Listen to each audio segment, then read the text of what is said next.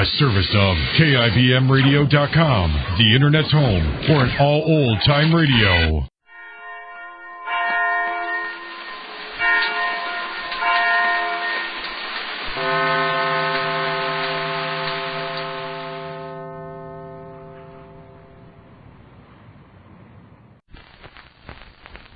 And now, Backstage Wife, the story of Mary Noble and what it means to be the wife of a famous star.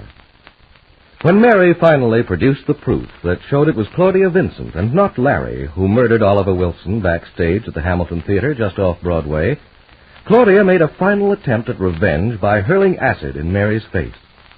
And now for some days, Mary has been lying in a New York hospital, her face and hands heavily bandaged, waiting for word of what she may expect when the wounds have healed.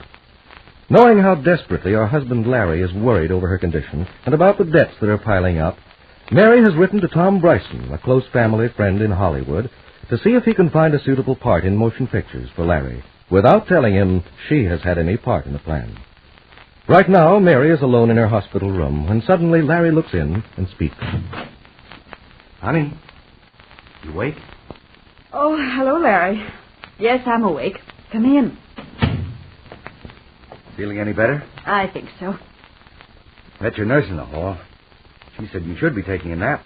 I almost turned around and went out again. Oh, I'm so glad you didn't. Oh, poor baby. It must be awful for you. Oh, it isn't so bad, darling. I'm quite comfortable most of the time now. And Dr. Allen and the nurse, Miss Clark, are wonderful to me. And so are all the others. You know, I'm going to be terribly spoiled when I leave here. Oh, that's all right, Mary. When you leave here and come back home to Rosehaven, we're all going to make a terrible fuss of you. You wait and see. Oh, I do miss our home, Larry. Rosehaven seems just like paradise to me. Mm-hmm. We'll be back before long.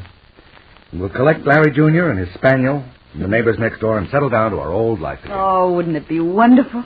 What do you mean, wouldn't it be wonderful? It will be wonderful. Yes, I'm sure it will. Oh, have you heard anything new, darling? New? No. What do you mean, new, Mary?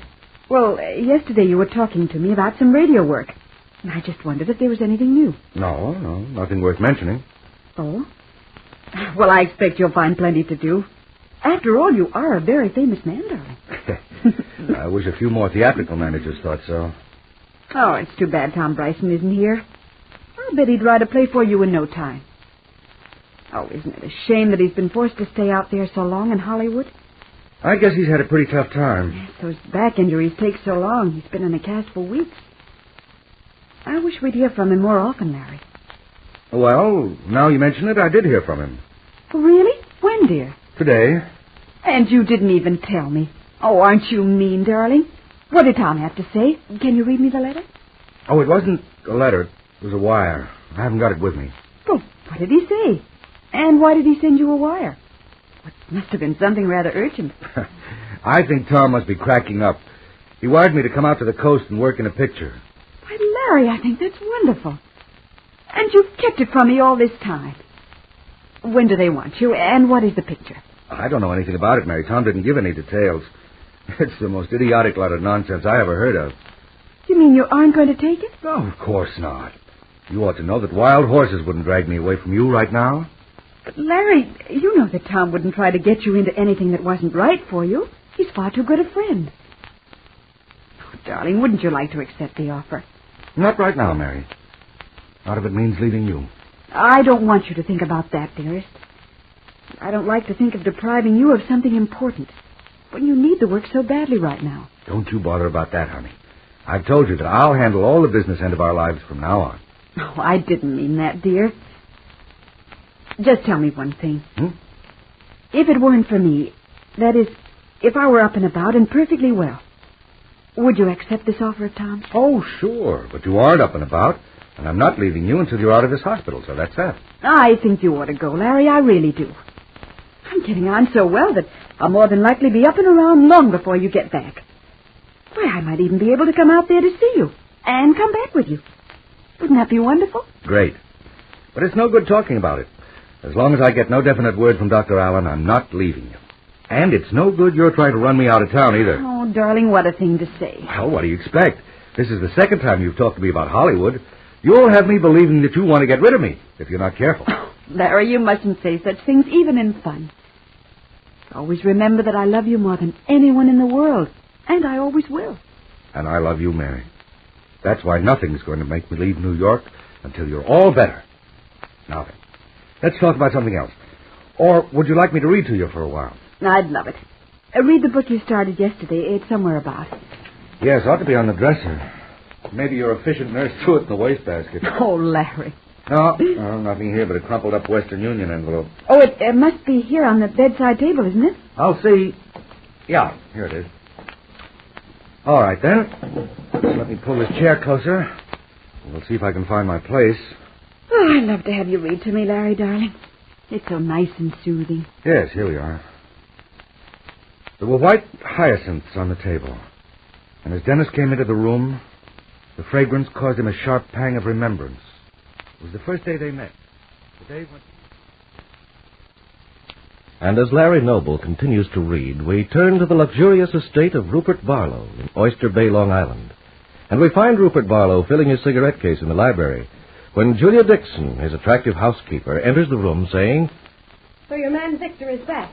Like the bad penny, he turned up again. That's right, Julia. I thought you told me you had him discharged, Rupert. I did. Then what's he doing back again, disturbing the entire household staff and being more insolent than ever? Julia, I found I was mistaken about Victor. And being a fair-minded man, I admitted my mistake.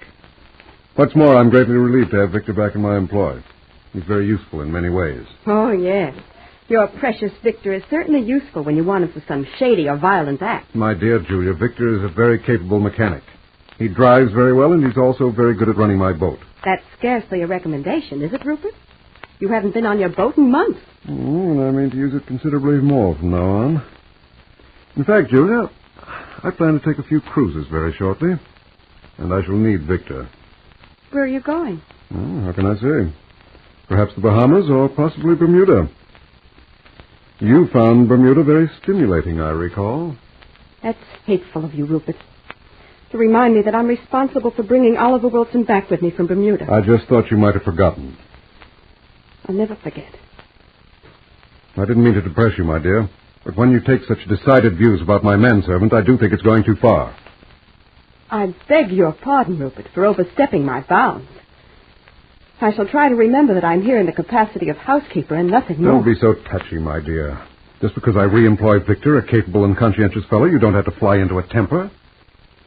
I've explained to you that I expect to travel quite a bit for the next few weeks. Possibly longer. I understand, Rupert, better than you realize. Now that there's reason to believe your beloved Mary Noble will be disfigured, you don't find New York so irresistible. It hasn't taken me 10 years to see through you, Mr. Barlow. And now back to the hospital in New York. Larry continues to read until... The packing was finished, and the strained discussions were over. And now here she was standing on the train platform saying goodbye. At the last minute... Honey, are you listening?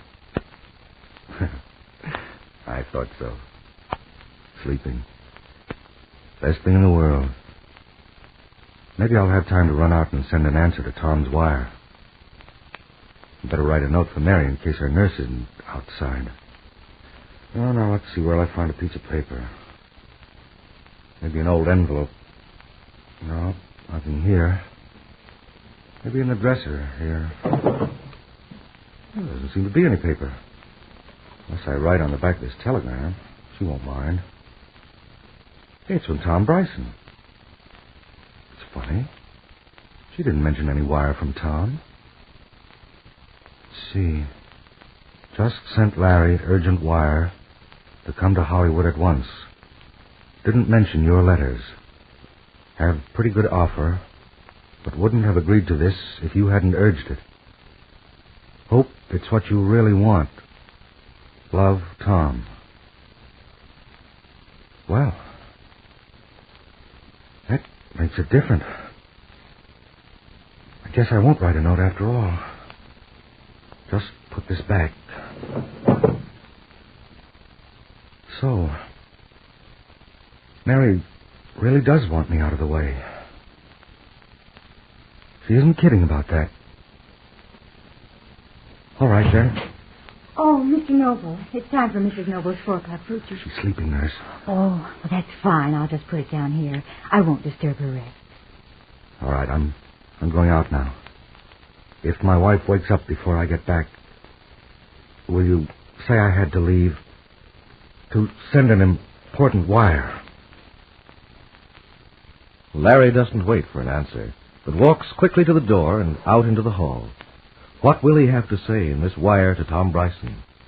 Be sure to be listening Monday to Backstage Wife, the story of Mary Noble and her husband Larry Noble, famous Broadway star. Mutual presents Arch Oboler's Plays. The Mutual Broadcasting System has the pleasure of presenting the 13th broadcast of a special 26-week series of plays by radio playwright Arch Oboler. In this series, we hope to bring you dramas full of the excitement and the meaning of plays told in relation to the expanding world we live in. Arch Oboler has something to tell you about tonight's play. Last week, we told you tonight would bring you a comedy about the big shots, the holy moguls of our world. Well, that play just isn't right. Instead, here, and with much pleasure in the bringing, is that fine character actor, Morris Karnowski, in a play about Dr. Bluff.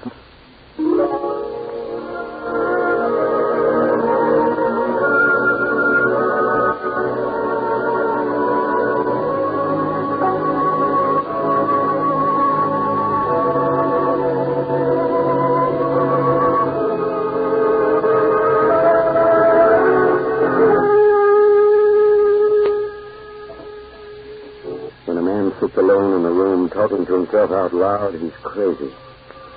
All right, I'm crazy. No, I can't keep on talking like this. But I must. Just thinking things in your head isn't enough. You've got to talk them, put them into words, hear them in your ears. How could so much happen in these 2 hours?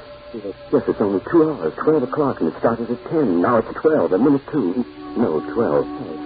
Exactly 2 hours. So much in 2 hours. Well, it's better to talk out loud. Talk out for 2 hours. How was it? At 10, I came into my office. Private door. Miss Cooper said... Good morning, Doctor. Just as always? Good morning, Doctor. Just as always. Reception room filled. Everything fine. In my private office, chrome, tile, and walnut furniture. $5,000 cash it cost me. The doctor's office in Canton, Dr. Grayson. The finest doctor's offices in all America. I sat down in my office. I remember I buzzed Miss Cooper. Yes, Dr. Grayson? I said, and what little gems of fitness have we today, Miss Cooper? Quite a full morning, Doctor. Mrs. Miss Warren, Mrs. S.J. Lawrence, the utility Lawrences. 3 new patients, including that Catherine Sewell Mrs. Pointer phoned about. Oh, you can go with Greg. You told her to come back in 2 weeks. And but I'm talking about this patient, that patient. All at once, I heard another voice in the room. There was only Miss Cooper, and yet I heard another voice. You're looking smug as usual, Dr. Bluff. Miss Cooper! How is it, Doctor? Yes. He said something? Why, yes, of course. He's telling you about the patient. He said something else. You did? No, Doctor. I heard. I'm telling you about the patient. I heard you just say really, I didn't say anything. I talked about the protested so vigorously, convincingly. Let her go. Hearing things, that's what I thought. Good morning, Dr. Bluff. I heard it so clearly. Well, no magic. The first patient?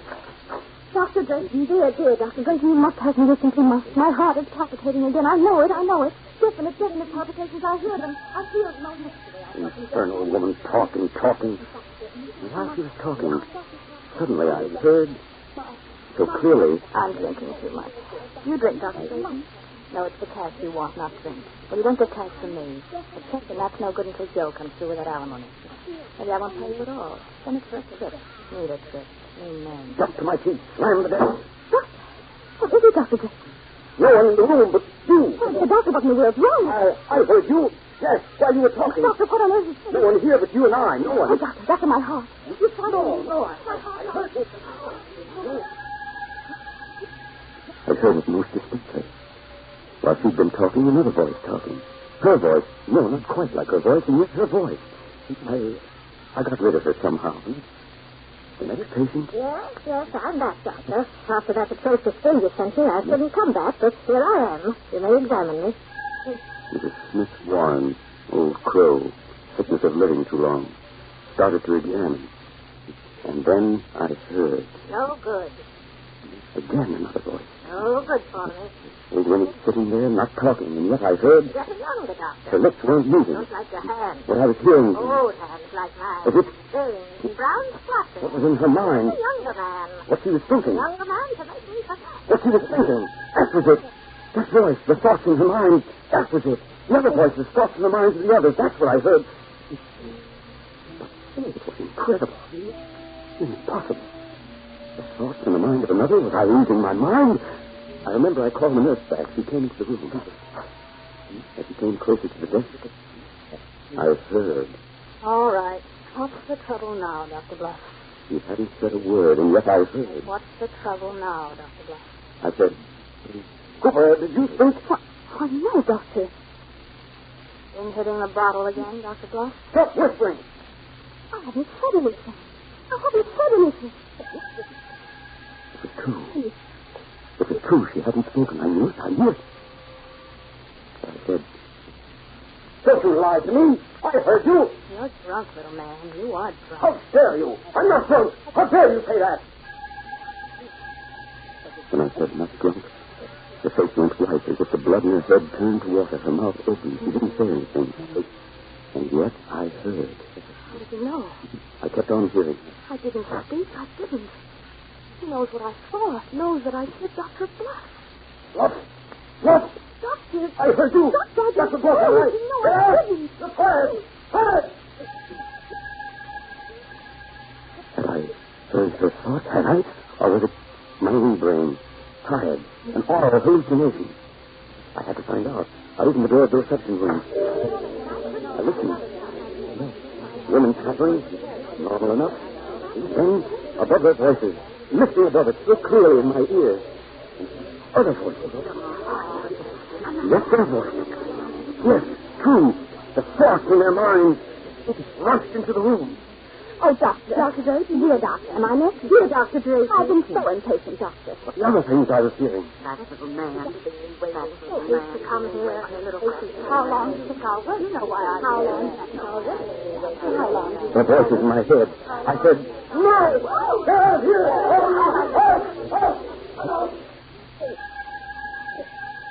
I sat in my office, alone. All of them gone. I just sat. Madness. I just sat in my office, afraid to think. Madness. Horrible word, frightening word. Even to think of it.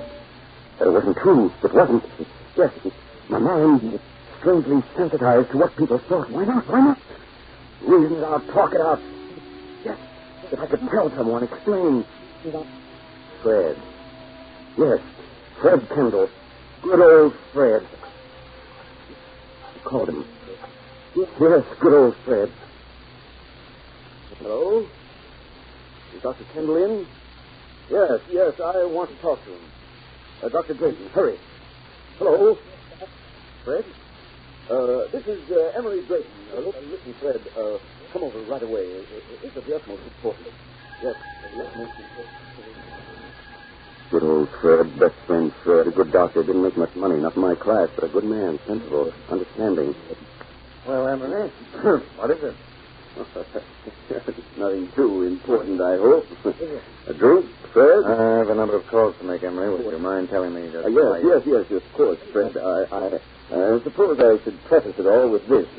At school, ever since, I've always had a great deal of respect for you. If I haven't been able to do anything materially, it's only been through force of circumstances. All right, Dr. Bluff. You said nothing? You said nothing? Wait, Dr. Bluff. What are you selling? No, don't say that. What? What's the matter with you, Emily? I thought... Listen to me, Fred. Do you think it's possible for a man, just to say, well, I have a patient. He believes he can hear the thoughts of people around him. Say what you're up to, Dr. Bluff. Dr. Bluff. I heard him think it again, the same words the nurse. I said, Fred, are you listening to me? Why, of course I am. What are you so excited about, Dr. Bluff? Dr. Bluff, Dr. Bluff, Dr. Bluff. Would he stop saying it? And why was he saying it? No, I'd ignore the thought in his mind. Keep on talking, get his opinion. It wasn't madness. It wasn't. I had to know. Now, look here, Emery. This is my busy morning. I'm an unimportant practitioner, I know, but believe me, people are ill in my borough. I'm trying to tell you. This patient, as I was saying, thinks he hears voices. That is, the thoughts of people around him. You're even more stupid than I thought, Dr. Bluff. Don't you even know paranoia when you see it? Paranoia. I heard him say it. No, it wasn't true. Not madness. I was hearing his thoughts. Sane, and I was hearing his thoughts. Aloud, he said, "Look, why consult me on this, Emery? I'm none of your gilt-edged psychiatrists. Come to the point. Why did you send for me?" Well, talk up, Dr. Bluff. What's up your dirty sleeve? What? He waited for me to speak. I began thinking that if I kept talking about it, this patient hearing things in his head, he'd begin to suspect me. He'd think I was crazy. He'd go out and tell people that... No. You are clever, aren't you, Fred? Yes. I had a rational reason for sending for you. Yes, indeed.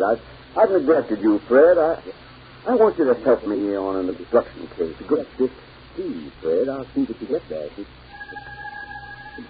And all the time I kept talking to him, I could hear him thinking, Dr. Bluff, dear obnoxious, facile Dr. Bluff, you're in a jam. I know it. You want my help. Do you ever cure anything worse than a case of sniffles without help, Dr. Bluff? I could hear him. Dr. Bluff. How much last year? $50,000. I made 10, you made 50. If you're a pimple yet, Dr. Bluff, housemaid's me. How soon do you start telling me how wonderful you are, Dr. Bluff? I began to realize he was making fun of me and his thoughts. But it couldn't be true. Not Fred. He respected me. Dr. Bluff. No, that name.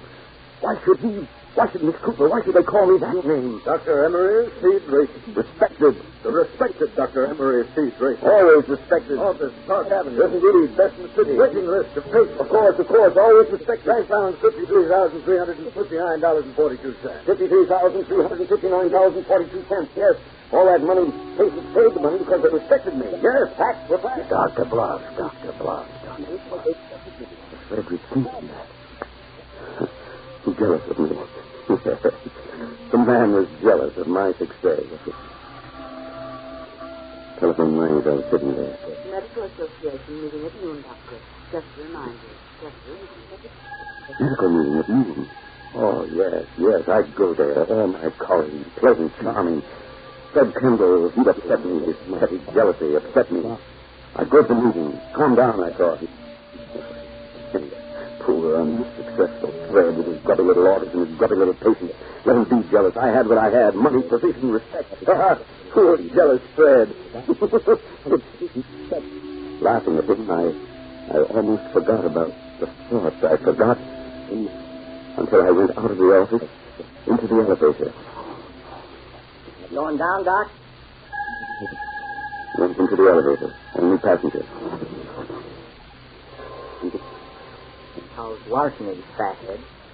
I wasn't sure that I heard. Say your hot stuff and ingrown toenails, Doc. $25 a crack. How dare you! He didn't know what I was worrying about. He thought I'd gone crazy. The street. My car at the curb. Chauffeur. My face must have shown my excitement. Chauffeur said, Is there something wrong, Doc? Mind your own business. Medical car. Yes, sir.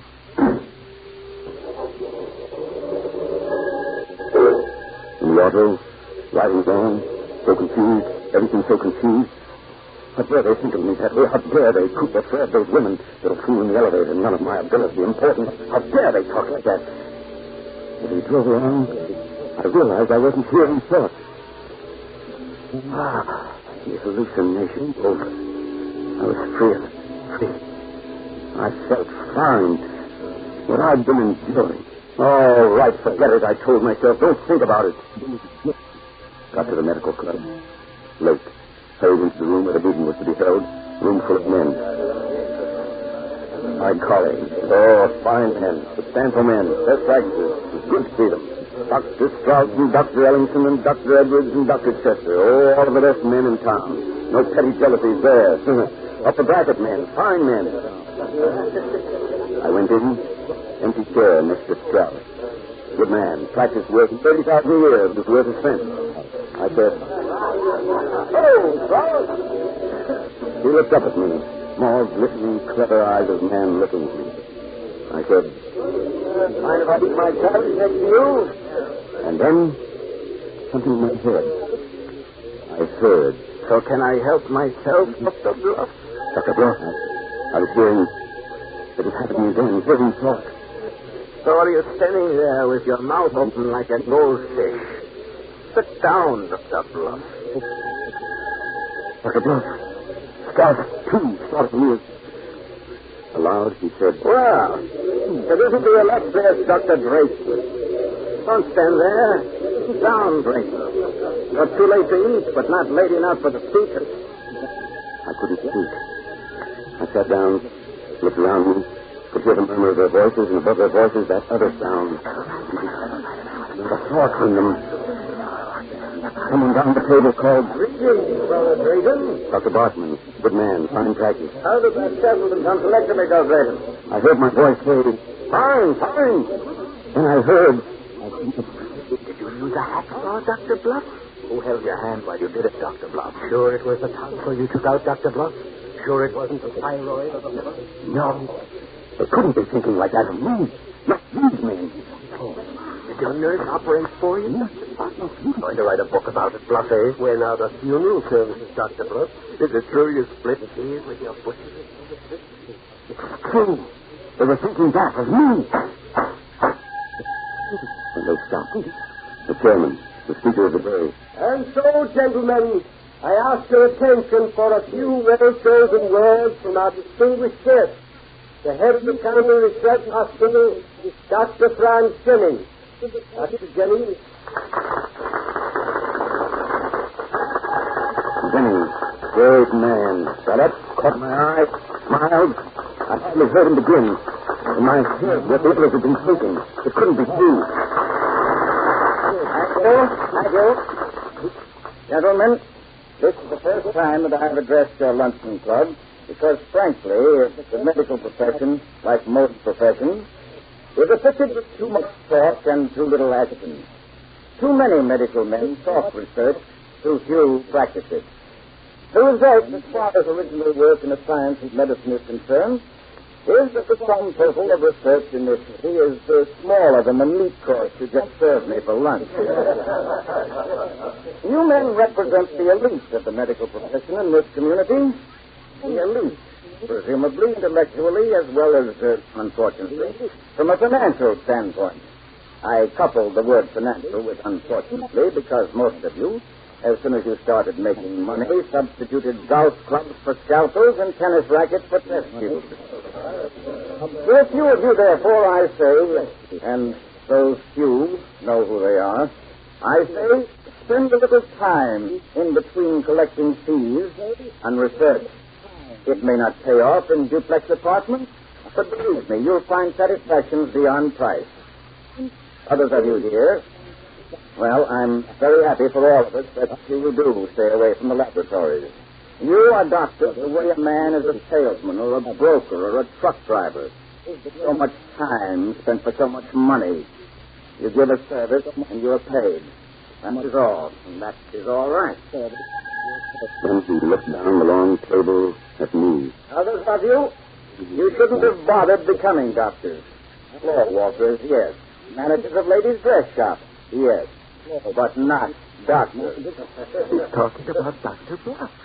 I heard someone think that. There's a place in the medical profession for both the idealist and for the materialist, but not for the incompetent fool, the thought who does not diagnose properly, nor does he cure. Yet Hippocrates in all his glory never was more sanctimoniously self-important. Old Doc Bluff, so help. Another one at the table thinking that. They squeeze through a medical education by the grace of God, a glib tongue, and soft-hearted examiners. They build up a practice by politics, charming manners, and a colossal ability to bluff. Dr. Bluff.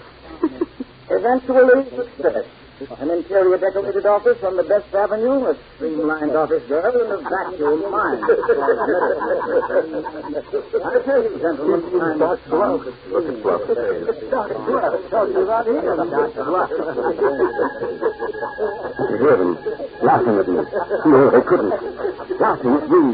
Their faces so serious, listening to the speaker, but in their minds laughing at me, all of them. At me, Emily Drayton. I can hear the sound of it in my ears, scaring me. They couldn't be doing this to me. I forgot to look at them. Why should they laugh? Stop laughing. Why did they stop? I couldn't endure it. I couldn't. Stop! You! Stop it, Drayton! Stop!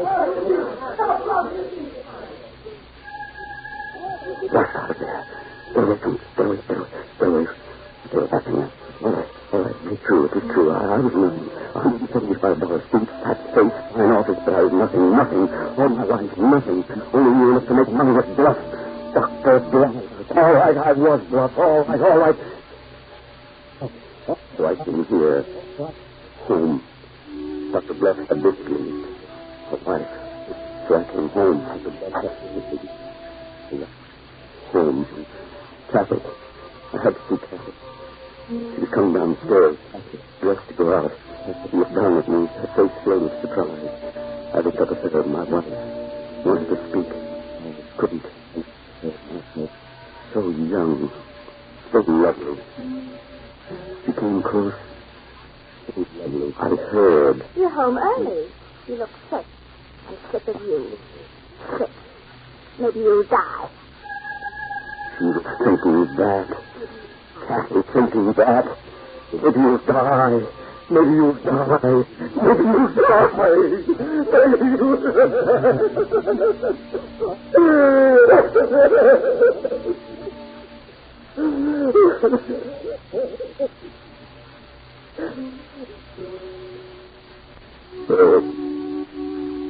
You're crying, Dr. Bluff. Pretty late to cry. Pretty late even to talk to yourself. Why should she love you, Dr. Bluff? A bluff at work, a bluff at love. Bluff. What a horrible thing for a man to hear what people think of him. Poor Daddy. Who said that? Who? Who's out there in the hall? Who's out there? Well, I'm sorry, Doctor. Just taking the baby out for a walk. Excuse me. No, wait. I heard her. Oh, no, Doctor, believe me. He didn't make a sound. He's such a good child. Let go of her child, of her hand. I want her. But Doctor, you never... Give me my card, I tell you. But, Doctor, you never... He's afraid of me. I mean... Go on, go. As you say, Doctor. I mean... Give me your hand. You're not afraid of your father. No. That's a good girl. Come in here. Your father wants to talk to you. All right. Can you sit down? Listen up, please. All right. Not very large, are you? How old are you? 3, 4? Sorry, I've forgotten. I'm 5 years old. I haven't seen you very often. Been too busy. Why do you look at me like that? What are you thinking? Poor Daddy. You said that aloud this time. What you're thinking, I can't hear it. I can't hear it anymore. Please don't frighten me, Daddy. No, I don't want to frighten you. It's gone. Gone again. And for good. I can't hear what people think. I know now. I won't ever hear. Please, Daddy. No, I won't frighten you. Believe me. Poor Daddy. Why do you say it? Daddy, I'm tired. Yes, I am tired. I am. It's been such a strange day. Poor Daddy. You like me? I like you very much. Why? I don't like you. My Daddy. Mm-hmm. My bird, Daddy. My pretty bird. Yes, it is a pretty book. The story of the happy king. And the first picture, Daddy. Yes. Once upon a time, long ago, there lived a king, a very happy king, who had horses and boats and everything in the world. Daddy. What? Did he have everything in the world? Everything? That's what the book says. But if he had everything, what have you got, Daddy? I've got $53,439 and... Daddy, what did you say? I mean, I've got... What? What was it? I've got a book of fairy stories. Yes. A book of fairy stories. And you...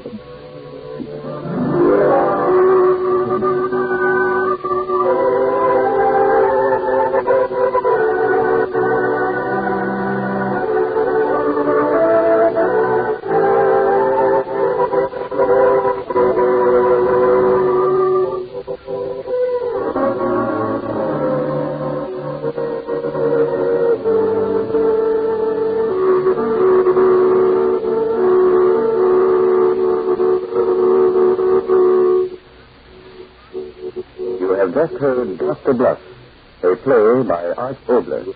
The leading role was taken by Mr. Morris Carnacki. Included in the cast in the order of their appearance were Olive Jane, Mary Jane Frost, Dorothy Scott, Barbara Eiler, Gloria Blondell, Lorraine Tuttle, Everett Allen, Bruce Elliott, Bill Christie, and Theodore Von Elf, Earl Ross, and Norman Wilson. The music was composed and conducted by Jack Meakin.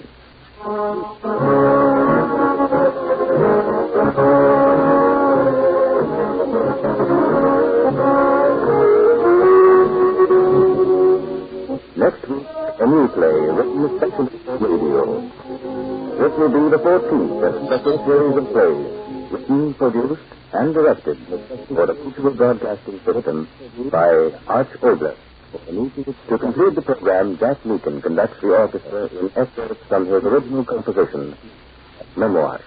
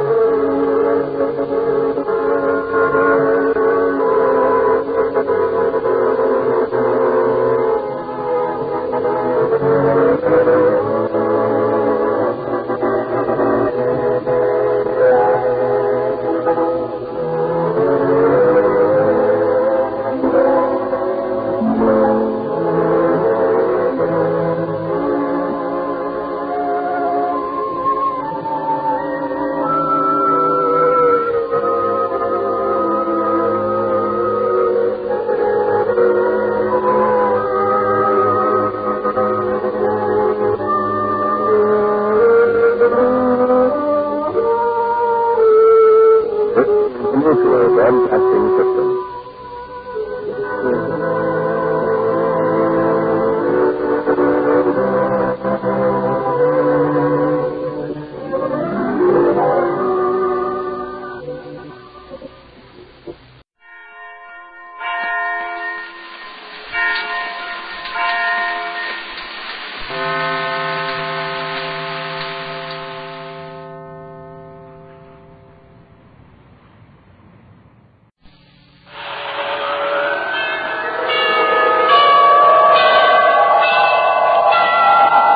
Sunrise and sunset, promise and fulfillment, birth and death.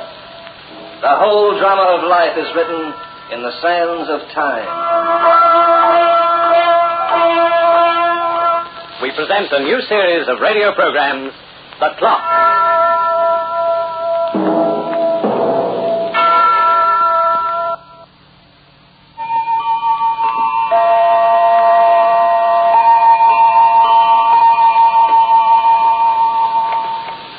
There are three provinces in the kingdom of time: the past, the present, and the future. Living in the first, we find a historian, a sober, factual man whose interest lies only in the things that were and whose yesterday is more absorbing than his today. Most of us, however, live in the second province, the present. Our interests lie with the things that are, and we find satisfaction in trying to enjoy each moment as it comes. But there are those who spend their lives in province number 3, and these are sometimes called dreamers. There is no past for them and no present, only the future. Avidly, they try to probe its hidden secrets. Tenaciously, they cling to each device, the horoscope, the palm, the crystal ball, and the deck of cards. Childishly, they are unaware of the dangers involved in knowing too much of coming events. Such a woman was Anna Sweet. She married her husband, Alvin, in 1912. Their story begins in that year, when Anna and Alvin Sweet scanned the horizon for future glories, forgetting, perhaps, that the paths of glory lead but to the grave.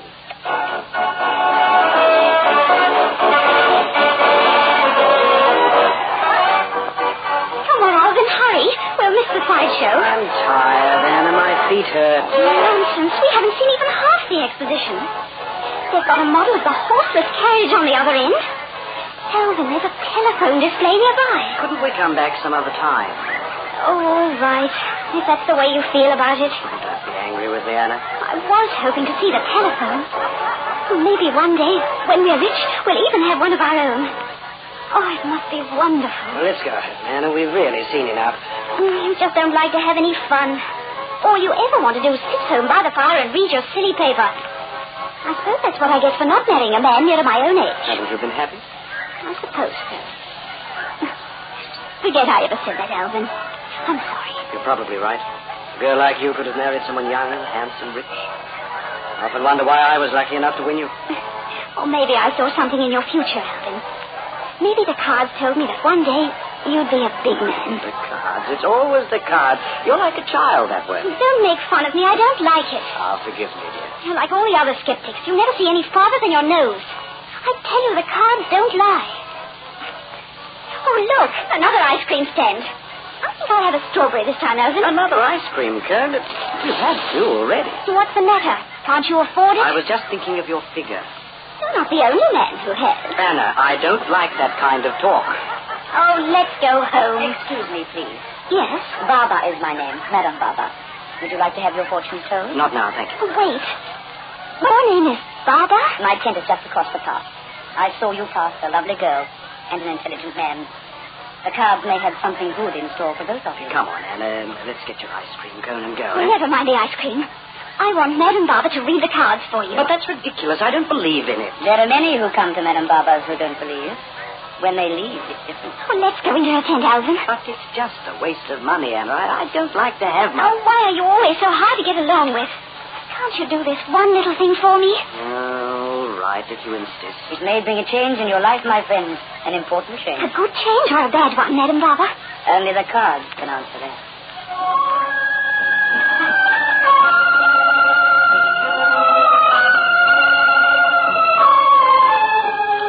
Sit down, my friend, while I place the cards.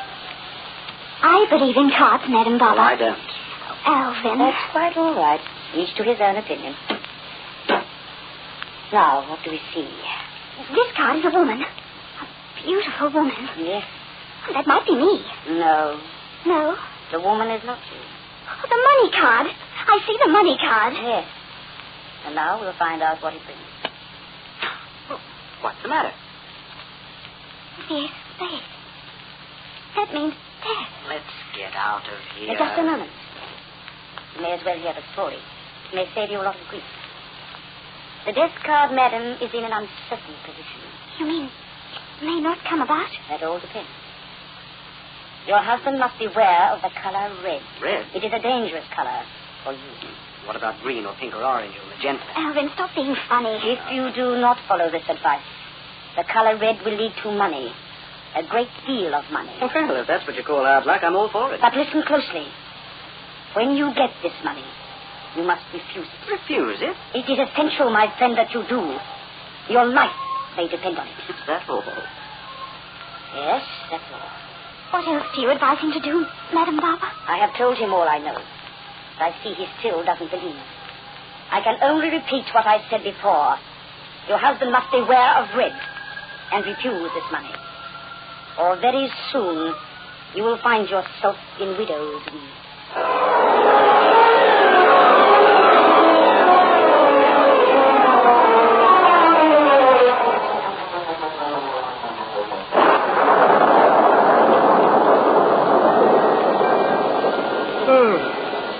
It's a terrible night.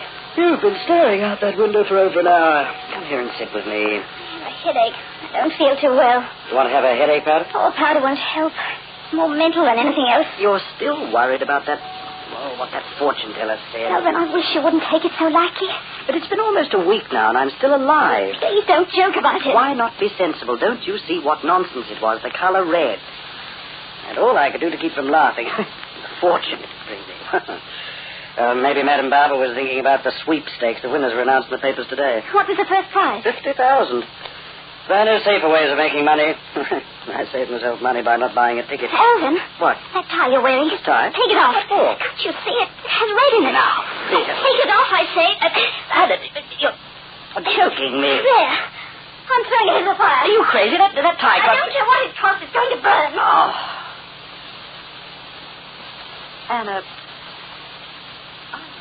So. Then you must. Do you, Anna? No. Sometimes I don't act right. Sometimes I'm mean to you. It's something I can't help. I only wish I could give you all the things you wanted, Anna. Pretty clothes, fancy furs, horse and carriage, fine new house. This place is so small, so old. Maybe one day you will, Alvin. When the fortune teller's prophecy comes true. No. I don't want it that way. I don't want it. Do you hear? That's getting later. Let's go to bed. Oh, dear. Be at the shop early tomorrow. Mr. Kinney said we're having a sale of celluloid collars. Alvin. Look, that's in this way. Why, it's after 10. You better look out of the window before you open the door. It's a woman, Anna. Drenched to the skin. What can she want? We'll have to ask her to find out. Don't let her in, Alvin. What? I'm afraid. Of a woman? We can't let her stoke out there in the street. She may only want to ask directions. Evening? No. Coming. Why, yes. The rain is coming down in streams. My carriage went into a ditch about a mile up the road and my horse ran away. I can't get help tonight and I don't know where to go. There's a hotel about 2 miles from here. Oh, I'd never make it. Couldn't I stay with you? We don't run a boarding house. I know that, but I'm cold and wet and sick besides. I'll pay you for it. I don't want any charity. Stay for the night. Just... She's going to faint. No, I'm all right. I won't collapse. Here's the money. I'll sleep on the couch if you want me to. Just let me stay. We can't use Anna on a night like this. I don't like it, Alvin. But she can have the attic room. She won't disturb us. Thank you so much. You're kind. I won't forget it. Do you mind if I ask what your name is? Higgins. Cleo Higgins. But on account of my hair, most people call me Red.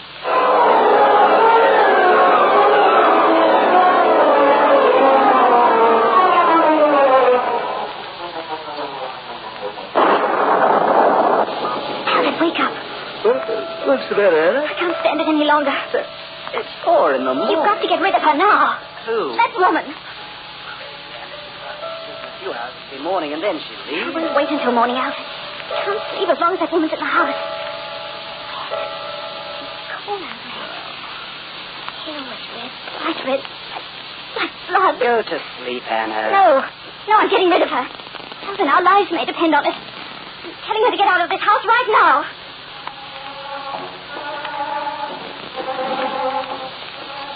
Anna, I can't understand you. Why don't you leave that poor woman alone? Be quiet. It's a crime to wake her up. Only 4 more hours. I said be quiet, Alvin. You hear anything in her room? No. She must be fast asleep. It's so ill. Let her go to a hospital. This isn't a nursing home. That fortune teller, that stupid prophecy, it's made a nervous wreck out of you. Only a fool doesn't take a warning. Get out of my way. I'm going to wake her up. Where's the light? Lamps on the trunk. Here, use these matches. She sleeps well, I notice. So we'll put an end to our dreams.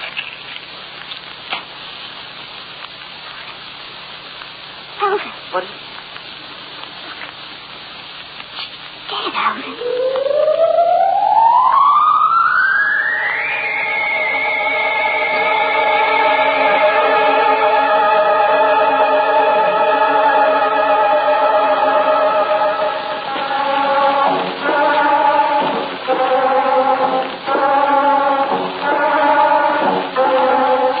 Curiosity is a weakness of the human race, and we all have an urge to look inside Pandora's box.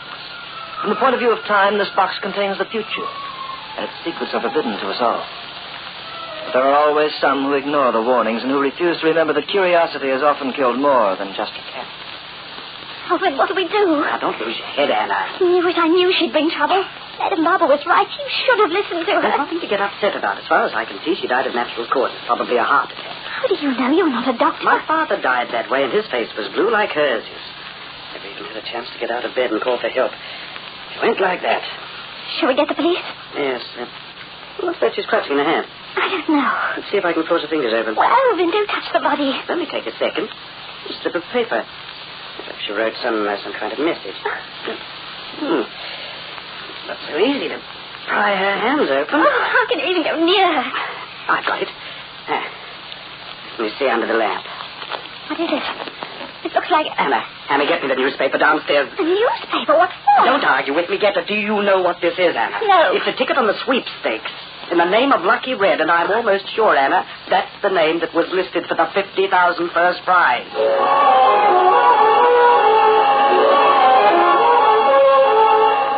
That's all I know, Constable. She asked for a room, and we found her dead about an hour ago. Well, it was just one of those things, I suppose. The coroner said it was a heart attack, all right, though she's kind of young. He said she must have exerted herself too much in the storm last night. But we found her carriage. Oh, did you? In a ditch. Huh? We also found a suitcase there.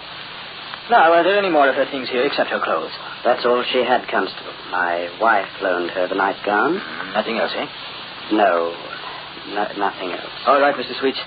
We'll hold the body at the morgue for a day or two and see if we can find a relative. If there's anything more you need me for... No. The case is closed as far as you're concerned. Good night. Goodbye, Constable. You didn't tell him, Alvin. I didn't tell him what? That there was something else. A sweepstakes ticket. Be quiet, Anna. He may still be near the house. You've got to give that ticket up. Do I look like a moron? Give up 50,000, not me. But it doesn't belong to you, Alvin. No. And who does it belong to? The grave? What good will it do it now? These tickets are only registered by the silly names their owners give them. No one will be the wiser. All I have to do is claim the money. I won't be questioned. Who wants the money?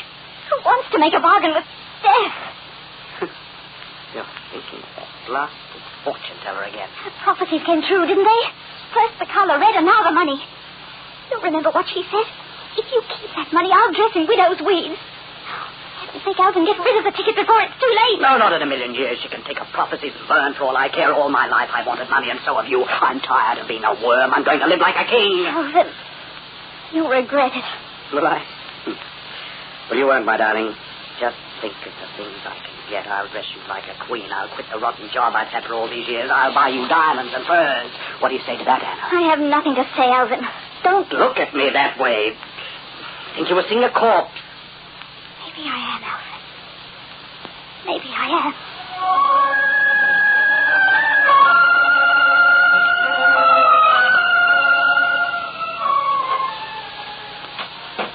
Alvin? Oh, don't bother me now, Anna. Alvin, there's a man outside to see you. Ma'am? Who is he?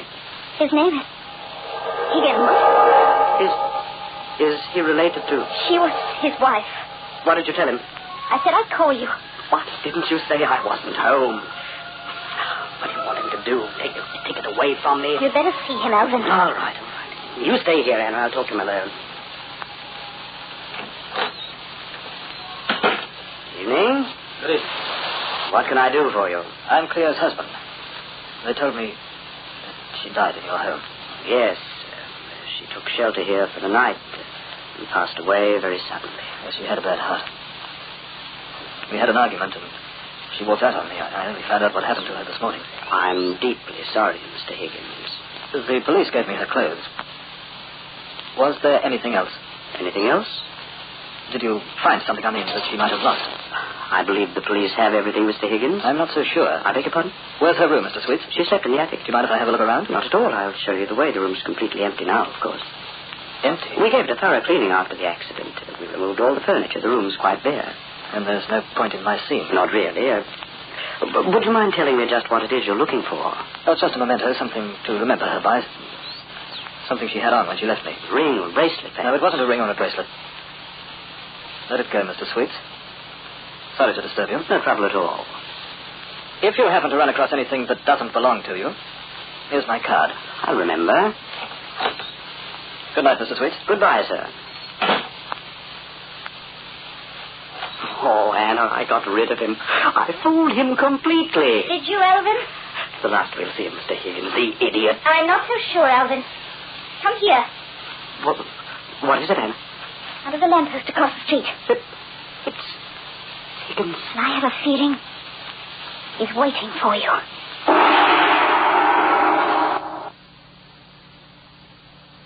Well, do you think the cards are stacked against Alvin Sleep?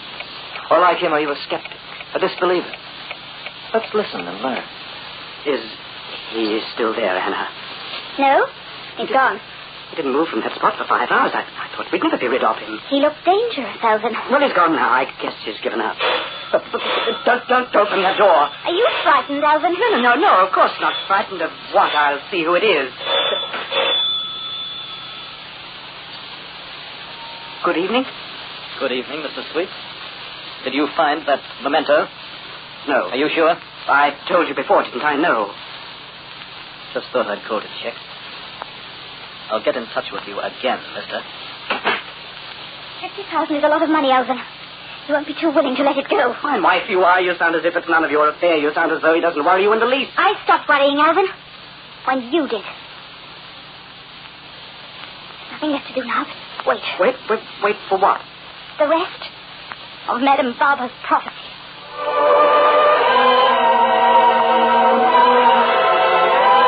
And I can't put up with it any longer. I know. He waits like a ghost watching the house. When I leave, he follows me in the street and always with that hand in his pocket. The cards don't lie, Alvin. What do you mean? The cards don't lie. Do you think he plans to kill me? Cards don't lie.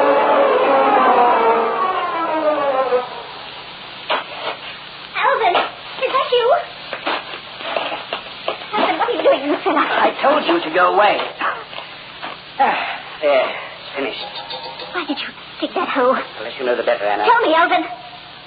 I've had enough of Mr. Higgins and that prophecy. He's not going to kill me. Do you hear? He's not going to get the chance.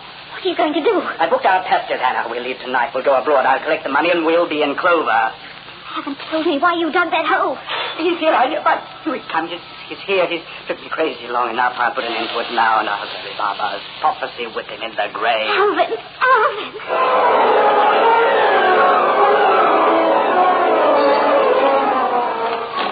Good evening, Mr. Sweet. Evening. I thought I'd come by to see you once more.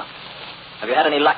That all depends, Mr. Higgins, on what you're referring Let's to. put an end to this first, Mr. Sweet, shall we? Anything you say. Give me the sweepstakes ticket. The one you found on my wife. Why should I? Because it's mine. I paid for it. My wife ran off with it. I want my ticket back, Mr. Sweet, and I want it now. And if I refuse? I'm a bigger man than you are. I dislike violence in any form, but I'd gladly beat you to a pulp. I'll split it with you, Mr. Higgins. Don't be silly. Half for you, half for me. Is to bargain? Give me that ticket, Mr. Sweet. Did you hear what I said? Thank your head. All right, that's just a sample. Now behave yourself and hand it over. Very well, you win. The ticket is on the mantel over the fireplace. Come with me. I'm asking you once more, Mr. Higgins. Will you share with me? The ticket, Mr. Sweet. Here you are. And here's an added dividend.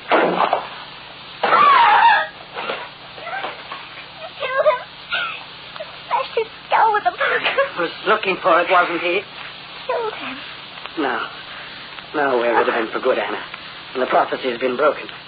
We're free and we're worth a fortune. What a murderer, Alvin. No one will know but you. I'll bury him downstairs and we'll close the house. Why are you staring at me like that? Horrible dream. Well, don't act so high and mighty. You stood there in the hall and watched me do it. Why didn't you open the door and shout for the police? You wanted the money just as much as I did. I didn't protest, Alvin, because I knew it was no use.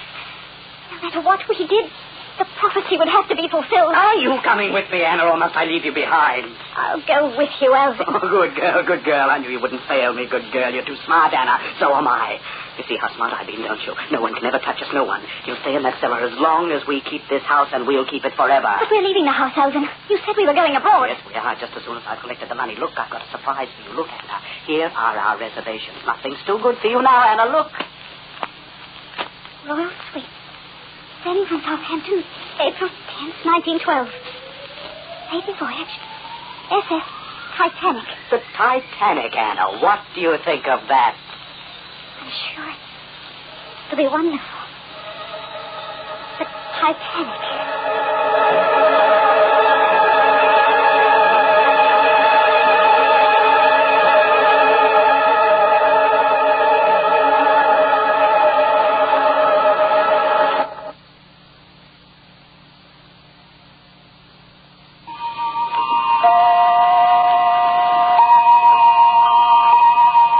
Time has its way of fulfilling its own prophecies, as Alvin Sweets discovered. As you'll remember, the Titanic hit an iceberg and sank in mid-ocean. The Clock will be heard again next week, same time, same station. Written by Lawrence Clee and starring Hart McGuire as the Clock. You heard Don Crosby as Alvin Sweets. Others in the cast were Myrna Dodd, Sheila Sewell, Ruth Cracknell, Len Teal. The Clock, directed by John Saul, is a Grace Gibson radio production.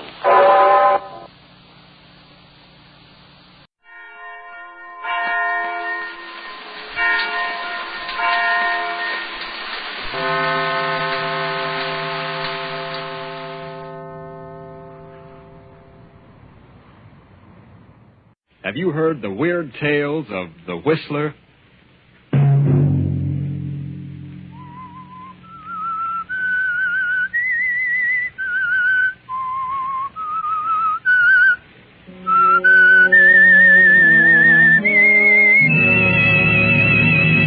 I'm the Whistler.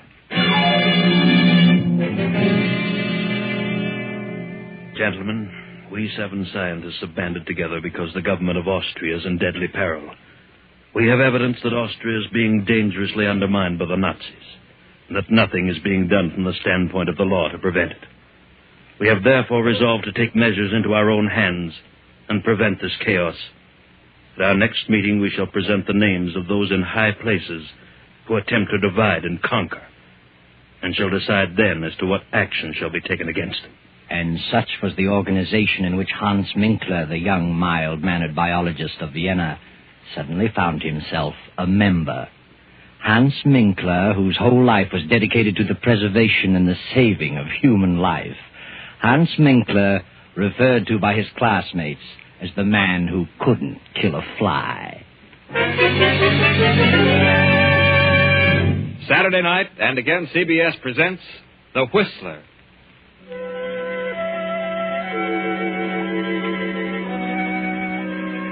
I, the Whistler, know many things, for I walk by night. I know many strange tales, many secrets hidden in the hearts of men and women who have stepped into the shadows. And so I tell you tonight the incredible tale of The Letter. Hans Minkler, the young biologist, only half heard the speech of the leader of the 7 scientists, for Hans was dreaming of his beloved experiments. His experiments and the pretty niece of Monsieur Gallet, the lovely Vielle, who had been living in Vienna these past 4 years. Kindly Monsieur Gallet was interested in Hans Minkler's theories, and Hans was hoping Gallet might finance them. Well, Dr. Minkler, I've studied the outline of your proposed experiments, and I've come to the conclusion that you can accomplish great things. Oh, well, that makes me very happy, Monsieur Gallet. How much do you think you'll need to carry on? I feel quite sure that I could get along for a couple of years on 5,000. If my cell experiments prove successful, human life may be prolonged considerably. I have all the faith in the world in Hans, Uncle.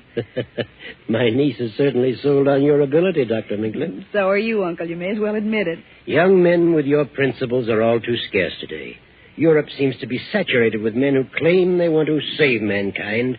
They all seem to want to arrive at it through a destructive method. Well, it's only a temporary condition. Who do you plan to have assist you? Kurt Lassner? Kurt? Well, I haven't decided yet. Kurt is a fine young man. Yes, he was a good student, but he's drifted away from his studies.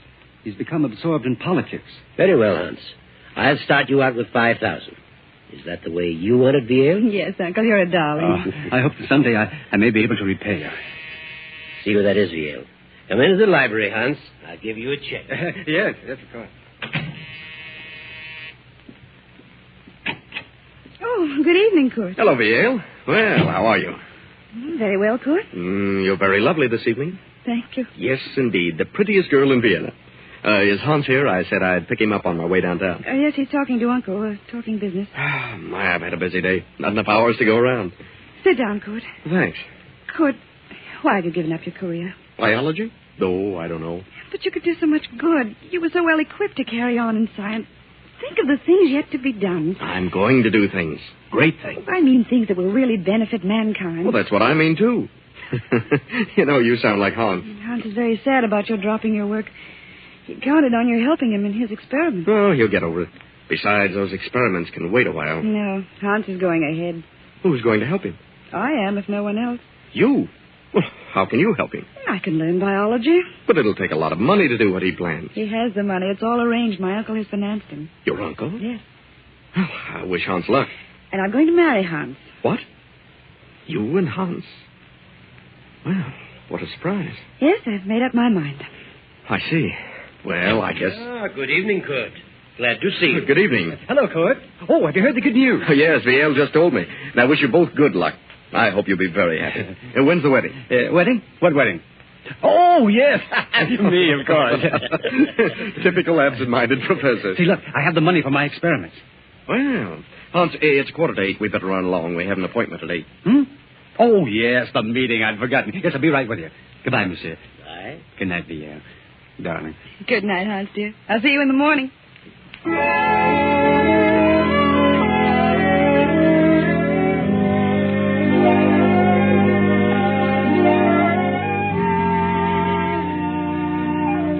So Hans Minkler reluctantly attends his second meeting, and with Kurt Lassner joins the 5 scientists in the darkened room. The single low lamp on the table casts their shadows on the wall. The leader is speaking again. We have learned who these 5th columnists are. So it is our duty as loyal citizens to take action against these men. We have learned who the leader is, and naturally he must be the first one to go. In this envelope I have his name. We will now draw lots to select the one among us to carry out instructions which will be read later. Are you ready with the straws, Kurt Lassner? Ready, sir. This is an old and simple method, but since there are only 7 of us, it will suffice. Proceed, Kurt. Yes. 1, 2, 3, 4, 5, 6, 7. All of us have drawn, sir. Good. Here's the envelope containing the name of our victim. Who has the short straw? Well, I guess I have. Hans Minkler. Here's the envelope. But before you open it, we must tell you what the committee has decided to do about this man. He is to die. Die? And that task has fallen to you. You mean this man is to be murdered? Exactly. What? You don't know me, gentlemen. I'm a saver of life. I wouldn't consider such a thing for a moment. Herr Minkler, you are a member of this group. You know our secrets. It will be best for us and for you if you completely forget your scruples. Oh, but I can't belong to a society with such diabolical purposes. Why, I didn't realize what this was all about. Oh, no, I withdraw. It's too late to think about withdrawing. Do you mean that you actually expect me to kill someone? You have been selected. You are fools. I couldn't kill a fly. I couldn't harm a living thing if the whole country went up in smoke. This is the most ridiculous thing I've ever heard of. You're not scientists. You're a band of madmen. Fiends. Sit down, Hans Minkler. We're not a band of madmen, and we are not fiends. We are loyal patriots of Austria who are determined to save our country. Any one of us might have drawn that straw. Well, I don't want to be a party to such a plan. I'll not commit murder. Unfortunately, you know too much about us now to pull out. And suppose I refuse? Then you will accomplish nothing. Not only will we eradicate our selected victim, but we'll see to it that you are eradicated with him. Who is this victim? Open the envelope. Very well. What? Why, you are insane. The whole lot of you. Monsieur Gallet is the soul of honor. Monsieur Gallet is one of the most honest men I've ever met. Monsieur Gallet is the leader of the Nazi party. I don't believe it. Why, I'm to marry his niece. Did you say Monsieur Gallet? Yes, you know that's ridiculous, Court. He'd never do such a thing. Gallet is the leader. We have proof. He also has a very lovely niece. And I'm sure you'd want nothing to happen to her. Would you, Herr Minkler? No. No, I wouldn't. But you must give me time. Time to think. There is nothing to think about. It has been decided. Gallet must be exterminated within 12 hours.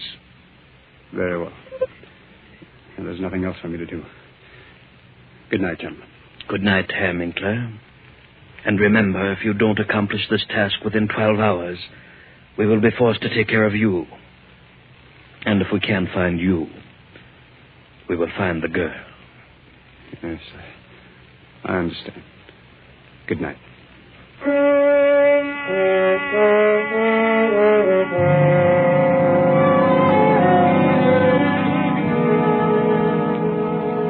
Well, Hans, what are you going to do about it? You've sat in your apartment for 2 hours now. Which shall it be? 3 lives are at stake. The uncle's and yours and VL's. Hans gets his car and drives to Monsieur Gallet's home. Well, hello, Hans. What on earth are you doing here? I didn't expect you back this evening. Where is VL? Why, she went to some friends. She probably won't be back till after midnight. What on earth's wrong with you? Get your hat and coat, Monsieur Gallet. What? Have you been drinking, Hans? Get your hat and coat. Now, wait a minute. Suppose you explain... There's no time for explanations. Get your things. What for? You're coming with me. I was just ready to turn in. You better run along, Hans. You'll feel better in the morning. Put up your hands, Monsieur Gallet. What? This is the funniest thing I've ever encountered.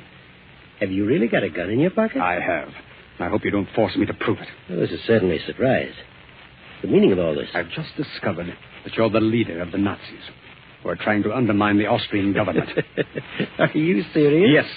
Who told you such a thing? There's an organization which is determined to eradicate all Nazis one by one. And you are the leader.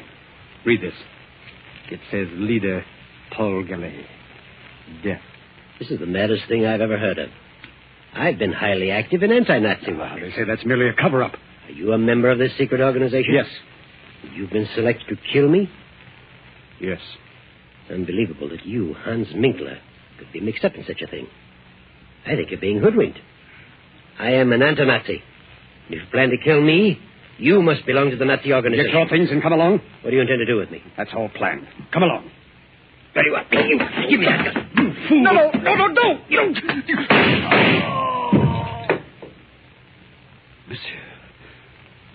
Monsieur. Good Lord.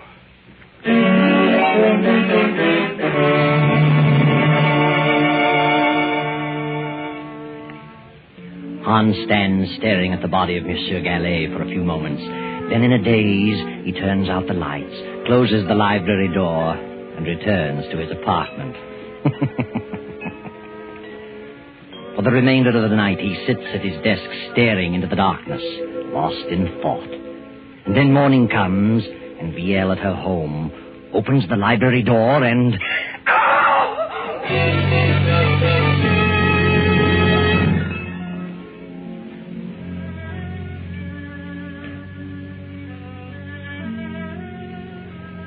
Well, he's been dead about 8 hours, Fräulein. Who on earth would do such a thing? He had no enemies. He was quite active in anti-Nazi work. Yes. Here's something we found on the library floor. A pipe? Yes. The bowl is hand-carved, has initials on it. As you see, the stem is broken. Have you ever seen this pipe before? Well, I don't remember. There's something else we found, a note, which reads, Leader Paul Gallet, death. Do you recognize the handwriting? No. Do you know anyone whose initials are HM, the initials carved on the pipe bowl? Yes, the pipe belongs to my fiancé, Hans Minkler. Your fiancé. What time did you return home last night? I attended a party and got here about 1 o'clock. I supposed Uncle was in bed. I didn't look in the library. I went straight to my room. What is Hans Minkler's address? I'm sure Hans had nothing to do with this. Are you? He lives at 13 Cronhead Street. I'll run over there. Please don't touch anything in the library. I won't. Good morning.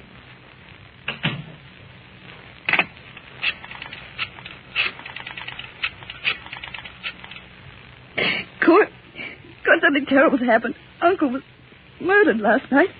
The police had just left. They found Hans's pipe on the library floor. It was broken. They'd gone to his apartment. Please come over right away.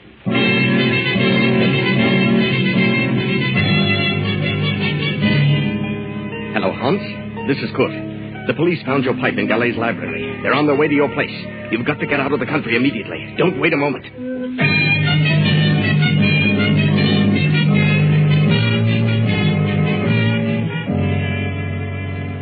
Oh, Kurt, it's terrible. Oh, now control yourself, Ian. Oh, Kurt, I can't imagine why anyone would do such a thing.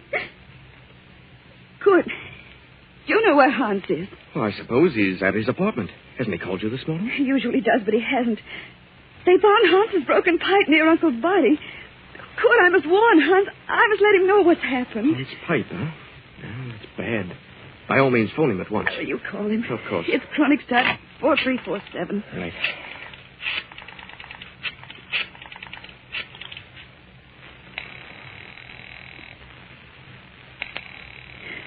It's ringing.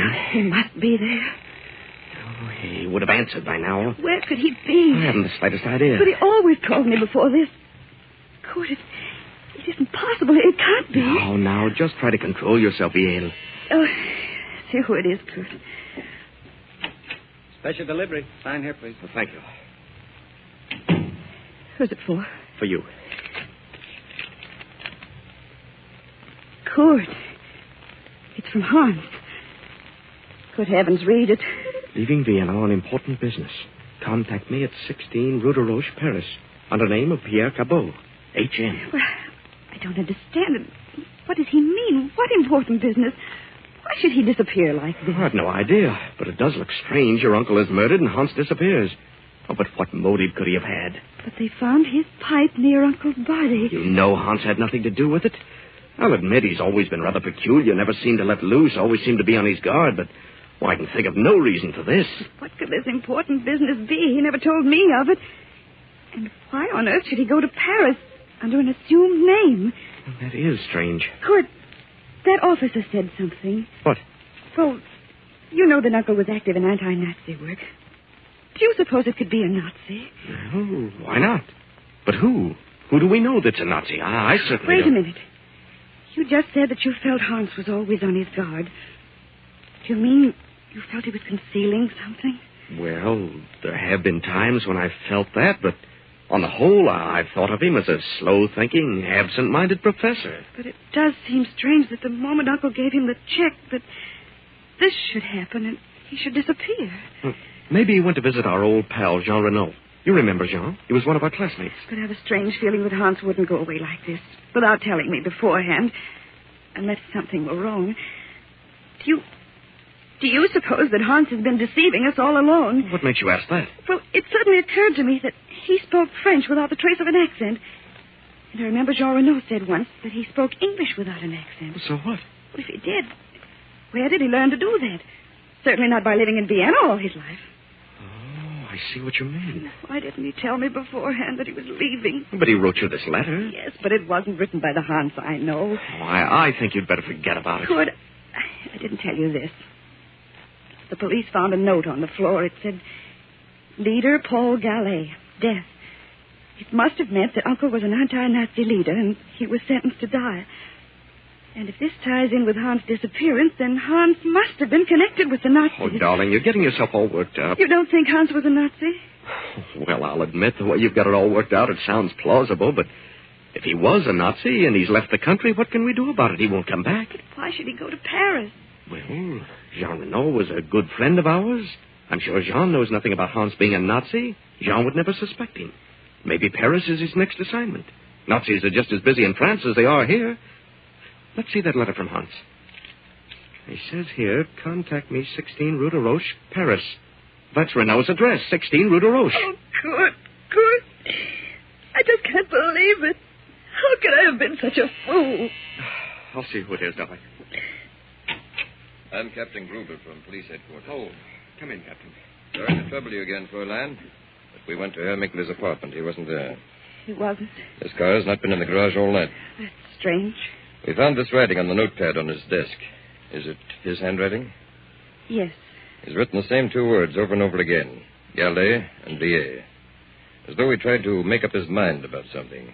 But what's become of his car? The car's been found. Where? In a public garage. From all indications, Minkler's left the country. Probably for France. Oh, why France? We've discovered that Hans Minkler is a French citizen. A French citizen? Well, he always led us to believe that he was a native Austrian. Now, we'll want to check things over a little further. We'll be back this afternoon. Please don't disturb anything. No, we won't. By the way, what is your name, sir? Oh, my name is Kurt Lasner. Good day.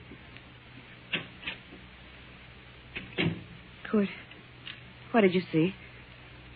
What were you looking at just then? What do you mean? What startled you on Uncle's desk? Well, nothing at all. Here, let me see. Good heavens, I see it.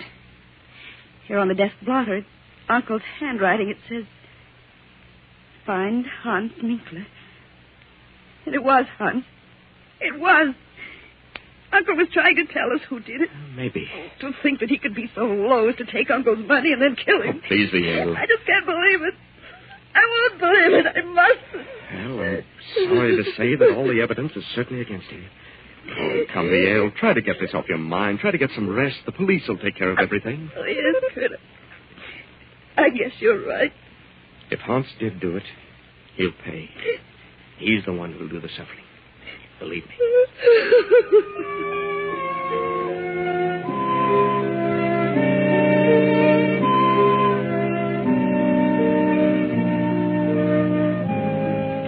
But during the night, the Nazi hordes rolled swiftly into Austria.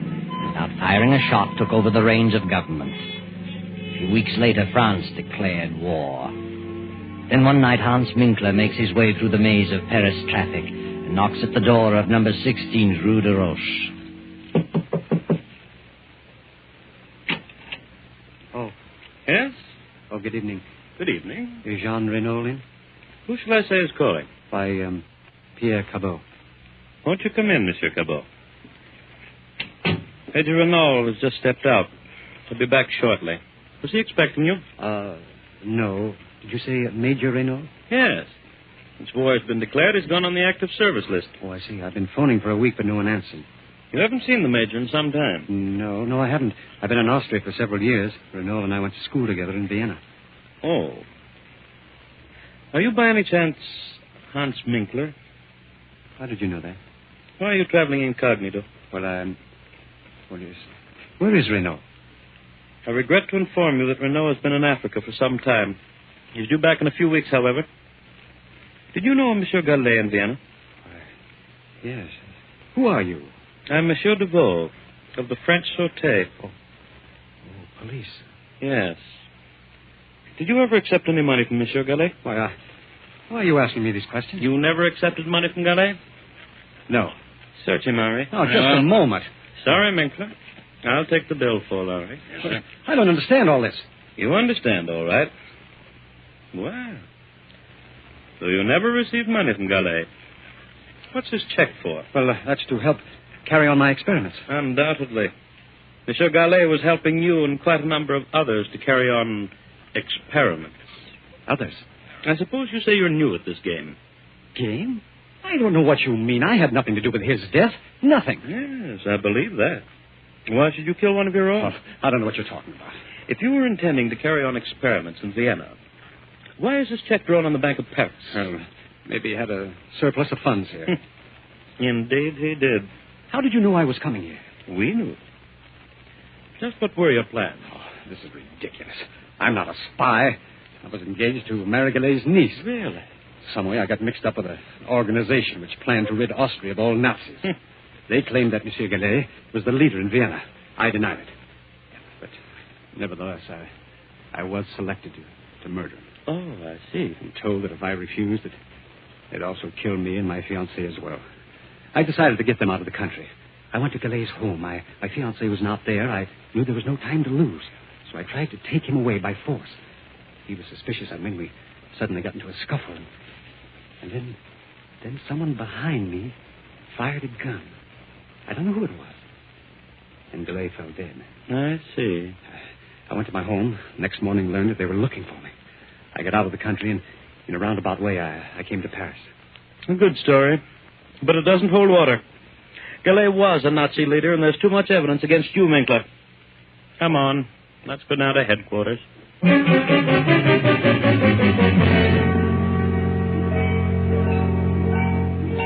2 weeks later, Jean Renault returns to Paris.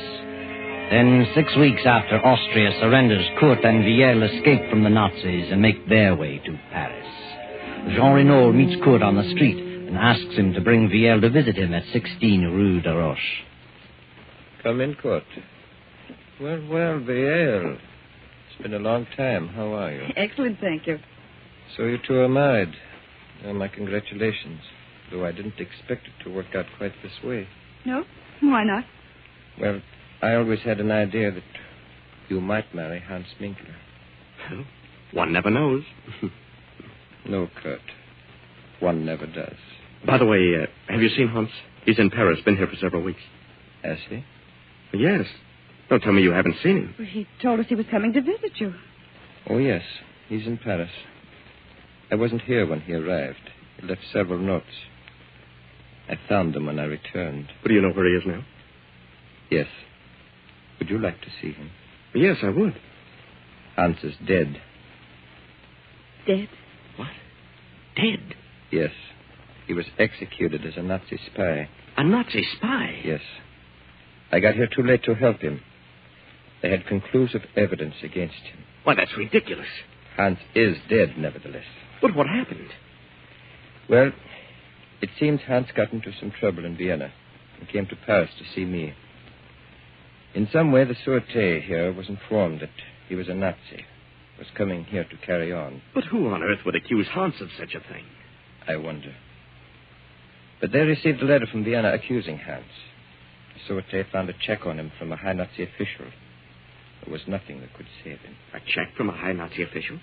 Who was the official? Paul Gallet, Viel's uncle. What?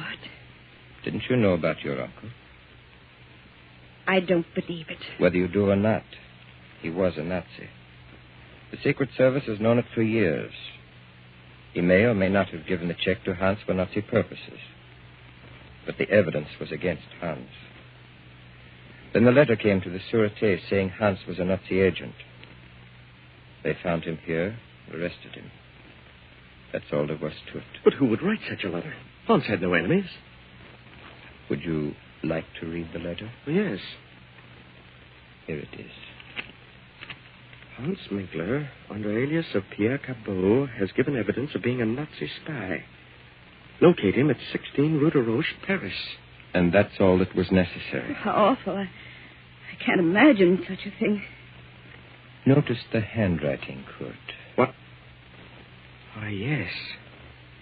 Viel, this is your handwriting. It is not. I'm positive. You wrote this. No. Don't lie to me. I know your writing. You wrote this letter. All right. All right, I did. I was convinced that he'd deceived me. I was convinced he killed Uncle. Yes, I wrote it.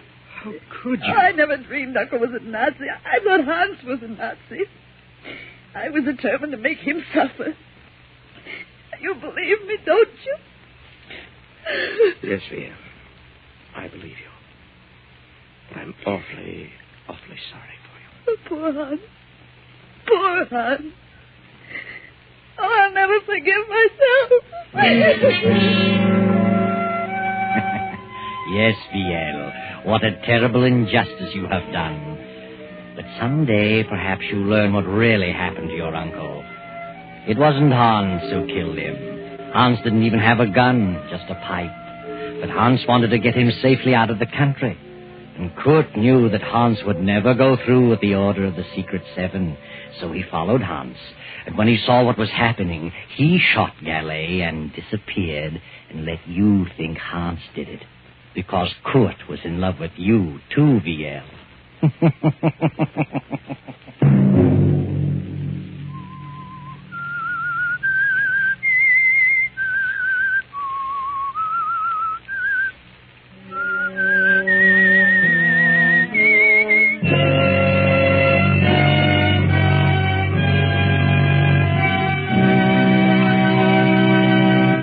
CBS has presented The Whistler. Original music for this production was composed and conducted by Wilbur Hatch. The Whistler is written and directed by J. Donald Wilson and originates from Columbia Square in Hollywood. Next week, same time, I, the Whistler, return to tell you the strange tale of Out of the Fog. Good night.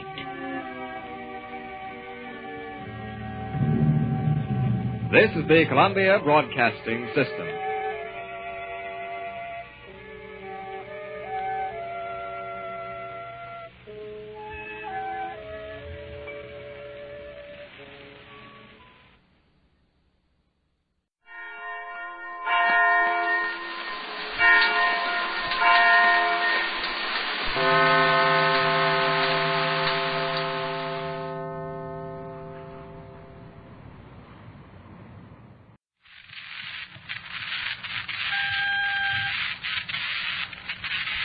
Quiet, please. Quiet, please.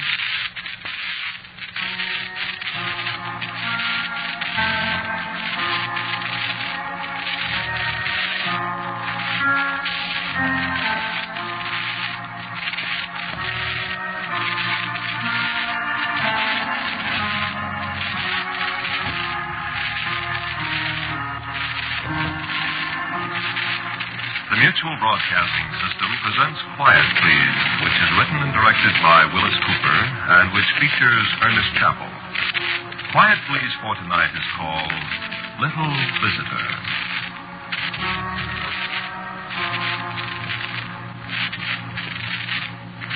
All I know is there was a train wreck. I don't even remember the train wreck, but they told me about that afterward in the hospital. 20 years ago seems a long time when you just say it. But after all, it was only 1928, wasn't it? The year after Lindbergh flew the Atlantic, remember? I don't remember, of course. I don't remember anything before the train wreck. Amnesia, they call it.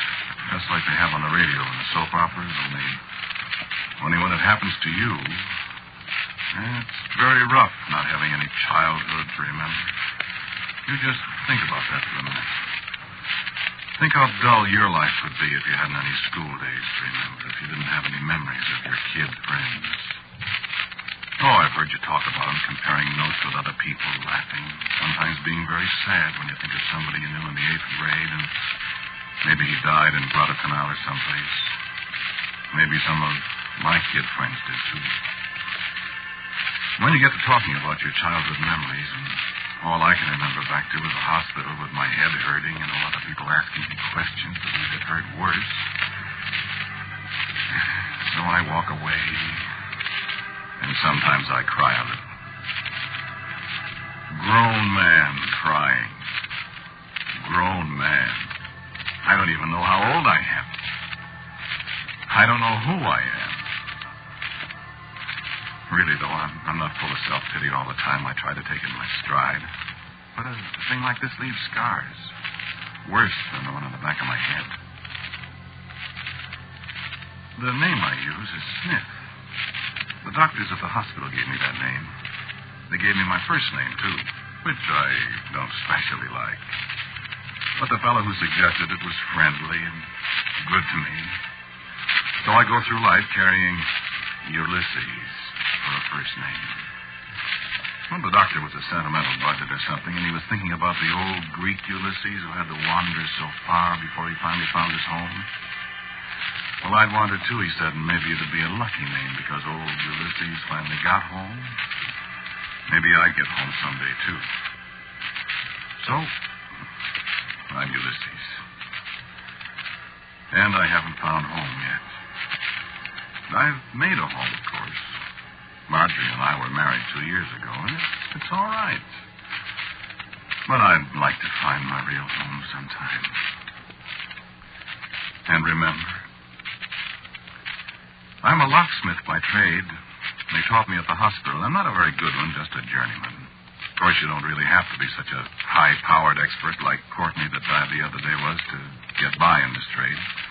Most of the work you're called on for is simple, making a key, unlocking somebody's luggage, things like that. When a job's too tough for me, there are other locksmiths in town. I get by. Then there's a lot of time to think and try to remember. I keep thinking about kids. The ones I must have played with when I was a kid. And this time of the year, I get to thinking about coasting on a hill somewhere. And I do my best to remember a hill and remember who was with me, but it's always the same. I can't remember.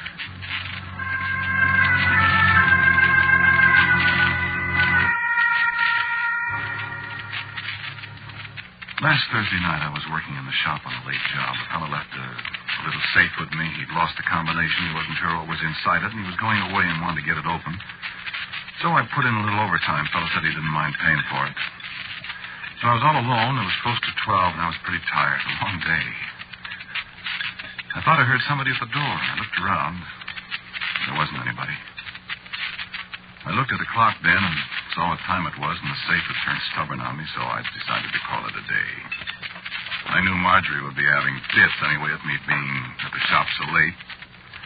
I was just slipping into my coat when the door opened. Yeah, sure it was locked. But it opened. And there was a kid standing in the doorway, grinning at me. Hi. How'd you get that door open, son? Just opened. Why, I locked it. It opened. What you doing? Well, what are you doing this time of night? Nothing. Hadn't you better be home? Nah. Your mother will be looking for you. Haven't got any mother. And your father. Haven't got any father either. You get along home. What you doing? Well, I was trying to open the safe. Scram now. Is it full of money? I don't know what's in it. Come on, beat it, son. I'm going to turn out the lights and close up. All right. Want me to walk down the corner someplace with you? Which way you going? That way. Nah, I don't go that way. Well, you get along home. Okay. So long.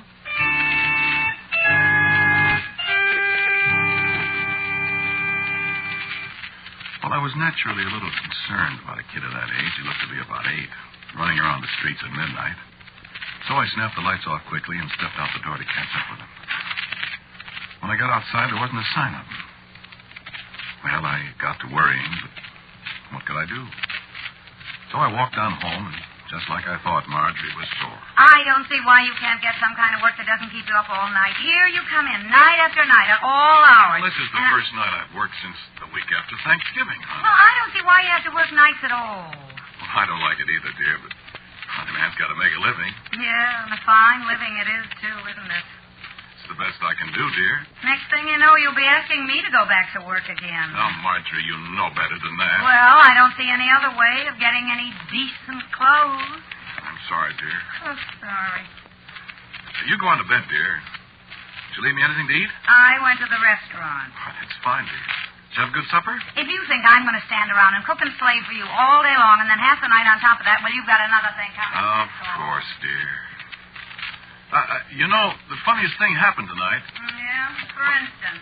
Well, I was just getting ready to come home, and a little boy opened the door. Sure, it wasn't a little girl about 18? It was a little boy. Oh. About 8 years old. Oh, what did he want? Nothing. He just stood there a minute. Oh, you'd think people could keep their breaths off the street. Yeah, that's what I thought. You know, he was the strangest kid, Marge. How? Well, I'm not sure. Make up your mind. Well, the clothes he wore, they were, kind of old-fashioned. Oh, how would you know? That's right, Marjorie. I wouldn't know. I don't ever remember seeing any old-fashioned clothes. But I've seen pictures of them, I guess, or something. Anyway, he didn't look like other kids. Oh, you and your kids. That's all you think about. I wish we had a kid. Well, I'm glad we haven't. One big lummox around here is plenty. There's a can of salmon in the cupboard. I'm going to bed. I don't like salmon very well, but don't get me wrong. I love Marjorie. I know it's tough on her being married to a guy that just barely gets by at his trade. And I make allowances. Only I wish she'd be sweet just once in a while. Like she used to be when we were first married. I couldn't get that kid off my mind. I went to sleep and dreamed about him. I guess it was a salmon. I dreamed about him getting run over by a streetcar or falling in that ditch they're digging down to the powerhouse. Sound like an old woman, don't I? But, well, you see, when you got the thing wrong with you that I have, that blackout, well, you see. Anyway, I remember how the dream ended. Well, I saw the kid standing in front of me in those funny old-fashioned clothes, and he spoke to me. Don't you worry about me, Ulysses. I'll be seeing you. And I woke up with a start. And I could have sworn that boy was standing alongside the bed in the half-dark. But when I turned on the light, there was nobody there. Marjorie says, for Pete's sake, if I can't sleep, at least let her sleep.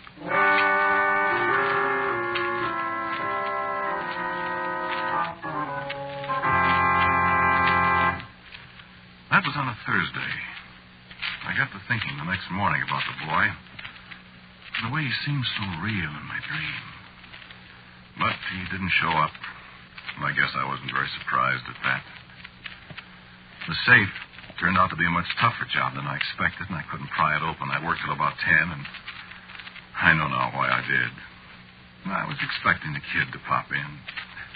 The ideas a fella gets.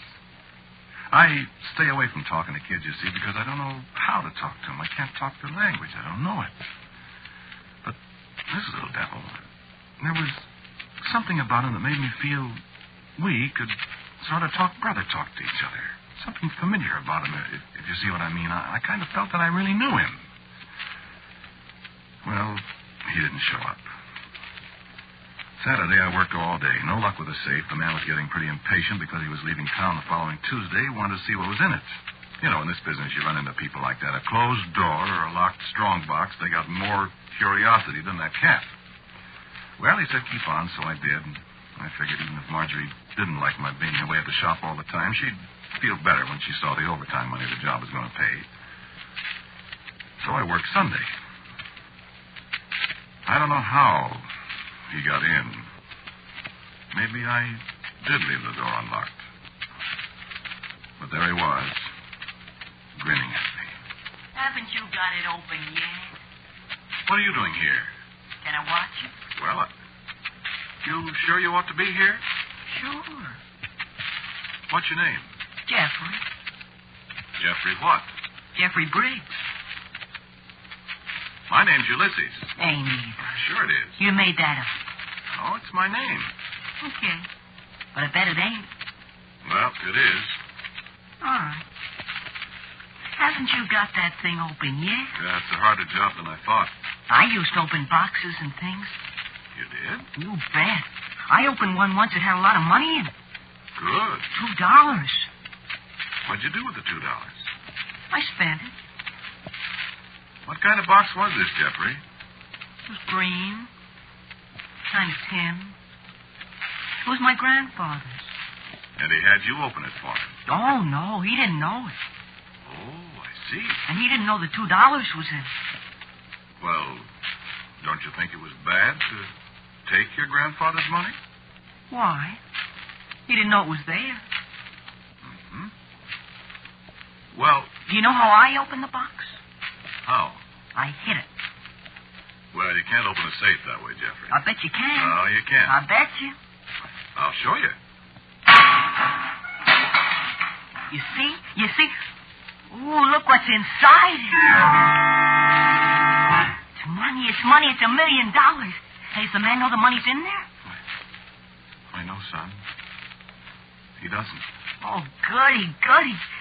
Then you can keep it. Can't you? The boy's eager eyes followed every move I made as I counted that money. There was $53,000. There was an old notebook and a half a dozen letters. That was all.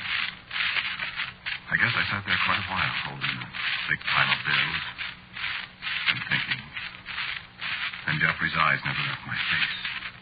He didn't say a word. But he didn't need to. I'd heard him once. You can keep her, can't you? And then the telephone rang.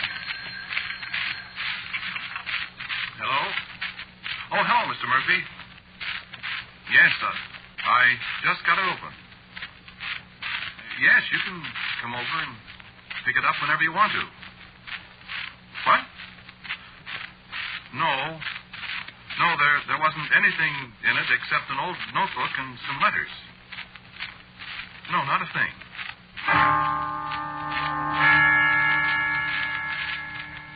And then I put down the phone, and I turned back to Jeffrey. Jeffrey wasn't there. But from somewhere not far away, I heard him laughing. Fit to kill.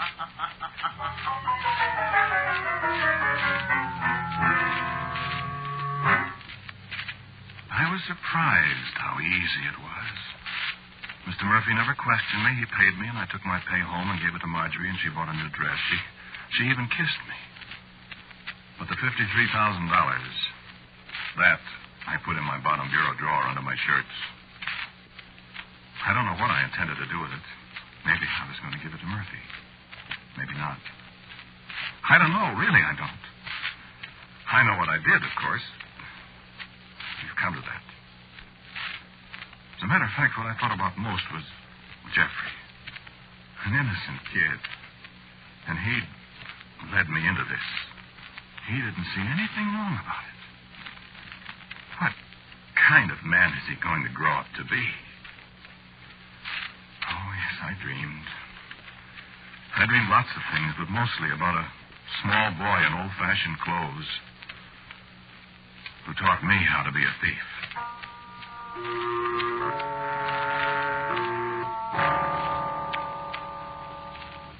Jeffrey didn't come to the shop again. And it was the following Wednesday, last Wednesday, that I discovered the money was gone. I thought at once of the boy, if he could get into my shop, why couldn't he get into the house? He'd stolen $2. What I'd taken was just more money to him. But I discovered what had become of the money. At breakfast. I think you ought to have some new shirts, Ulysses. Then my heart nearly stopped. That was all she said. That was all, but it was enough. I don't think my face gave me away. Or maybe it did, because she said one more thing just as I was leaving. Is there a reward for stolen money, Ulysses? So it was Marjorie, of course. And I knew what would happen. Whatever Marjorie's fault, she was honest, straight-laced, fiercely honest. She wouldn't hesitate a moment to turn me in if she thought I'd stolen. Well, I had stolen. I'd thought about giving the money back to Murphy, as I told you, but now it was too late. If I confessed to Marjorie and asked her for the money to give it back, well, in Marjorie's mind, the crime had been committed. She'd see that I was punished for it. The only thing that prevented her now was the fact that she didn't know where it had come from. If she found out, when she found out, there was no way out. And head down, thinking furiously, I was unaware for a moment of the 8-year-old skipping gaily by my side. Hey, where are you going? Why, hello, Jeffrey. Hi. Where'd you come from? I was just walking along. You going to your shop? I guess so. You know where I'm going? Where? I'm going coasting. Jeffrey, listen. What? Jeffrey, you know, the money. You still got it? No. Who's got it? I think my wife has. Gee, that's bad, isn't it? Yes, it is. I wouldn't let anybody take my money. I didn't want her to take this money. Well, I'm going coasting. So long. Wait a minute, Jeffrey. I can't wait. The kids are waiting for me up on Normal Hill. Where? On Normal Hill. Hey, did she really take it? I'm afraid she did. Well, why don't you stab her? What? I stabbed an Indian once. Made him dead. An Indian? Oh, it was only my sister's doll. But I played it was an Indian. I stabbed it. Stab, stab, stab. Well, so long. Jeffrey. Here. You take my pocket knife. Well, what for? In case you want to stab her. It'll make her dead. Goodbye. Jeffrey, wait. I'll see you up on Normal Hill, huh?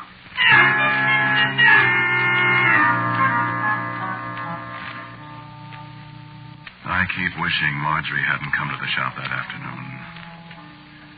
I wish she hadn't seen the safe lying there on the workbench where Murphy had left it because it was useless. I wish she hadn't accused me point blank of stealing that money. Because maybe I wouldn't have stabbed her and made her dead. But I did, and I left her there in the locked shop with Jeffrey's pocket knife alongside her. And I went home and I turned the house upside down looking for the money. But I couldn't find it. I didn't have very much of my own, but I bought a ticket and I got on a train. And finally I got off. I didn't know what to do. I had breakfast and I started to walk around the town of Kalamazoo, Michigan. I don't know why I got off the train there, you see. I just got off. I walked down Portage Street and that name seemed so familiar. I saw a man crossing a street and I said to myself, that man's name is Harry Oswald. How did I know that? I walked along a lot of streets, and then I was on a street called Davis Street, and kids were coasting down a big high hill on the other side of the street, and I felt funny all of a sudden. I called to one of the kids, and I said, hey, kid, what's the name of that hill? And the kid came closer, and it was Jeffrey. And he said, hi, mister. You came home, huh? And I said again, what's the name of that hill? Well, that's Normal Hill, mister, where I said I'd meet you. Don't you remember? And I turned away, and suddenly everything was familiar to me. I knew where I was. I remembered Normal Hill, and the West Street Hill where we used to go sometimes, and riding a bobsled hitched down to Britt McElroy's old reel. And I turned and walked up the steps of a house there on Davis Street, and I opened the door and I said, hello, Aunt Nellie. And Aunt Nellie jumped up and spilled her crocheting on the floor, and she said just what I knew she was going to say. Why, Jeffrey Briggs, you haven't changed a particle. And then she fainted. Well, it took a lot of explanation how I'd lost my memory and all that. And she told me about the time you broke open your grandfather's strong box.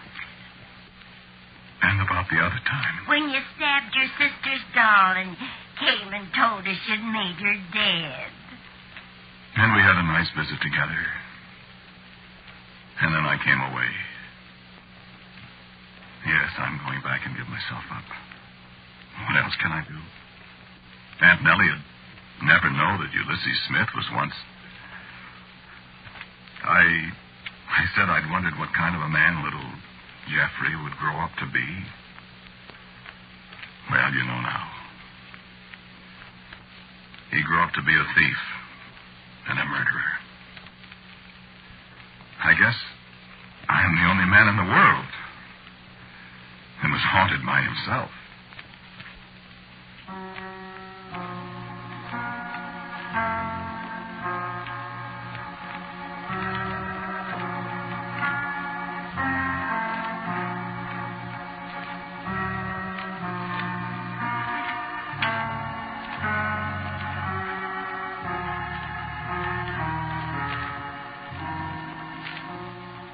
You have listened to Quiet Please, which is written and directed by Willis Cooper. Ulysses, the man who talked to you, was Ernest Chappell. And Michael Artist was young Jeffrey. Audrey Christie was Marjorie. And Aunt Nellie was played by Charmaine Allen. The accompanying music for Quiet Please is composed and played by Albert Berman. And now for a word about next week's Quiet Please, here is our writer-director, Willis Cooper.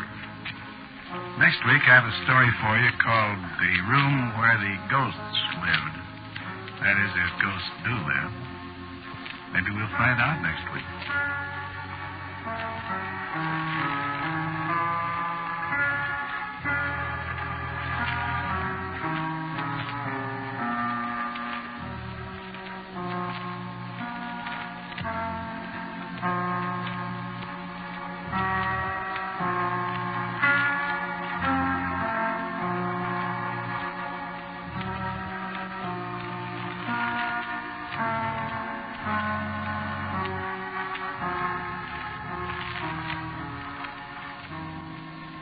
And so, until next week at this time, I am quietly yours, Ernest Chappell. Quiet Please comes to you from New York. This is the Mutual Broadcasting System. Stay with us for And Now with John Gambling, which follows station identification. Leading personalities of the Republican Party will hold a national radio rally over WOR at 11:30 tonight. Republican plans for 1948 will be discussed by Senator Robert A. Taft, Speaker of the House Joseph Martin, Jr., and many others. Hear the National Republican Radio Rally tonight at 11:30. WOR, New York.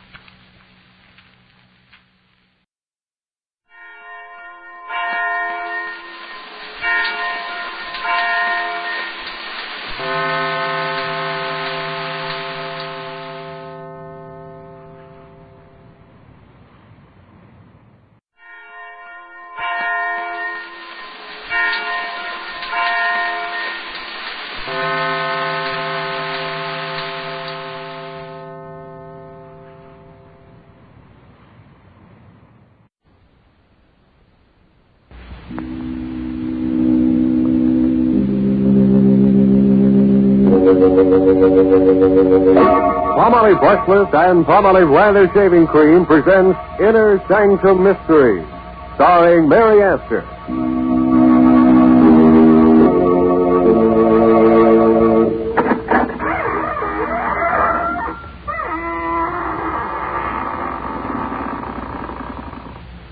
Good evening, friends of the Inner Sanctum. This is your host, Raymond, welcoming you through the squeaking door.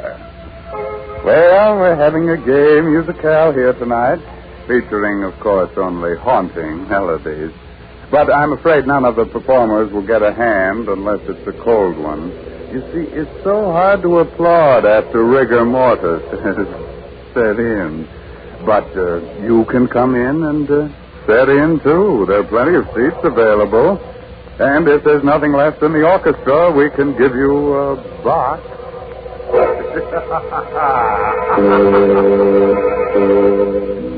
Tonight's Inner Sanctum story, Melody of Death, is an original radio play by Robert Tallman and Robert Sloan and stars the famous movie actress Mary Astor in the role of Anne.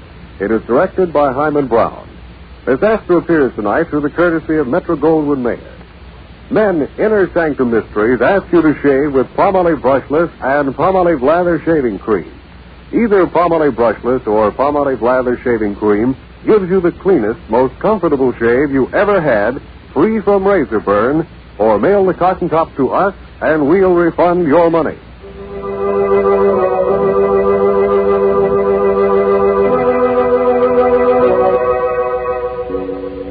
Have you a little gypsy in your home? One with a gold ring in his ear and a magic violin in his hand? Well, if he's anything like a fellow named Enrique, don't let him play an encore of the Melody of Death. Like a spidery web floating in midair, death hangs over the room where Anne is talking to her beloved David. Ghastly white, she summons the last ounce of ebbing strength to speak to him of love. Don't leave me alone here, David. I'm afraid. Just hold me in your arms. In a few minutes, it'll all be... David, what's that on your hand? Blood. How did you get... Oh, yes, I remember now. The cat. The cat with the yellow eyes. And the music. It was the music that started the whole thing, wasn't it, David? I remember now. That evening in Lubo's cafe, Henri, the gypsy violinist, came over to our table.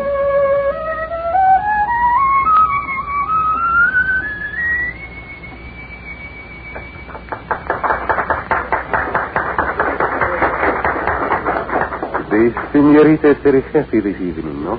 You don't need your gypsy magic to tell you that, do you, Henri? The senorita is going to be married, no? You got her. Play for us, Henri. You know the tune I like so much.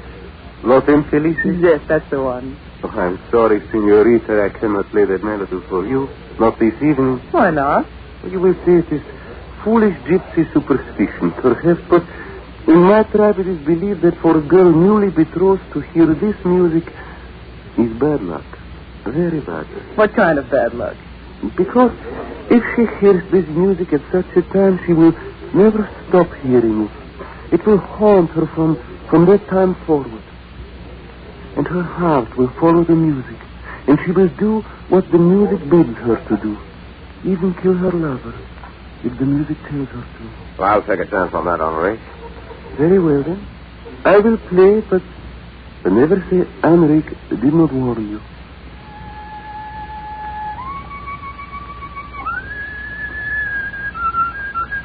Anne, what is it? That cat, watching from the doorway. Look at its eyes. Yellow eyes. Darling, you're so strange this evening. Something wrong? Something's terribly wrong, David. The music and that cat watching from the doorway like death. Anne. Take me out of here quickly, David. I'm afraid. Of course, so. I'm sorry, David. I couldn't help myself. I felt I had to get out of there. You'd what, darling? And what's happened to you? Why do you look at me so strangely? I don't know. I keep thinking of what Henrik said about that melody. It was bad luck for me. I would never stop hearing it. It would haunt me and I would do its bidding. Even kill. And stop it. Get hold of yourself. I'm tired, I guess. You'd better take me.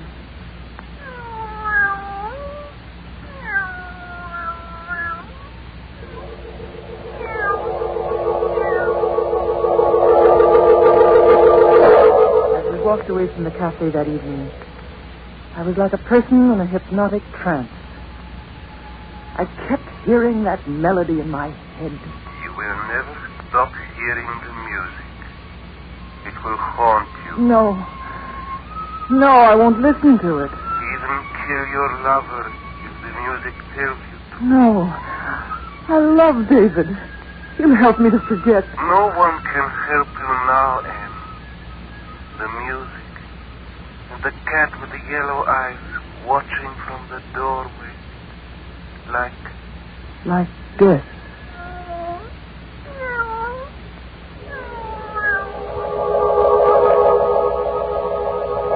I fought it with all my strength, but it was no use. The music called me irresistibly back to that dingy little cafe, to Henrik. And to the cat with the yellow eyes. The cat that belonged to Lubos, a man I'd never seen. You have come back. I knew you would. It was the music, wasn't it? The music told you to come. How did you know? Did I not tell you it would be so? The other night, when you told the legend about that melody, something happened inside my head. And when you played it, it sounded so strange to me. And after that... You hear it all the time? Yes. I thought if I could hear the melody played again, maybe it would lift the spell. I'd do anything to stop this thing that's torturing me. What do you know about torture? You hear music in your head. What do you know what it means to hate him until your stomach turns inside out from hatred? And to work for that man and have him watch you every minute, and when he's not here, that cat of his, that devil of a black cat, watching me with those yellow eyes. Why do you hate Lubos so much? Why do you hear music in your head? Who can tell about these things? There are devils in both of us.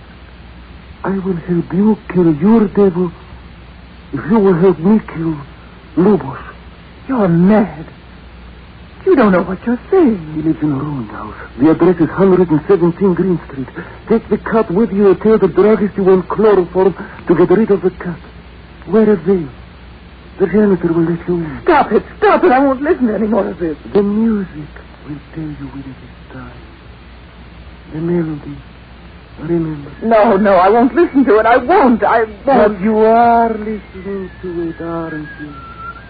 You can't help yourself. And you will do what the music tells you to do. Won't you? No, I won't. What is the music telling you to do? To kill Lubos. And you will do it. Won't you?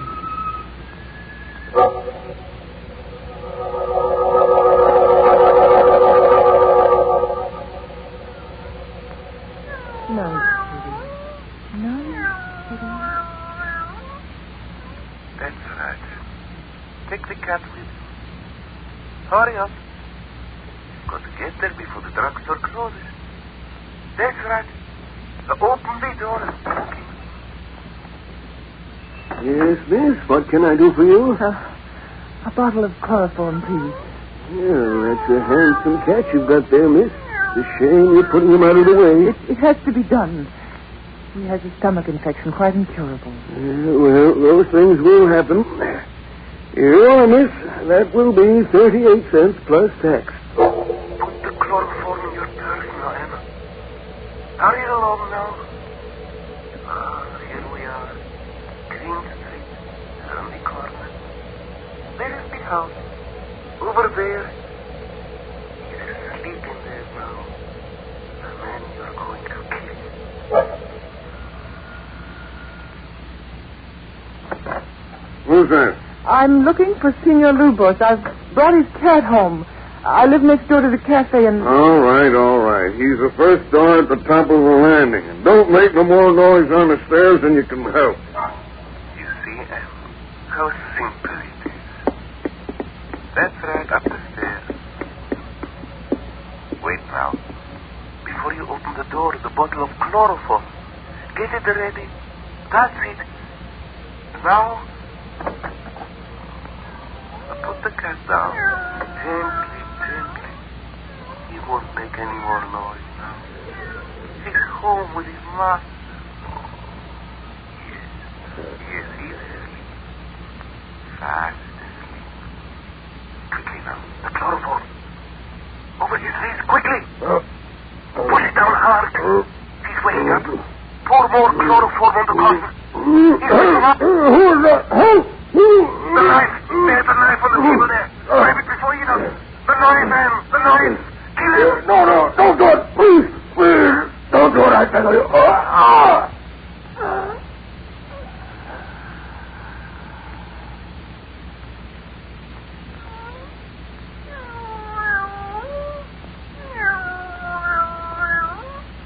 He's dead. Dead. I've killed a man. I've killed a man.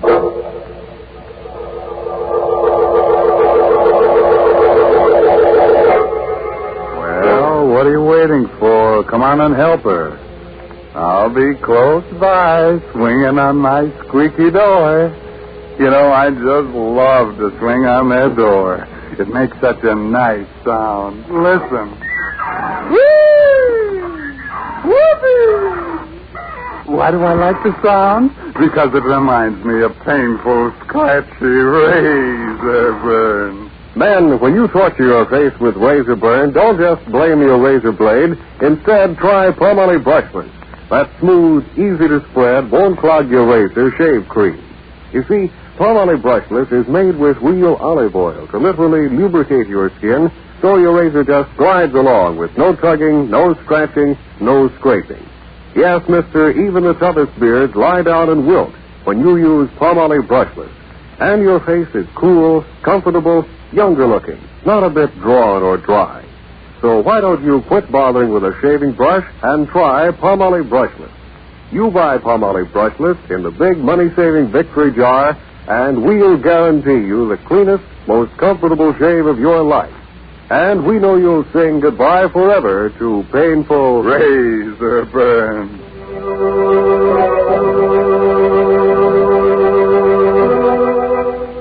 All right, friends, let's get back to that song that murders them. You remember how it goes? Remember how it haunted Anne into committing murder for Henrique? Well, it's still haunting her. And she's telling David about it in that room where death and its melody hover me. Yes, I was a murderer. I had plunged a knife into a man's throat and stood there watching while he died in agony. Then went calmly home. You were waiting outside my door, David. Anne, where have you been? But Anne, your dress and your gloves. Why, David, it looks like... It looks like blood, Anne. And it is blood. But I don't... Where did it come from? You mean you don't know? Oh, maybe it was on the seat of the taxi. Maybe somebody cut themselves in there before I... Maybe the driver had carried an accident case to the hospital. But why should you follow me into my flat in the middle of the night and question me like this? What right have you? Maybe you've forgotten that this was our wedding day. I waited at City Hall until I was thrown out. Our wedding day. Oh, David. What happened, Anne? Well, I don't remember exactly. Don't remember? You know, that tune has been running through my head. This morning it got suddenly worse. I was desperate about it. I thought maybe if I went back to Henrique and heard it played again, I might be able to get it out of my mind. Well, what happened?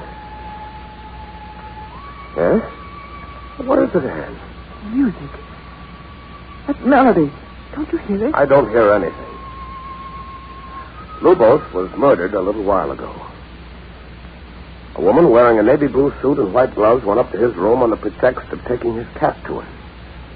She tried to chloroform him, and failing that, she stabbed him in the throat with his own knife. No, I couldn't have done a thing like that, David.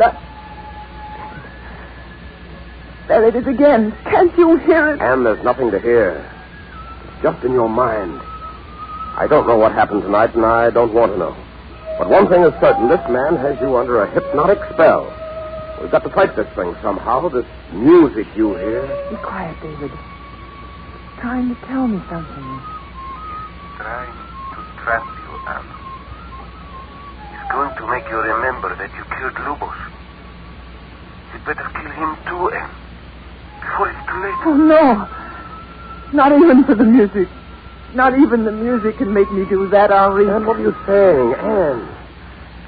Oh, it's all right. It's gone away now. It was trying to get me to kill you, David. Oh, Anne, darling, what has he done to you? David, it's the music. Then why did you say Henrique just now when you were talking to the music? I don't know. It's the music that talks. But it's always Henrique's voice, and... Did Henrique's voice tell you to kill Lubos? Yes. I remember now, David. Yes, even buying the chloroform. But I don't feel guilty. You aren't guilty. Now, look, do as I tell you, Anne. Take off these clothes and burn them. I'm going to lock you in here. If you hear the music again, fight it. Fight it with all your strength. I'll be back here in an hour. And when you see me come in that door, you'll know that music of yours has been silenced forever. Where are you going, David? To kill Henrique.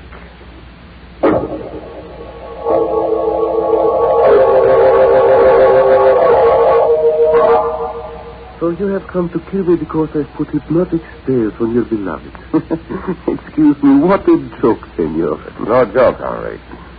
A man was murdered a while ago by you. I thought it was proven that Lubos was murdered by a woman. Besides, I was playing my violin in the cafe at the time of the murder. While Anne, under your hypnotic spell, was doing your dirty work. Nonsense. He was stabbed in the throat with a knife belonging to Manuela Rosales, a gypsy woman with whom he had quarrels. Do not worry, my friend. I've composed a new melody. Would you care to hear it, senor? Go ahead, Henrique. I'm listening. You must look at me while I play. Look at my eyes. It makes me play better.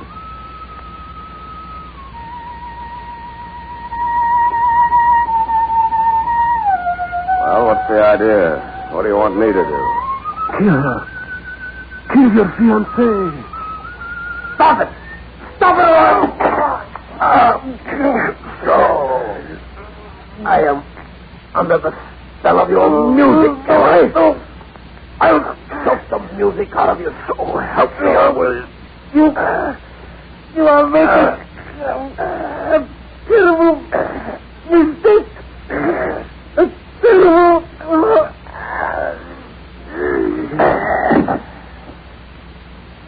Where is your Your music now, Enrique.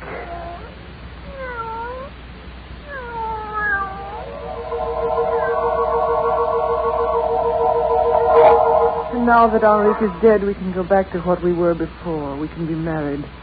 That's what you're trying to say to me, isn't it, David? Why not, Anne? Why not? Because when you opened the door and came back into this room a few moments ago, the music was still playing. It's not playing now, is it, Anne? Is it? No, not now. Oh, David, take me in your arms, darling. Tell me it's all right. Tell me again so I'll really believe it. Oh, Anne. It was just a bad dream, wasn't it, David? They never really existed, did they? Enrique and Lubos and the cat with the yellow eyes. Of course not, darling. Of course it was just a dream. David! All right, darling. I see it too. It's a black cat. Must have followed me home. You see, it's really quite friendly. Go ahead, darling. Pet it. All right, David. There, that's it. You see, it's just an ordinary cat. Yes. Yes, of course. Take the letter opener, Anne. The letter opener on the desk. Go and get it. Yes, of course. And you're not hearing it again, are you? Anne, is that the music again? Oh, no, David. It's just I've been crying so much, I think I'd better fix my makeup. Be a darling and bring my purse, will you? It's in the bedroom in the top drawer of the bureau. Sure. Back in a sec. Now, Anne. Now take the letter opener and follow him. That's it. Quietly now. He mustn't hear you coming. His back is turned. He's still rummaging in the bureau drawer. The poor fool. Quietly. Now, Anne, now. Anne, put that knife away. No, David, it's no use. I can't fight it any longer. I must kill you. Anne, don't Anne. Oh, David. Anne, darling, speak to me. I didn't mean to do it. I tried to grab your arm. That's all. The point of the letter opener turned and... It's all right, David. I'll get a doctor. Oh, no, David. Please don't leave me. It's better this way. If I lived, I'd have to kill you. The music would make me do it. And there might be others. Yes, David, it's better this way. Oh, Anne. Anne. It was the music, David. The music. A melody more beautiful than life itself. Listen to it, David. Melody of death.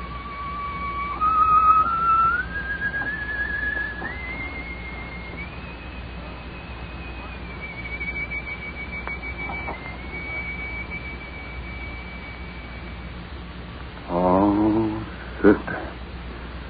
Speaking of melodies, I want that little number for our concert we're giving in the lower chamber of Music Society of Inner Sanctum. As a matter of fact, I want Enrique to fiddle around. And I want...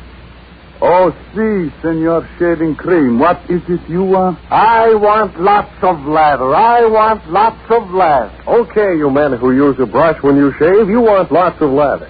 And you'll get lots of lather simply by using Palmolive Lather Shaving Cream.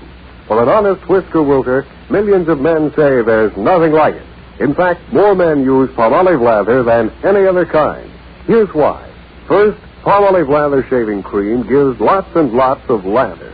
He-Man lather with millions of moist bubbles to blitz your beard. Second, Palmolive Lather is made with olive oil and oil from the coconut palm to lubricate your razor, speed your shave, smooth your skin. So, if you're a lather and brush user and want to get rid of razor burn, get Palmolive Lather for the smoothest, easiest shave you ever whistled your way through. Get Palmolive Lather Shaving Cream, knowing it's going to leave your face looking younger, your skin smoother, your disposition better, or your money back. Friends, what would you do if you found out that someone you knew was peddling stolen merchandise? You'd be horrified. But tell me something. Have you ever bought extra gasoline coupons? or accepted them from friends? Have you ever bought gasoline without giving up coupons? Well, you know what I'm thinking. That makes you a receiver of stolen merchandise, and that is a serious offense. Yes, friends, every precious drop of gasoline we can spare is needed for our armed forces. People who buy gasoline without surrendering their own coupons are getting more than their fair share of the fixed civilian supply. So play square with gasoline rationing. Use only the coupons issued to you legally. So, friends, by the way, the latest Inner Sanctum mystery novel is The Moon Was Red by Dana Sage. Oh, now look here. Here's a calling card and a confirmed appointment for next week's Inner Sanctum mystery. That dapper demon of deviltry right from Hollywood, Adolphe Manjou, to suavely and smoothly scare us right out of our Inner Sanctum. And now it's time to close the squeaking door until next Saturday, when Palmolive Brushless and Palmolive Lather Shaving Creams bring you another Inner Sanctum mystery. Until then, good night. Pleasant dreams.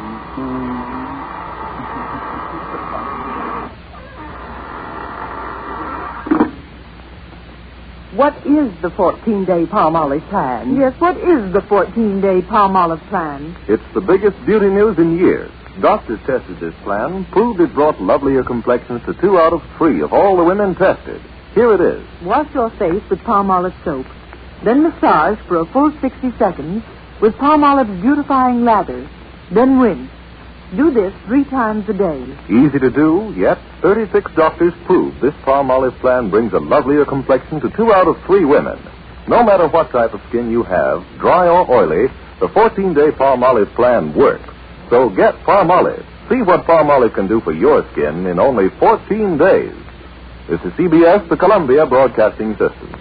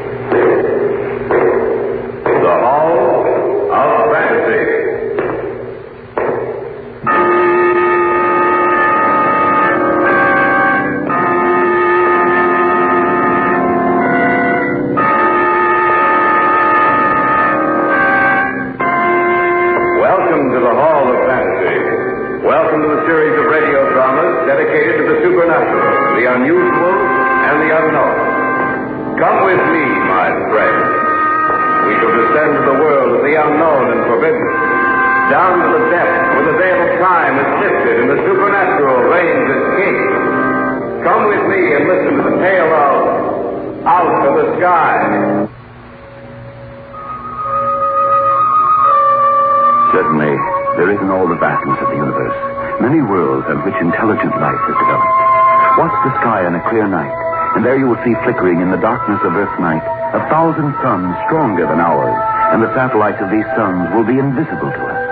And the fraction of the universe we see will seem immense, and we will be in awe of it.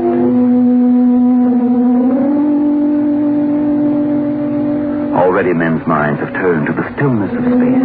Already his thirst for knowledge has led him in imagination on many an expedition into space. The most primary things we know.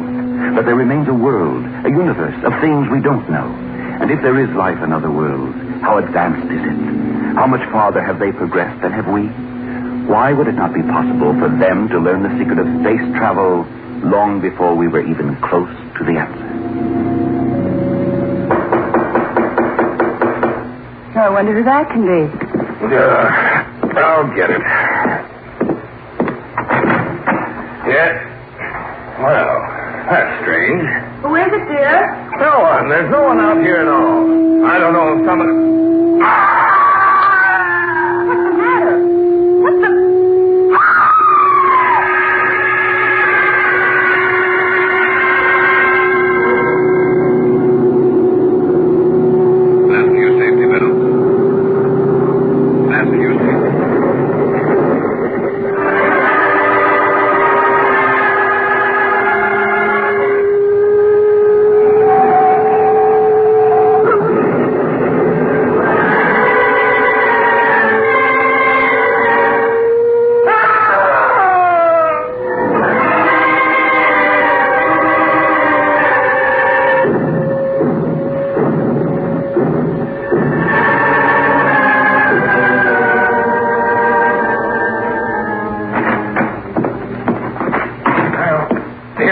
those reports, Jeff? I can't understand it, Tom. A man and his wife who died. An airplane that crashed. Several people killed in their cars. And several mysterious explosions. I just can't understand it. Sabotage, maybe. I don't think so. Sabotage involves destruction of a country's production potential. Propaganda. That kind of thing. These people who died in their cars, a man and wife they found dead in their home, that's not sabotage. They don't work that way. Why is it happening, then? I don't know. That's what's almost driving me crazy. These people have died, except in the smash-ups. There isn't a mark on them. Nothing to show how they died. No clues, nothing at all. One thing. Do you notice how this has all been centered in one section of the country? Yes, in the southeast, not far from the Atlantic coast. And around this one town, right here on the map. One isolated town. There's a report here I didn't show you, Tom. No? What is it? Came in a short while ago. Traces of radioactivity have been found at each scene of disaster. Radioactivity? That's correct. Carlson here. Yes, Tom Dakin's in here right now. It has us puzzled too, Major. No, we haven't learned anything else. Yes, sir. Yes, I understand. Goodbye. That was Major Williams. So I gathered. He wants us to go down there. Oh, when? Just as soon as possible. He says he's pretty sure this isn't sabotage. That he thinks there's something far more terrible than that in back of it.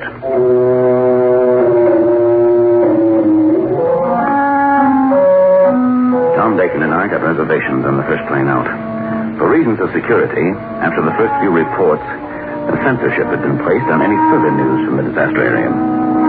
We landed at one of the southeastern coastal cities and took a train the rest of the way.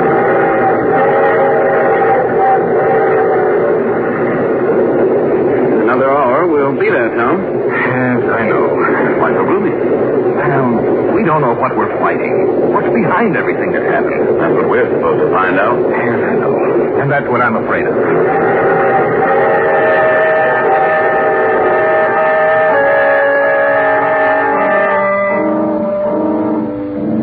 As soon as we reached the town, we got in touch with the local authorities. They took us on a tour of some of the disaster sites. We finally wound up at the lone house where the man and his wife had died. By that time, it was 9 o'clock at night.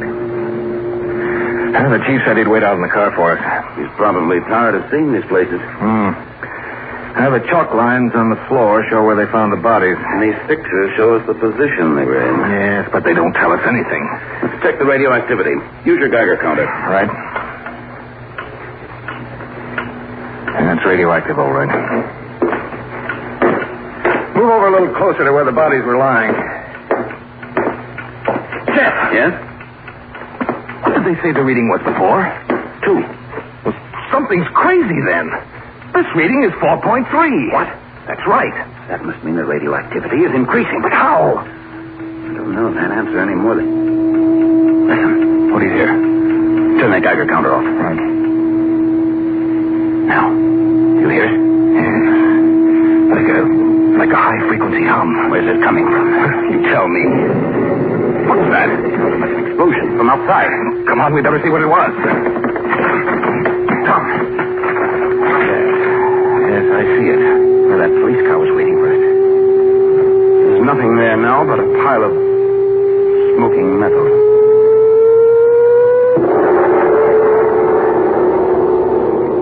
We'll return to the tale of Out of the Sky in just a moment.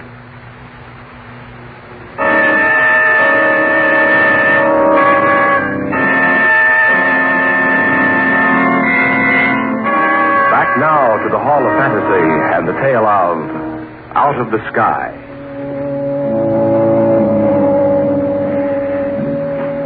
Tom Dakin and I had been inspecting the house of the couple that had mysteriously been killed.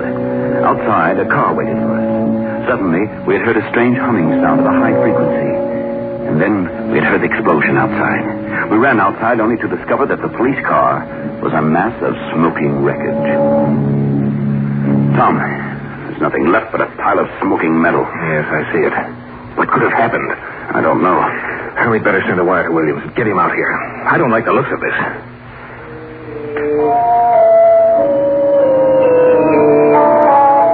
We got back to the hotel as soon as we could.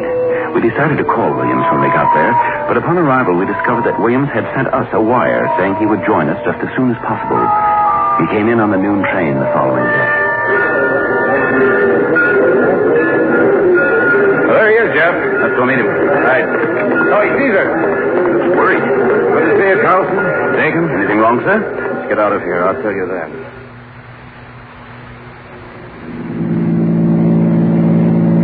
Have you seen all the places where the accidents took place? All of them. There's something strange about that, Major. What do you mean? You must mean the radioactivity, Tom. That's right. Major, those early reports mentioned radioactivity. Yes, I know. The original reading was less than 2. Now it's 4.3. What? That's right. And I might as well tell you what I know. We've received a report from an airline pilot about a strange ship. Oh? Yes, that's right. According to what he said, it didn't look like anything he'd ever seen before. That there wasn't a silhouette of any ship on Earth that looked like what he saw. What did it look like? It was circular in design. Like... Yes, that's right. We told you about what happened last night. Yes. It's a good thing you weren't in that car. Who are they? Visitors from out of the sky, Dick. Out of the sky? Out of space, if you prefer. And you believe the pilot's story? Yes, I do. But why did they come here? Well, they're not friendly, we're sure of that. And they're concentrating on this area. That means their ship is somewhere around here. We have to find that ship. No matter what the cost, it and they must be destroyed.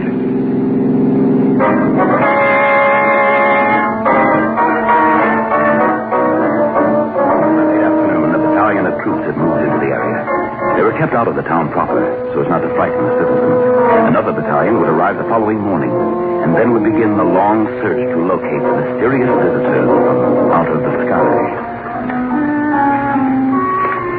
About 7:30 that evening, Tom Dakin went out to visit some of the places where the accidents had occurred. We had set up camp with the troops on the edge of town. It was 9 o'clock when he returned. Yes? Major Williams. What is it, Tom?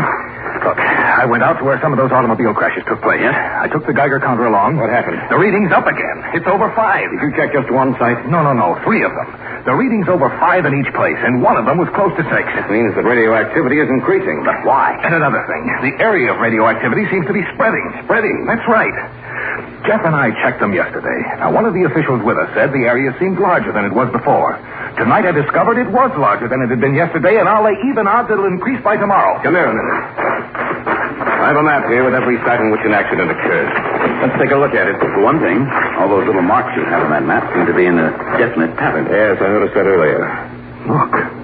The whole town is encircled by these spots. And they seem to be spaced at regular intervals throughout the town, too. And they spread. What did you say, Major? Each of those little spots you see in the map represents a radioactive area, Carlson. A radioactive area that is spreading all the time. It's like a fire. See how the town is ringed with those little spots? And see how they're spaced inside the town? The area of radioactivity is moving in from outside the town, and from those spots inside, it will spread and move out.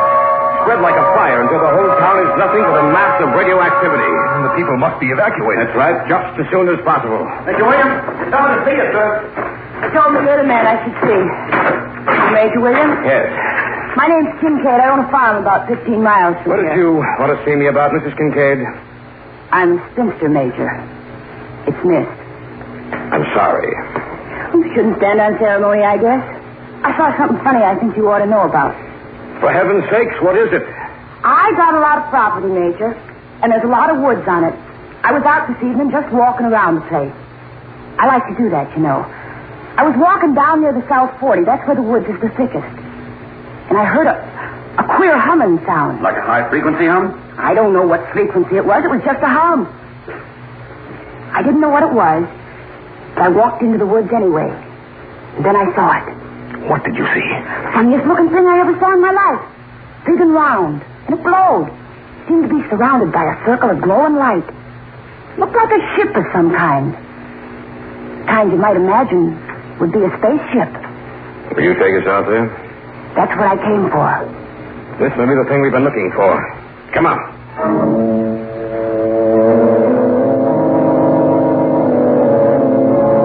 We took a jeep, and the four of us drove through the night to Miss Kincaid's farm. Even she was silent as we drove out there. And the thought uppermost in our minds was, what would we find out there? Who were they? And what did they look like? I've never been so bruised in all my life. Oh, is that the woods up there? That's right. I don't see anything up there. Oh, the trees are too thick. Can't see a thing till we get inside the woods. There's a clearing near the center of them. Well, this is as far as we can go. All right. Let's go. Well, I'll lead the way. You just follow me. She's not making all this up. I don't think she is. It fits in too perfectly with what we know. Yes, you're right, Major. Yes, I hear it. It ain't far now. Look up there. There seems to be some light. That must be it. Strange kind of light, like a phosphorescent glow. It's getting stronger. It's getting very close to it. Yes. There it is. Well, what do you think of it? It's just like you said, Miss Kincaid. Want to go up close and get a good look? Don't be a fool. The thing is surrounded by a radioactive circle. If we stepped into that band of phosphorescence, we'd be dead within a matter of minutes. It's frightening. Sitting there, something completely alien to this world. Not only alien to this world, Dakin, but bent on its destruction.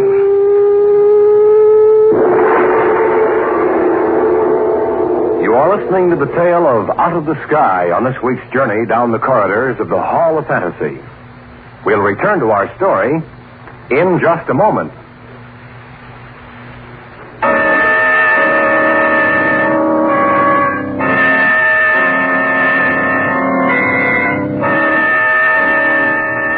And now, back to our story.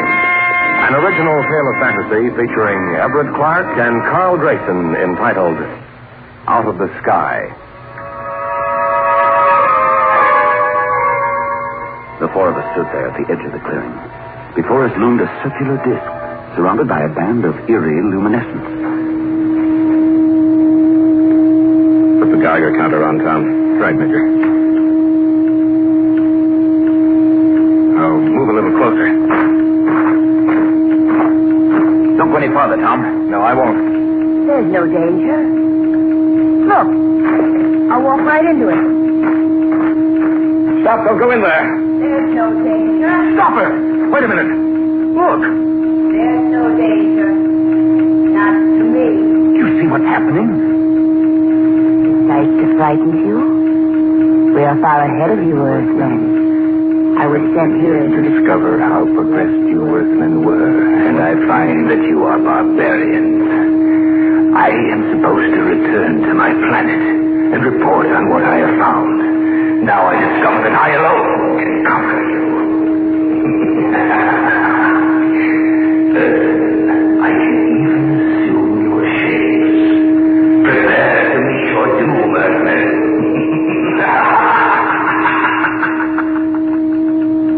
I can hardly believe my eyes.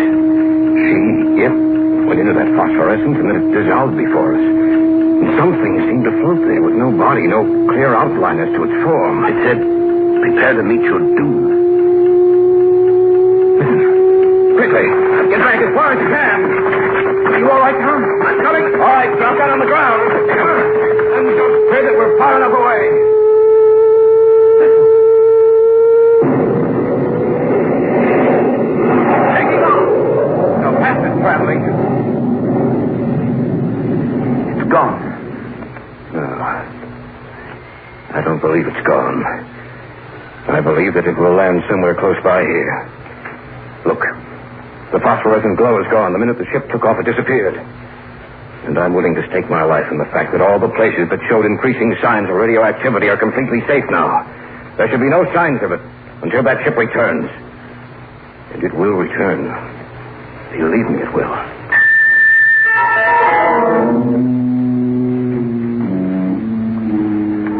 As soon as we got back to the camp, we sent details out to ascertain whether Major Williams' surmise was correct. It was. Every place which had shown traces of radioactivity had lost it. For the moment, we were safe. Do you think it's gone back to wherever it came from, Major? I don't. Then you think it will strike again? Somewhere else? Not somewhere else, Carlson. It will return to this area. Why? The preliminary operations were begun here, Jeff. Evidently, that ship must be on the ground in order for it to increase the radioactivity in those areas which it has already struck.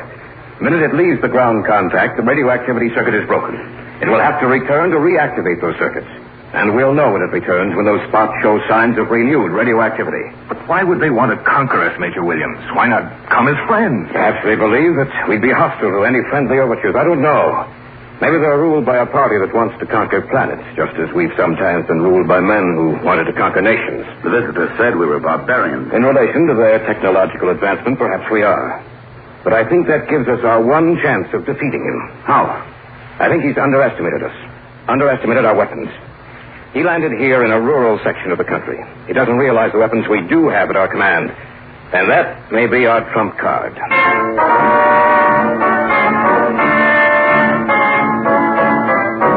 Major Williams sent out a rush order for new troops, as many as possible.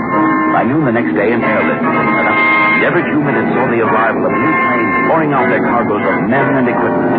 Special guards were placed at each one of the points where radioactivity had been charted, with orders that if one of them should show signs of renewed radioactivity, the guard was to contact the command post at once.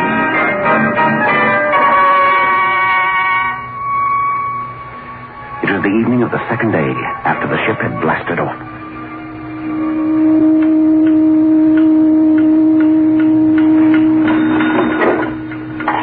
Carlson here. Yes. Yes, I understand. Yes. Move away from the center of the danger point. That's right. The ship has returned? Yes. You'd better get the area commanders ready. That's what I'm going to do. Major Williams, to all area commanders, put Plan A into operation. The first sight of the ship, notify me, then the air command. They know what to do.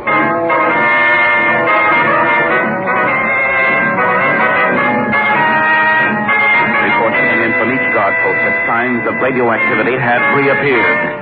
From where we were, we could hear the reconnaissance planes taking off. The whole camp had suddenly evolved itself from the lethargy of waiting to a concerted drive to find the enemy and destroy them.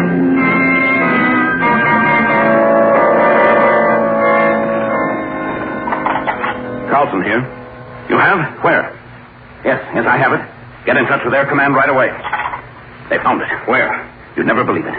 The ship has returned to that cleared area in the woods. Probably thought we never looked there. Let's get up there. We've got to make sure our men are back far enough. What we're going to drop is the most powerful weapon in the world.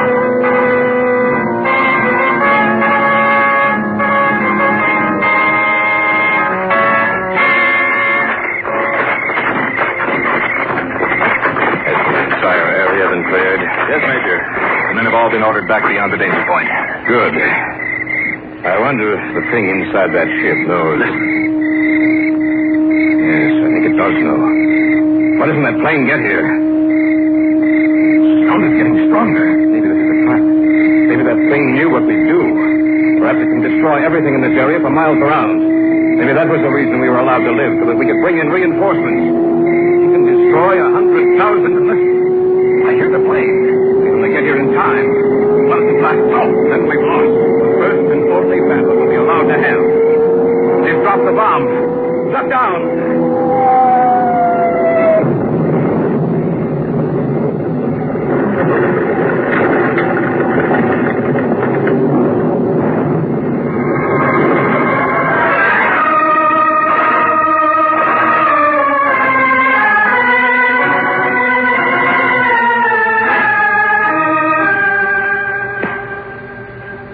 We've done it, Major. We've done it. The ship was destroyed completely. I believe that the bomb was dropped just in time. A few seconds longer, and all of us in this area would have been destroyed. He said that they were waiting for his report. If he doesn't return, will they come looking for him? Perhaps. Then again, they may think that we're stronger than they are. Who can tell what will happen? Perhaps the future may bring other visitors, and they may be friendly. Then again, they may be our enemies. We can't tell what will come from out of the sky.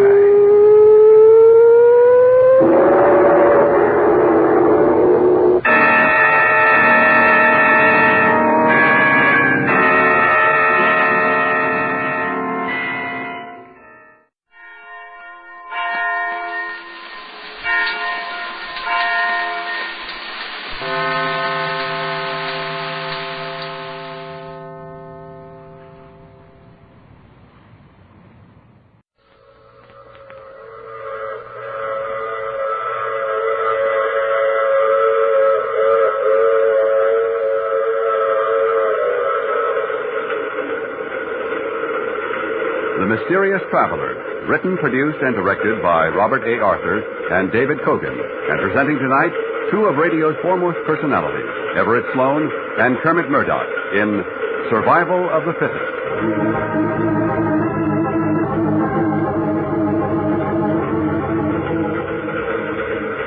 This is the Mysterious Traveler, inviting you to join me on another journey into the realm of the strange and the terrifying.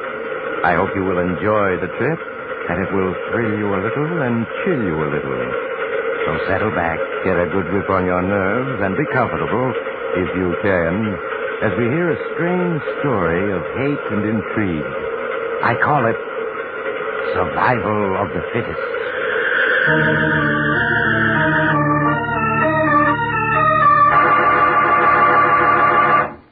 But first, a short message from the Ford dealers of America. Over 120,000 delighted motorists are already driving the new 50 Ford. Here's what Mrs. Emily E. Curry, a welfare worker, said about her 50 Ford. As a welfare worker, I'm constantly on the go, and I must have a car that's dependable. But being a woman, naturally, I want a pretty car, too. I looked at all the cars and selected Ford because it gives me most of what I want. It's dependable, economical, and a real beauty both inside and outside. I've owned several makes of cars, but none that I like so well as my new 50 Ford. We Ford dealers are not surprised that new owners rave about their 50 Fords. We know every detail of its 50 ways new for 50. But you won't be able to believe how good it is until you test drive the 50 Ford. The classified phone directory will give you the name of the nearest Ford dealer, or perhaps you know him personally. Why don't you phone him tomorrow? Before you buy any car at any price, test drive the 50 Ford. Our story begins near the outskirts of a small New England town. It is early evening. Situated on a high hill that overlooks the town is a large and ancient mansion, the ancestral home of 5 generations of DeWitt. A car turns off the highway and into the private road. Slowly it crawls along the winding and bumpy driveway, its headlights illuminating the crumbling, ghostly-looking mansion. At last the car comes to a stop. An elderly man gets out and walks up the wide stone steps to the front door. He looks about uneasily, then lifts the huge knocker on the door.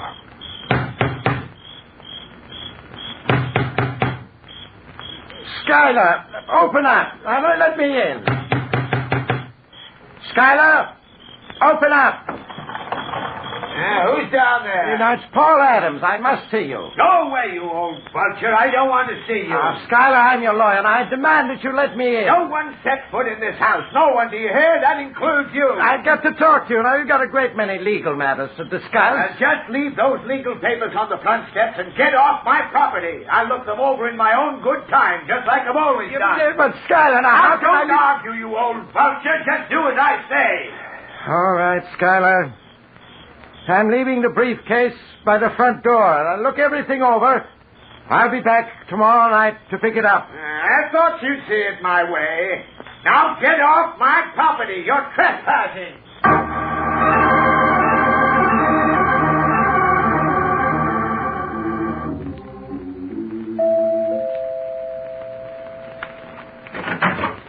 Oh, good evening, Paul. Come in. Thank you, Alex. Come into my study. What brings you here at this hour? Alex, I've just been out to the DeWitt mansion to see Skylar. Oh? Now have a seat. Thank you. And what did you go out to see Skylar about? Legal matters? What else? Alex, that man's getting more and more difficult to deal with. You realize that in the 20 years I've been his lawyer, he's never allowed me into that house? Well, I hardly know what he looks like. I'm afraid very few people do. Alex, you're his doctor, the one person he permits inside that mansion. You've got to do something. What do you suggest? He's getting worse all the time. It's unbelievable. A man with all that money cutting himself off from life. And all on account of a woman.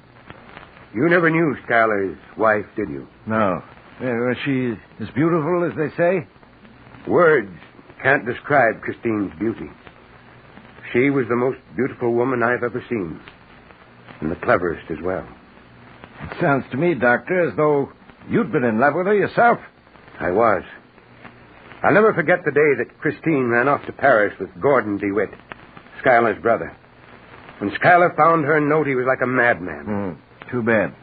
But both Christine and Gordon DeWitt are dead. They were killed in that air raid in London during the war. Now, Schuyler knows that. It's time he stopped thinking of her. Not Schuyler. He'll go on living in that huge mansion with his memories until the day he dies. You'd think he'd go insane there alone without anyone to talk to. He isn't quite alone. He has 3 cats for company. Cats? You call that company? What does he do with himself? Well, for one thing, he reads a great deal. Yes. At this moment, he's probably sitting in his study, reading by oil light. There are books piled all over the place, with hardly space to walk. And the cats are in the study with him. You know, I suspect that when Schuyler is alone, he speaks to them, treats them as if they were human, could understand.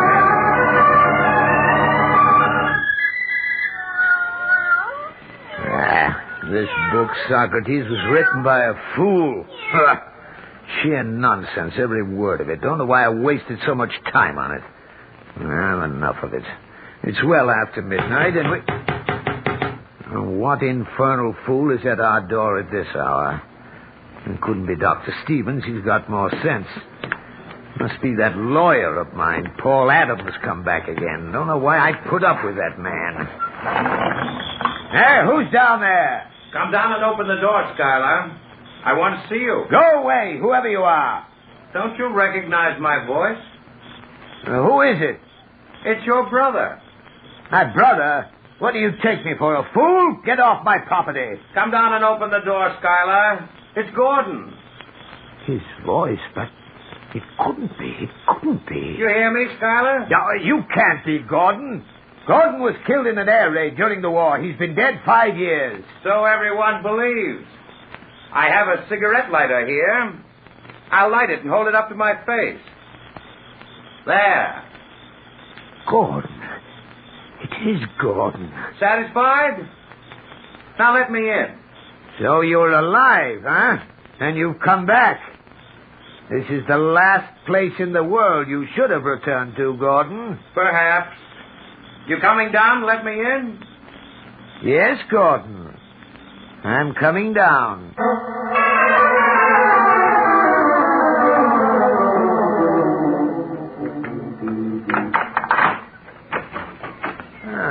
Come in, Gordon. You've changed, Schuyler. Considerably. Yes, Gordon. I've changed considerably. It's been 20 years. They said you'd been killed in an air raid during the war. I walked out of the London theater 2 minutes before it was demolished by a bomb. It was assumed I'd been killed with hundreds of others. And Christine? She died in the theater. Poor Christine.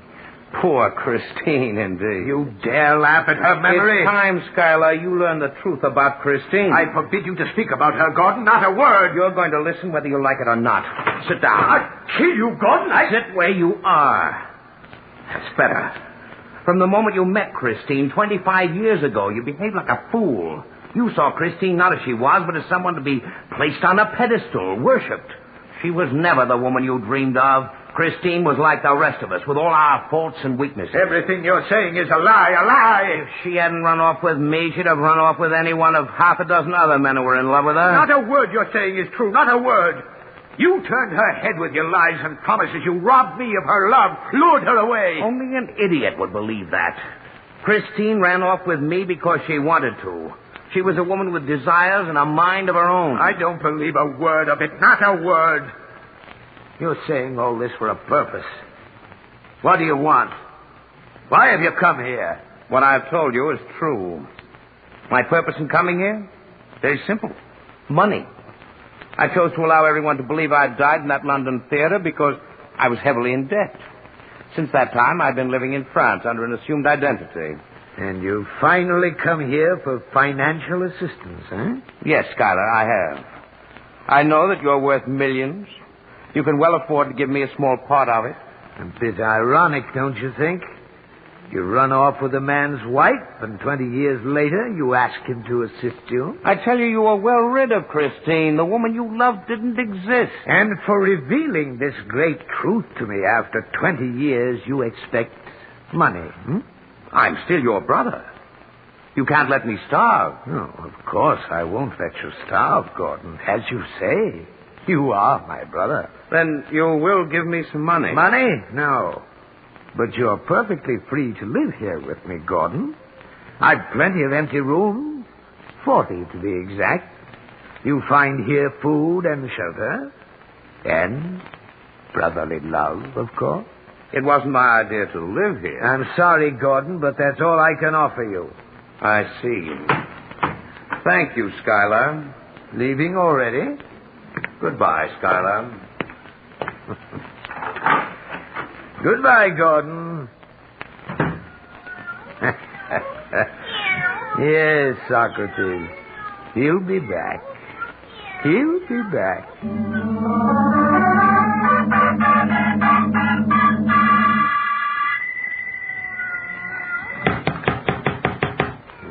Someone at the front door. Must be Gordon.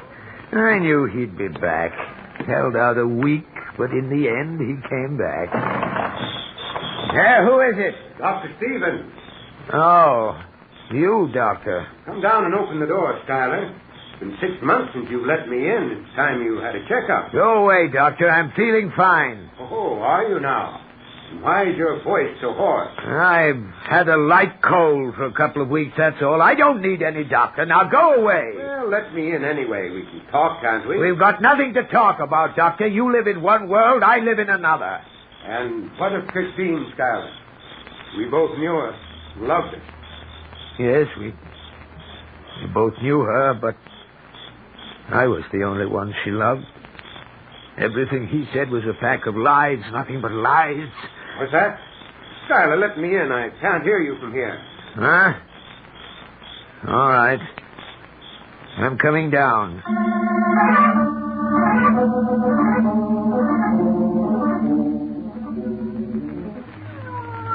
Have a seat, Doctor. Thank you, Schuyler. You have the oil wick down so low there's hardly any light. Light isn't necessary for talk, Doctor. No, I suppose it isn't. How have you been feeling, Schuyler? Do you have any chest pains? Sounds like a heavy cold to me. I told you I'm all right. Have you had any callers lately? Callers? I mean, has anyone shown up you haven't seen in years? Why, no. Why do you ask? I was just wondering. Gordon is back. Gordon is back? Yes. What are you talking about, Schuyler? Gordon is dead. No, he's alive. You don't know what you're saying, Schuyler. He was killed in a London air raid during the war. No, you're wrong. Gordon walked out of that theater 2 minutes before it was bombed, leaving Christine behind. He told me so himself. Told you so himself? Yes, he showed up here a week ago, the same Gordon. 20 years older, a bit down at the heel, but as debonair as ever. And as skillful a liar, I might add. But he's dead, I tell you. Yes, that's what I thought, but he isn't. Trust Gordon to come out of an air raid alive. Schuyler, get a hold of yourself. You imagined it all. Imagined it all? Yes, you didn't see Gordon. It was all an hallucination. Hallucination? What are you trying to say? That I'm going mad? I tell you, he was here a week ago, sat in the same chair you're sitting in. How could he, Schuyler, when he's dead? But he isn't. Schuyler, listen. I was stationed in London during the war. Knew the medical officers whose job it was to treat the air raid wounded and identify the dead. What are you getting at? I spoke to the officer who identified Gordon and Christine. What? Yes. Both were horribly mutilated, of course. But Gordon was identified by his name bracelet, his ring, and watch. No. No, that couldn't be. It's true. I myself saw the bracelet, the ring, and watch. I recognized the ring. It was the one Gordon got on his 21st birthday. Gordon dead? Yes. But I saw him. I'd swear to it. Of course you would, Schuyler. Hallucinations are like that. so vivid, so lifelike that you would swear to them. Now listen to me, Scott. You know I'm your friend. Have been since we were children. I want you to listen to me very carefully.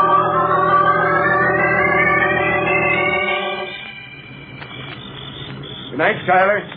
Just leave everything to me. It shouldn't take longer than 2 weeks. All right, Doctor. Everything's going to be all right. There's nothing to worry about. Good night. Good night, Doctor.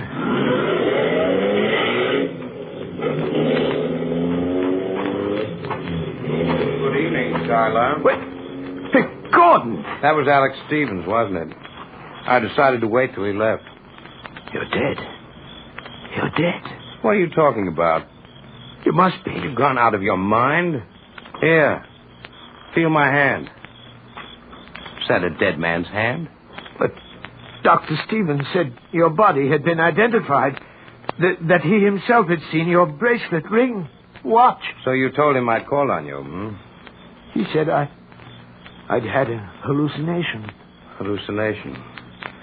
I'm afraid not. But the body that was identified, the bracelet, ring, and watch. Very simple. I ran back to the theater after the explosion to see if Christine was still alive. It was then it occurred to me how convenient it would be to have myself thought dead. I found a badly mangled body, removed the identification, and substituted my own. And they thought it was you? Yes. Shall we go in the house? By all means, Gordon. By all means. I gather that you've decided to take advantage of my generous offer. Yes, Tyler, I haven't any choice. I'm stone broke. I see. Have a seat, Gordon. Thank you. What the devil's so funny? Oh, clever, Gordon. You think I don't know what you've come back for, eh, Gordon? What are you talking about? As you well recall, Gordon, Mother left me the income from a $500,000 trust fund. When I die, that trust fund will go to charity. However, if you should turn up after my death, the income would go to you, wouldn't it? Yes, it would. $40,000 a year. That's a tidy sum. Have you decided how you're going to do it, Gordon? What's it to be, a gun? Poison? A blunt instrument? I haven't quite made up my mind, Schuyler. Aren't you a little frightened? Why should I be? You're going to find me a very difficult problem, Gordon. Unless I die a natural death, you'll be open to suspicion when you appear to claim the income from the trust fund. I'm aware of that, Schuyler. Yes, indeed. I'm going to be quite a problem. Perhaps even a bigger one than you think. I don't think so, Schuyler. No? How can you be sure, Gordon, that you won't wind up as the victim? After all, it would be a simple matter for me to, say, poison you, bury you in this cellar. As far as the world is concerned, Gordon DeWitt is dead. No one would come looking for you. I'm also aware of that, Schuyler. I shall be on my guard. Yes, Gordon. Be on your guard. For I suspect that in a very short time, there's going to be one less DeWitt in this world.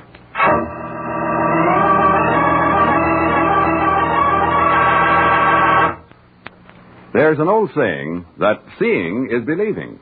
But more than 120,000 enthusiastic Ford owners say driving is the proof positive. That's why we Ford dealers want you to test drive the 50 Ford before you buy any car. You get the quality feel the moment you slide behind the wheel. A finger's touch brings the great new V8 engine into quiet, eager life. And then as you start your test drive, you'll feel the tremendous power and acceleration at your command. You'll immediately notice the quietness of both the motor and the sound-conditioned lifeguard body. Take out over a rough, tough road and marvel at the way the midship ride floats you across those bumps. Test drive those 35% easier-acting king-size brakes. The lightest touch brings you to a safe, sure stop. Any Ford dealer will arrange a test drive. If you don't know him personally, he's listed in the classified phone book. Call him tomorrow. Before you buy any car at any price, test drive the 50 Ford. It will open your eyes. Now, back to Survival of the Fittest.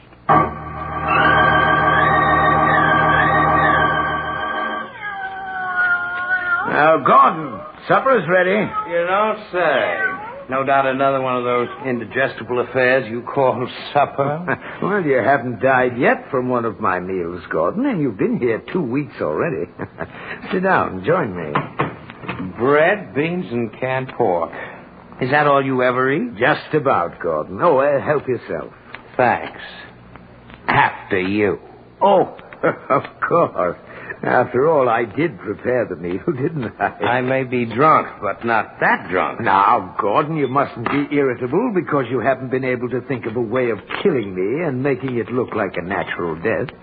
After all, I warned you that I would be a problem. Yes, but I'm no problem. No one knows I'm alive. No one knows I'm here. What are you waiting for? Afraid? Certainly not. It's just that I enjoy the situation. You want to draw this out the last moment, don't you? You think I'll break from the strain of being on constant guard. You're wrong, Schuyler. I won't. No? Then why have you taken to drink? And look at yourself. You haven't shaved since you set foot in this house. Drunk or sober, I'm a better man than you. We shall see, Gordon. We shall see. More beans? Aren't you afraid you may wait too long, Schuyler? I may try to kill you sooner than you believe. I think I shall sense the moment when you finally thought out a plan and decided to act. You will? Look, Schuyler, I'm picking up this bread knife. How do you know I'm not going to kill you now? You can't. You haven't thought out a plan yet. You're wrong. I've had a plan from the moment I entered this house 2 weeks ago. What? Yes, Schuyler. As for my drinking, that was an act. An act designed to give you a sense of security and to give me time. What do you mean? I've had time to observe you closely, hear the way you talk, learn your every mannerism. You couldn't get away with it. You couldn't. Why not, Schuyler? Only one person ever sets foot in this house, Dr. Stevens. He sees you rarely and only for a few minutes. The light is always dim. At best, you're a shadowy figure. He'd sense the difference. You'd be caught. No, Schuyler. There's a strong resemblance between you and me, and with this beard I'm growing, he'll never know the difference. No, you don't. You robbed me of Christine, but you won't get my money. You won't get my money. I'll get it. As I've gotten everything I wanted. No, don't. You stabbed. Oh. You're dying, Schuyler. You hear? You've lost. They'll hang you for this, Gordon. They'll hang you. No, Schuyler. But when you die, I'll be Schuyler DeWitt. I'll bury you in the cellar, and that will be the end of it all. Never get away with it. But I will, Schuyler. And I want you to die knowing that. Your millions, Schuyler. They'll all be mine. No. You... Schuyler? Poor Schuyler. He never had a chance.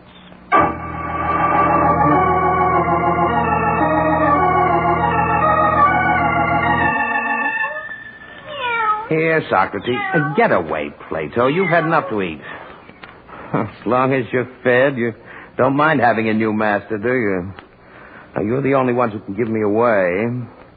But I don't think you will. Seems we have a visitor.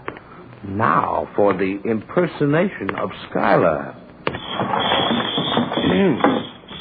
Who's down there? It's Dr. Stevens, Schuyler.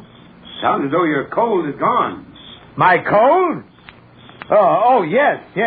Come down, let me in. Go away. I don't want to see anyone. Now, don't be unreasonable. You and I have been friends for a long time. Come down and let me in. Not tonight, Doctor. Now go away. What do we do now, Doc? Let me handle this. You just stay in the car. Who's that down there with you? Your lawyer, Paul Adams, and a friend. Well, get off my property, all of you. Schuyler, I insist that you let me in. If you don't, I'll force my way in. You'd be breaking the law. That's what you'll be doing, breaking the law. Are you coming down, or do I have to force my way in? I'm coming, Doctor. And you'd better have a good reason for all this.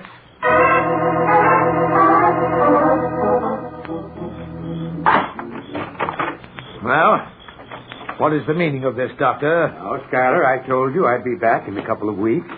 Well, maybe you did, but that doesn't mean I have to see you. A man can change his mind, you know. Oh, so that's it. You've changed your mind. Well, Yes. I'm afraid it's too late for that, Schuyler. What do you mean? Don't fence with me, Schuyler. I thought we'd gone over this already. Well, maybe we did, but I don't know. Believe me, Schuyler, it's for the best. Have you packed? Packed? I'm not going anywhere. I told you it's too late to change your mind. Now let me get a few of your things together. I'm not going. I'm staying here in my home. Schuyler, I'm your doctor. I know what's best for you. Don't compel me to use force. Force? Yes. This is my house, and if I want to stay here, I'll stay. Now get out. Are you forgetting this, Schuyler? What's that? You know very well what it is. These are the papers you signed the last time I was here. Papers? Yes. Committing yourself to an institution. Don't you remember? Institution? You don't remember. Which proves how right I was. First, hallucinations. Now, loss of memory. Come along, Schuyler. No. You can't put me in an institution. I didn't sign those commitment papers. Please, Schuyler. I'm not Schuyler. I'm Gordon. Gordon DeWitt. Gordon DeWitt? Yes, Schuyler's dead. I'm Gordon. I'm not insane. Of course you're not. Now, come along. I tell you, I'm not Schuyler. Schuyler's dead. He's buried in the... Yes? Nothing. I guess you're right, Doctor. I am Schuyler DeWitt. I've got to be Schuyler DeWitt. I've got to be.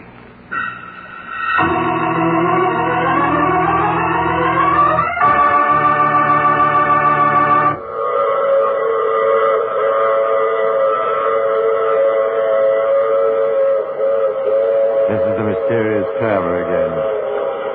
Did you enjoy our trip? What happened to Gordon DeWitt? Or should I say, Schuyler DeWitt? Well, the poor man was taken to a mental institution, and quite depressed he was, too. In the months that followed, he could never quite make up his mind who he was. One moment he would insist he was Gordon DeWitt, then the next moment, suddenly frightened, he would claim he was Schuyler DeWitt. Looks as though the poor fellow is a hopeless case, and he's doomed... Oh, you have to get off here. I'm sorry. I'm sure we'll meet again. I take this same train every week at the same time.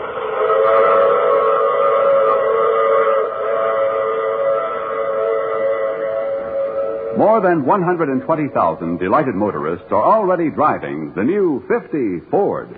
Here's what Charles Dahlgren, a contractor, said about his 50 Ford. Well, to make money in my contracting business, I must have equipment that's sufficient and economical. And I get more of both for my 50 Ford than any other car I've ever driven. In my work, I've given my Ford a real beating. And it sure can take it. The big V8 Ford engine gives me power to spare. And our maintenance cost records show that this car is one of the most economical machines we have on the job. We Ford dealers know why owners are raving about their 1950 Fords. Their daily driving has proved that the 50 Ford has everything. But until you get behind the wheel yourself, you can't believe how good it is. Your Ford dealer will be delighted to arrange a test drive. You'll find him listed in the classified section of your phone book. Or perhaps you know him personally. Phone him in the morning. Before you buy any car, at any price, test drive the 50 Ford. It will open your eyes.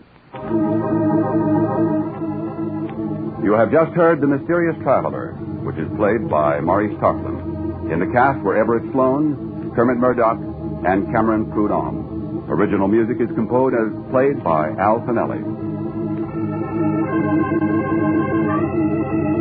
This is Durward Kirby speaking, and this is the Mutual Broadcasting System.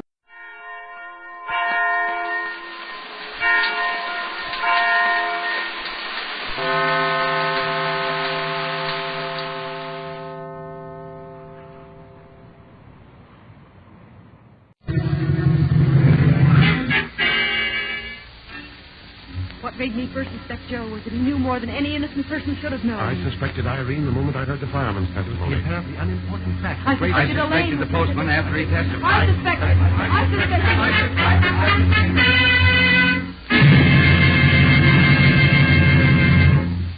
Listen to radio's newest, most interesting and thrilling program, Suspicion.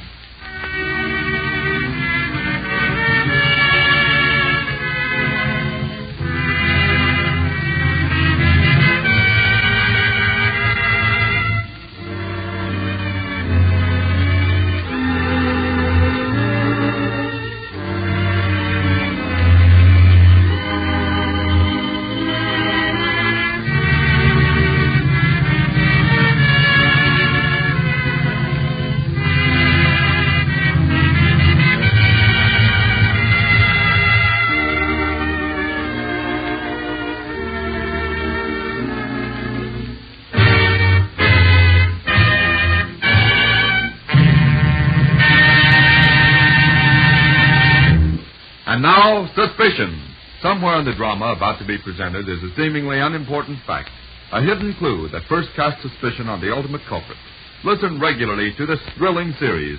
Test your powers of observation and deduction, and find the hidden clue.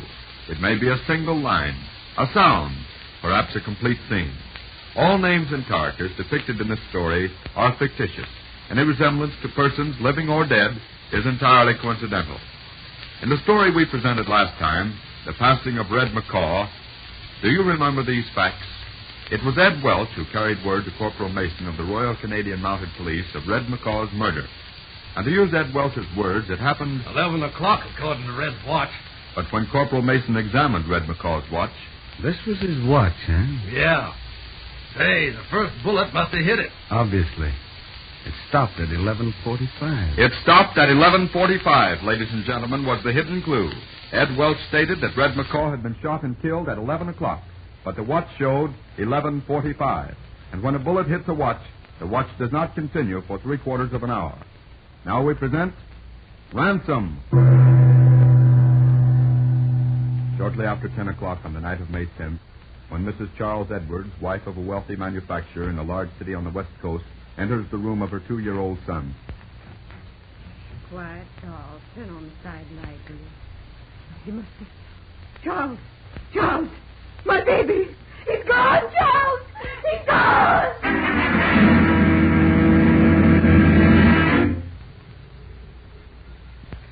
Hello, Lieutenant Mason speaking. What's that? Uh-huh. Yes. Yes, I see. Have you touched anything, Mr. Edwards? No. Don't even go in the room. I'll arrange to have every incoming phone call traced. Yes, we'll leave at once. You'd better call the doctor for your wife. We'll be there in a minute. That's everything that I know, Lieutenant. The bed was empty. Junior was gone. I see. Now, Mr. Edwards, I want you to be absolutely frank with me. Yes, sir. Have you any idea who might have kidnapped your son? No, sir, I haven't. Have you had any business difficulties? Well, yes, but I doubt if they would have stooped to... Just what was the trouble, Mr. Edwards? Protective racket, I suppose you'd call it, Lieutenant. Mm-hmm. Last week, a couple of men talked to me about a special insurance and a payoff on one of my plants. I see. When I said I wasn't interested, they threatened to make things tough for me. Their names? John Jones and Sam Smith. One was quite bald and rather tall. The other, a much shorter man, had flaming red hair. I see. But it isn't likely they'd turn to kidnapping in order to force You never me. tell what criminals will do, Mr. Edwards. Now, before we question the servants, I'm going to tell you just what we'll do. When the kidnappers contact you, follow their instructions to the letter. Cooperate with the newspapers, and they'll probably be our biggest help. Play ball with them, and they'll play ball with us.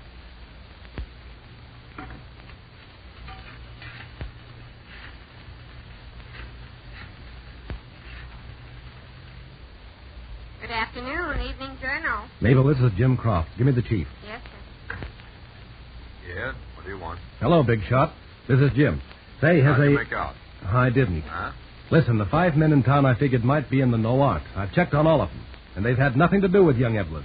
It's either an out-of-town mob or there's a different angle on it. You've got to find out which, Jim. Sure. Say, has a go-between been named yet? Not that I know of. Edwards got a phone call a couple of hours ago saying one would be appointed before 6 p.m. He asked us to keep it quiet. Okay. Now, if you want to reach me within the next half hour, call the North Sea Cafe. The one guy I figure might know something is Baldy Jones. And if he's cutting on the reward, maybe he'll talk.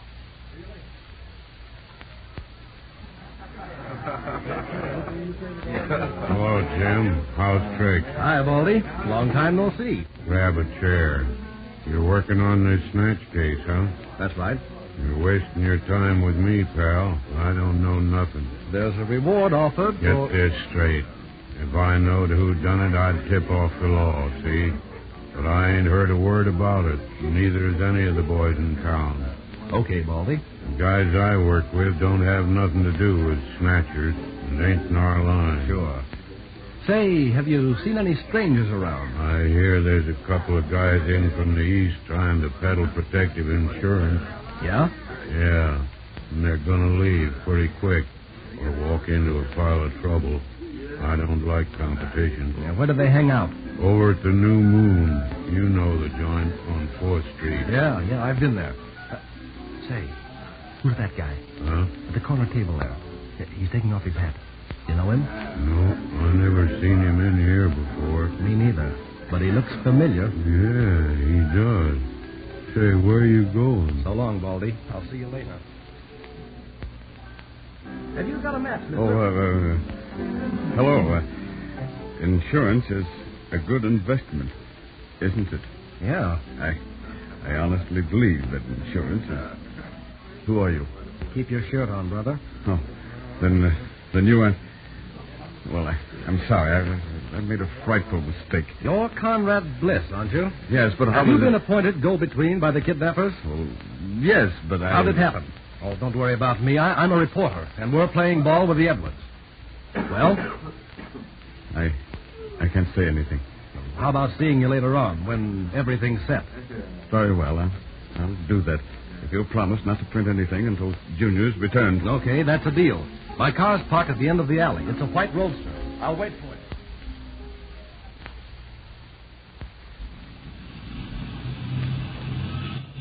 Is everything okay, Mr. Bliss?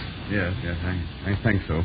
But you almost spoiled. Well, get in the car and tell me about it. Well, there really isn't anything to tell. This morning I received a note telling me to be at the North Sea Cafe from 2:30 until I was spoken to. Yes? Well, a few moments after you left, a rather tall man came in and walked right over to my table. He asked for a match. I answered that insurance is a good investment. Mm-hmm. And he told me that the baby was quite well and would be returned as soon as the ransom was paid. How much? $50,000. Will you describe the man you spoke to? I don't believe it's wise. When's the ransom to be paid? Oh, please, I'd rather not say anything. Would you mind driving me to the bank now? Okay.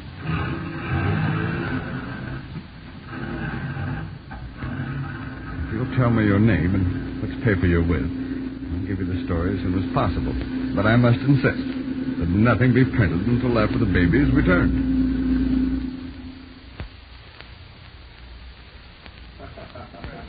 Hello, Claire? Yes? What's up, Jimmy? Plenty, but I can't talk now. Listen, I'm phoning from Boswell's restaurant on 8th Street. I want you to pick me up in 15 minutes. Okay. I'll meet you at the service entrance on Madison Street. Put Tubby Wells on the phone now. I have a hunch we'll scoop the town on this story, but it's going to take cooperation. Gee, when you put it together that way, Jim, it does look like he's the kidnapper. Right. Well, we'll stop here and wait a couple of minutes. You see, we've got to get him with the goods or he'll squirm out of it. Yeah. Right now, there's not a shred of proof against him. It's just suspicion. And if we follow Conrad Bliss... Now, maybe we shouldn't try it, Claire, but I think it's the right hunch to follow. And if Tubby Wells does his part... Oh, don't worry, he will. If he doesn't, I'll ring his... Say, that was Bliss who just stopped up ahead. Uh-oh. Gosh, I'd give my eye teeth to know where he's going. Mr. Edwards is giving him a package. A ransom money. Hey, Jim, you better phone the police and tell them that we're out. What are you doing? They'll tell us to beat it. If you want to pull out, Claire... No, I'm sticking, Jim. Good. Now, as soon as... Uh-oh. There's no time for that. Bliss is leaving. We'll give him a blockhead start and then follow. Just keep your fingers crossed that this hunch is right.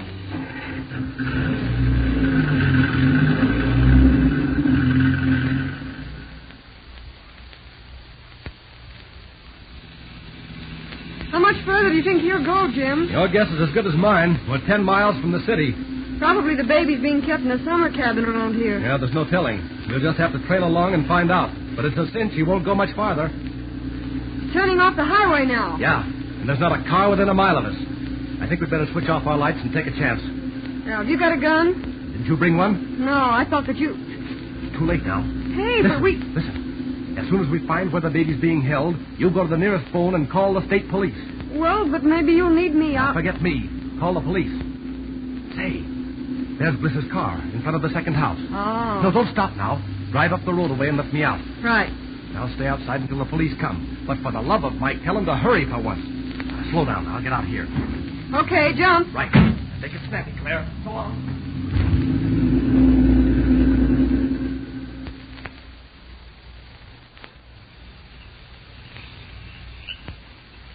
Yes. I met the kidnappers, Croft, and gave them the money. Yes. Well, they left just a few seconds ago. Well, the baby is drugged, but They say he'll wake up. Drop that phone, Bliss. Jim Croft, Oh, you paid the ransom money, huh? What's this package? Put up your hand. Yeah.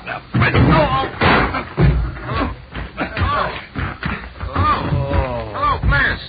Say, what's going on? Hey, hello, Tubby. This isn't Bliss, it's Jim. Huh? Well, what's the fuss about, Jim? Hey, thanks for doubling for me on the phone, Tubby. Okay, but what's the story? The chief's getting crazier than usual. It's a swell story, Tubby, and worked just the way I figured.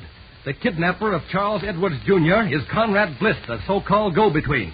Give me a rewrite and make it fast.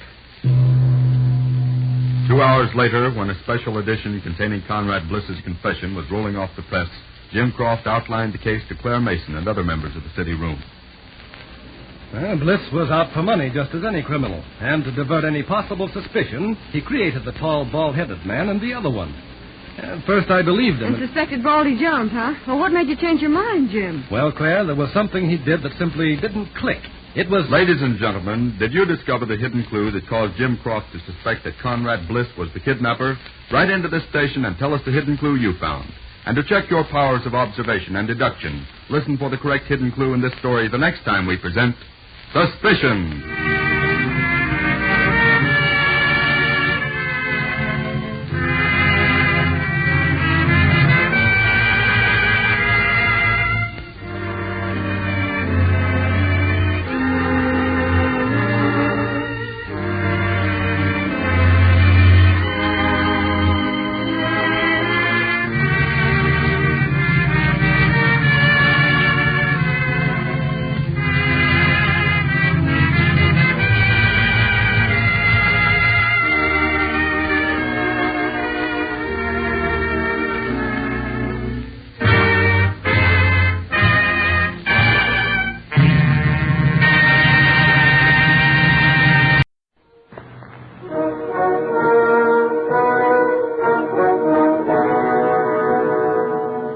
Unsolved Mysteries.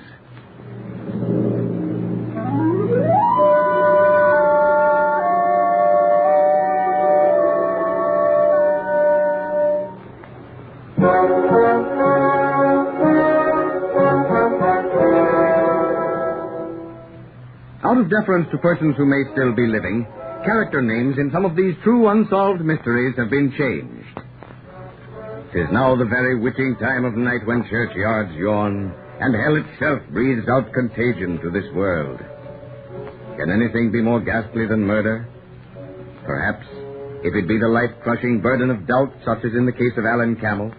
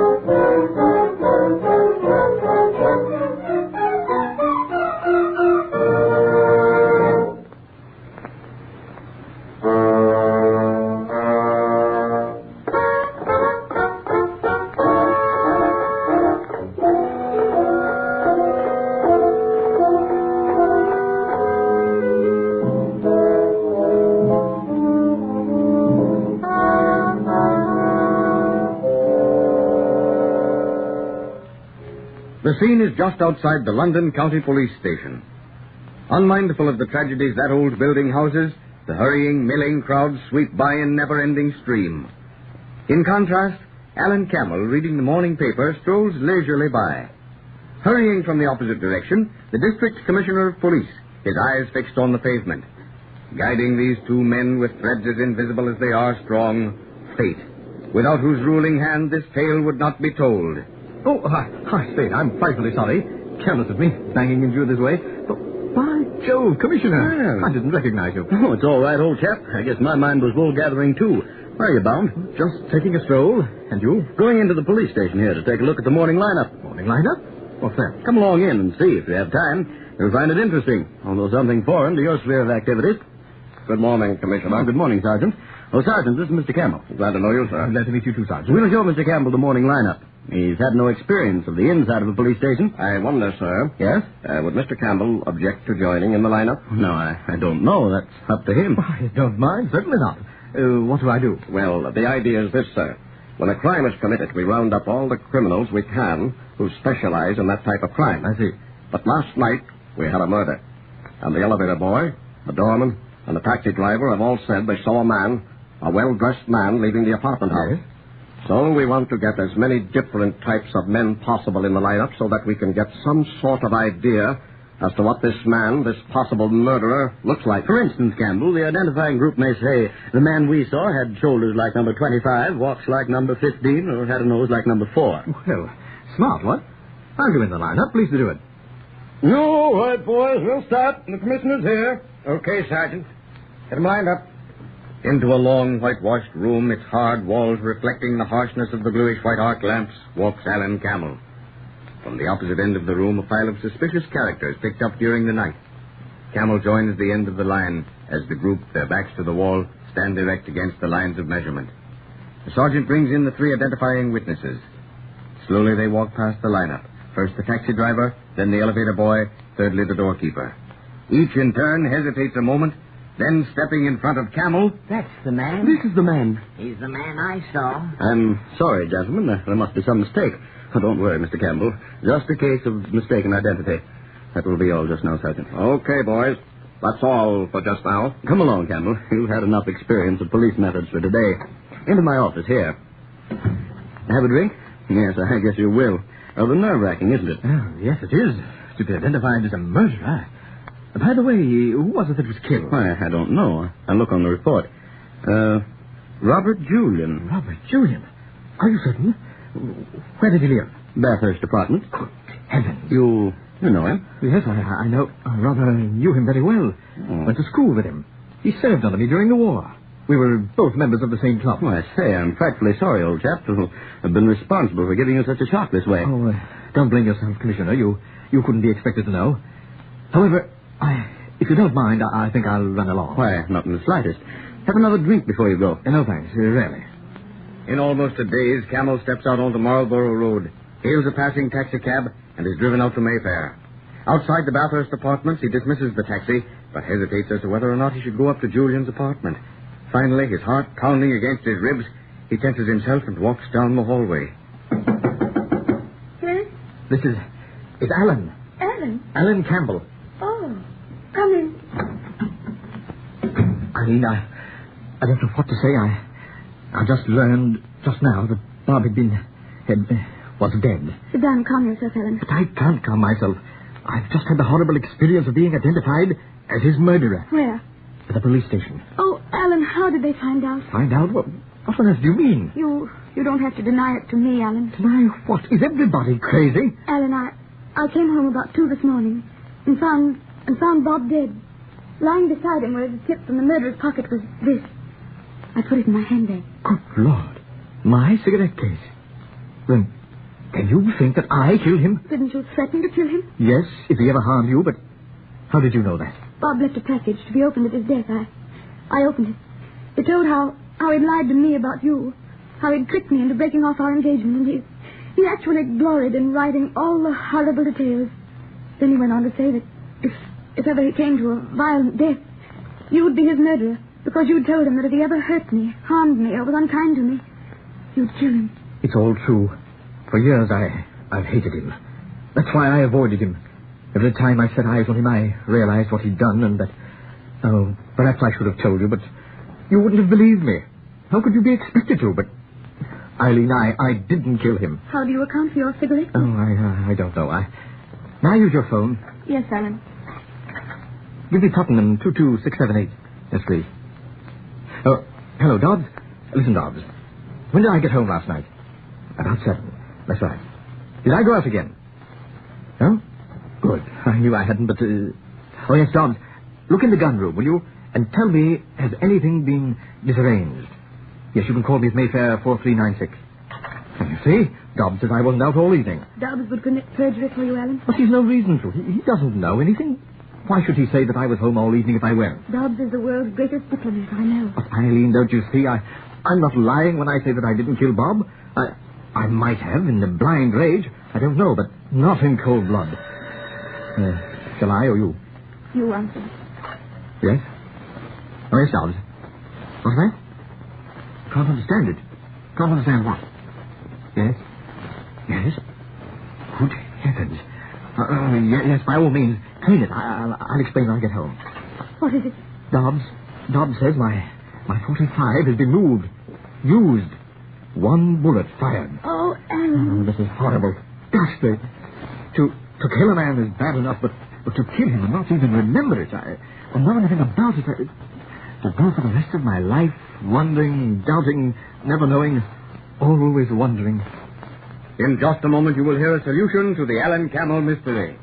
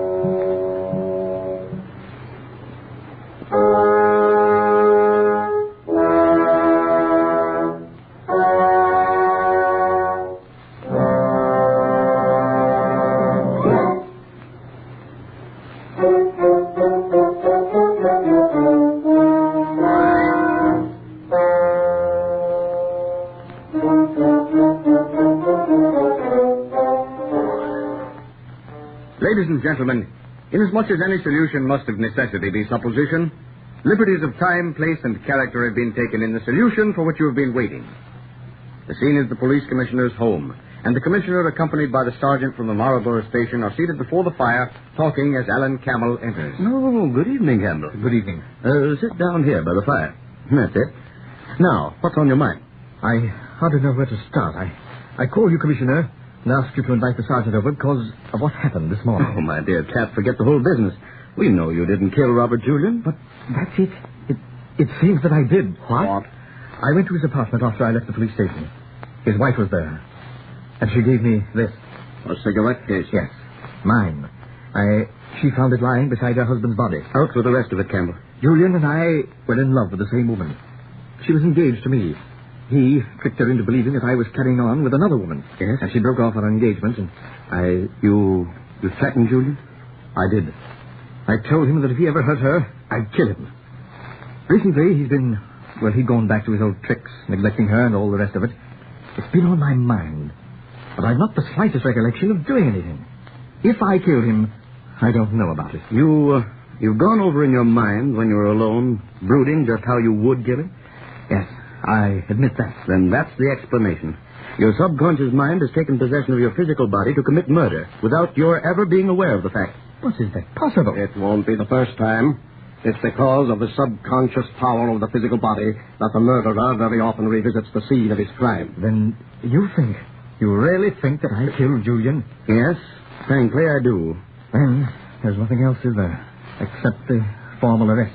I'm not going to arrest you, and I don't think the sergeant is either. Not me, sir. But I don't... In the first place, I don't believe a jury would convict you.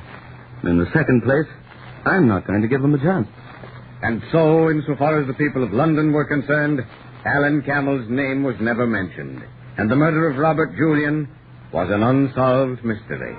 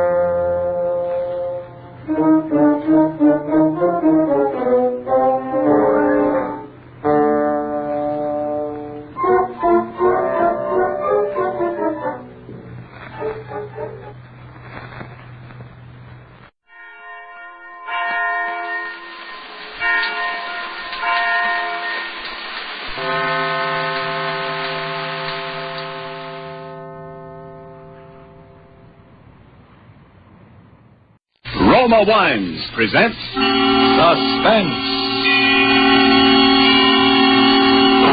Tonight, Roma Wines bring you Mr. Gene Lockhart as star of Statement of Employee Henry Wilson, a suspense play produced, edited, and directed for Roma Wines by William Spear. Suspense, radio's outstanding theater of thrills, is presented for your enjoyment by Roma Wines. That's R-O-M-A, Roma Wines. Those excellent California wines that can add so much pleasantness to the way you live, to your happiness in entertaining guests, to your enjoyment of everyday meals. Yes, right now, a glassful would be very pleasant as Roma Wines bring you Gene Lockhart in a remarkable tale of suspense.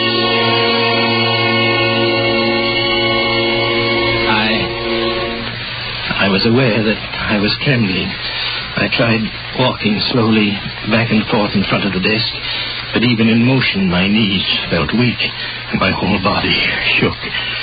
Why was it always I who trembled, and never this pompous insect sitting in front of me? His voice was cool and mocking.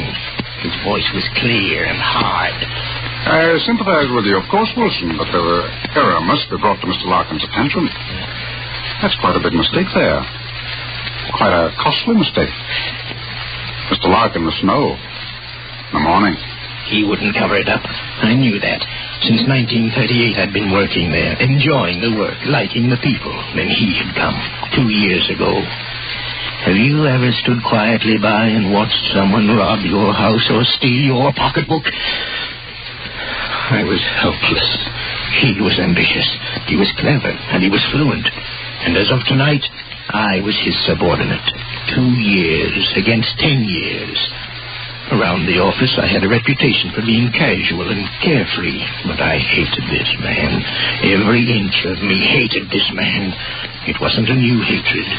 Of course, there's no question of your honesty. His voice was patronizing. The patient teacher and the unruly pupil. I hated him. He smiled up at me and waved his hand in dismissal. He almost brushed a small iron vase off the top of the desk with a gesture. I'd seen that vase so often, but I'd never seen it out of the eyes that I was looking at it with now. Good night, Wilson. Good night, I said. Good night, clever boy. I walked out into the corridor and rang for the elevator. Terrible night, ain't it, Mr. Wilson? I heard the boy talking, like he was yelling from some distant mountain at me.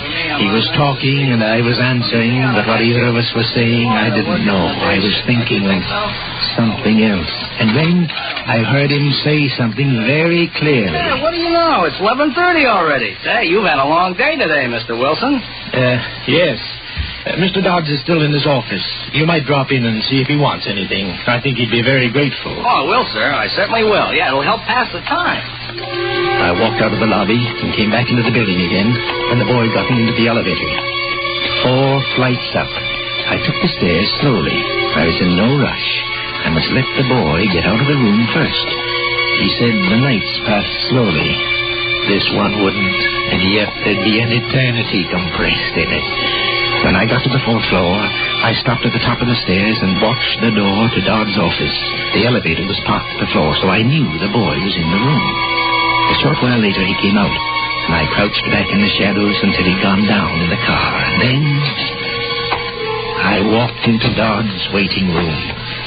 Who's there? I called out my name and entered the office proper. Yes, what is it, Wilson? He was still sitting down, and the iron vase was still alongside of him, very close to him. I started to talk. I don't know what about. Business, things in general. I've quite forgotten. I reached across and picked up the iron vase casually, very casually. But his eyes went wild suddenly, and he jumped, and I hit him square on the top of the head with the vase. He started to slump back in the chair. I hit him again, hard, and again, and again. The red streak ran across his forehead, and he lay still. I put my hand against his heart. For a moment there was a soft beating, then I could feel nothing.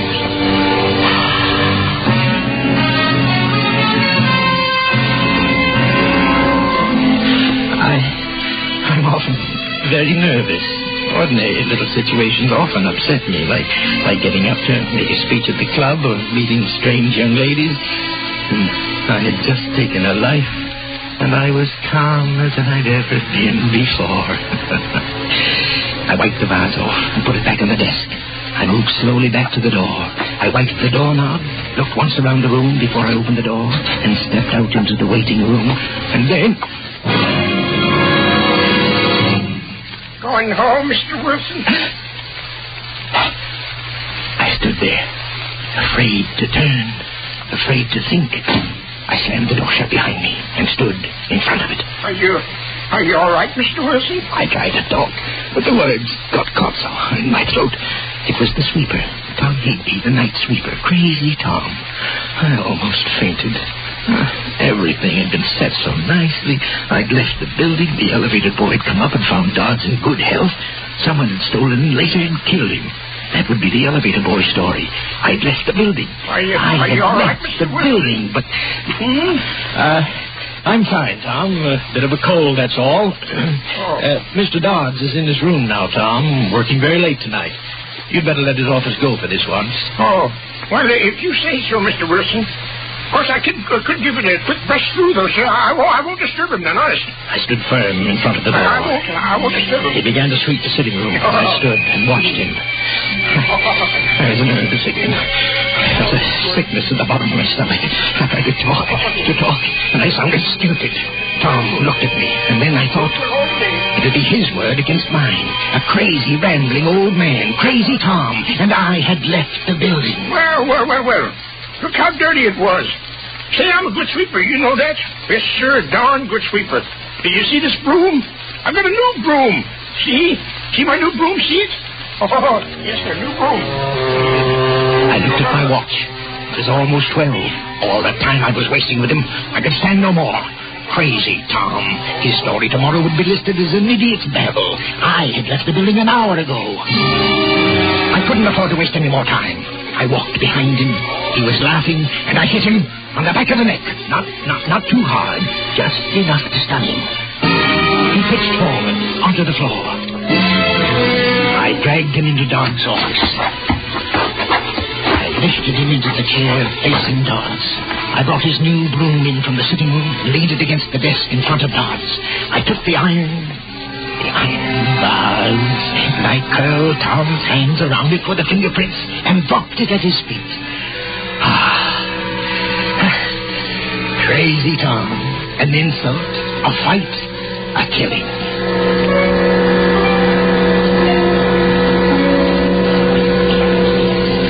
I got to the lobby and looked out of the shadows of the elevator.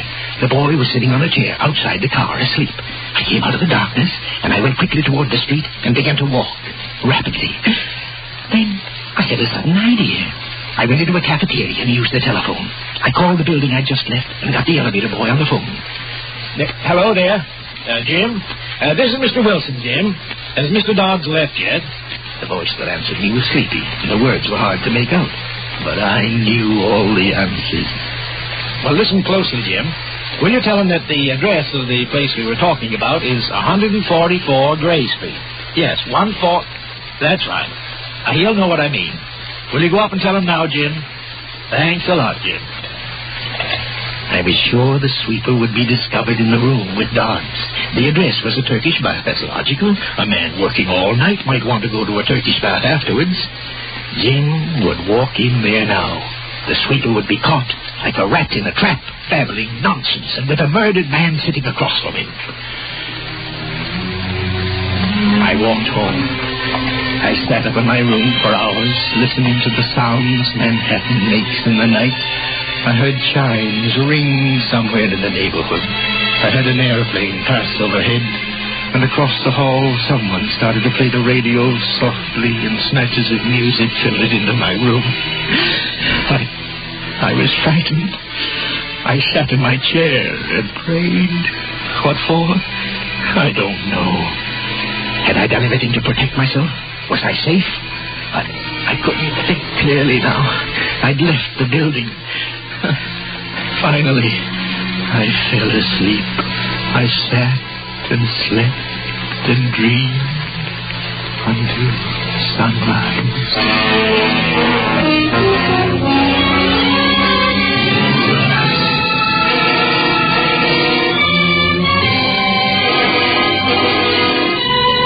For Suspense, Roma Wines are bringing you Gene Lockhart in Statement of Employee Henry Wilson, a radio play by John Shaw.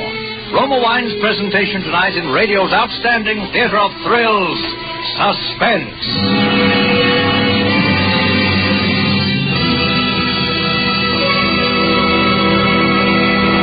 Between the acts of Suspense, this is Ken Niles for Roma Wines. Right now, in sunny California's famed wine grape districts of Napa, Sonoma, Lodi, and San Joaquin, wine growers are picking nature's grape treasure. To bring you better-tasting wines, each year Roma, America's greatest vintner, starts with the choicest grapes obtainable. This year, as always, Roma is crushing from the prized grapes of California's finest vineyards. Patiently, unhurriedly, the vast, succulent grape treasure is guided to tempting perfection by Roma's unmatched skill and resources. Then, along with Roma wines of years before, this abundance of taste richness awaits selection from the world's greatest wine reserves for your pleasure. And whatever your pleasure may be, an afternoon or evening party, a dinner or carefree evening at home, you'll find there's a Roma California wine to enrich the occasion. For pleasant entertaining, enjoy gold, mellow Roma Muscatel, or serve fragrant nut-like Roma Sherry. Perfect first call for dinner. And to provide tasteful luxury at your dinner table, delicious Roma California Burgundy or Sauterne. Remember, more Americans enjoy Roma than any other wine.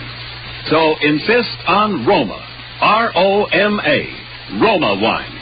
Largest selling wine in all history. And now, Roma Wines bring back to our Hollywood soundstage Gene Lockhart in Statement of Employee Henry Wilson, a narrative well calculated to keep you in suspense.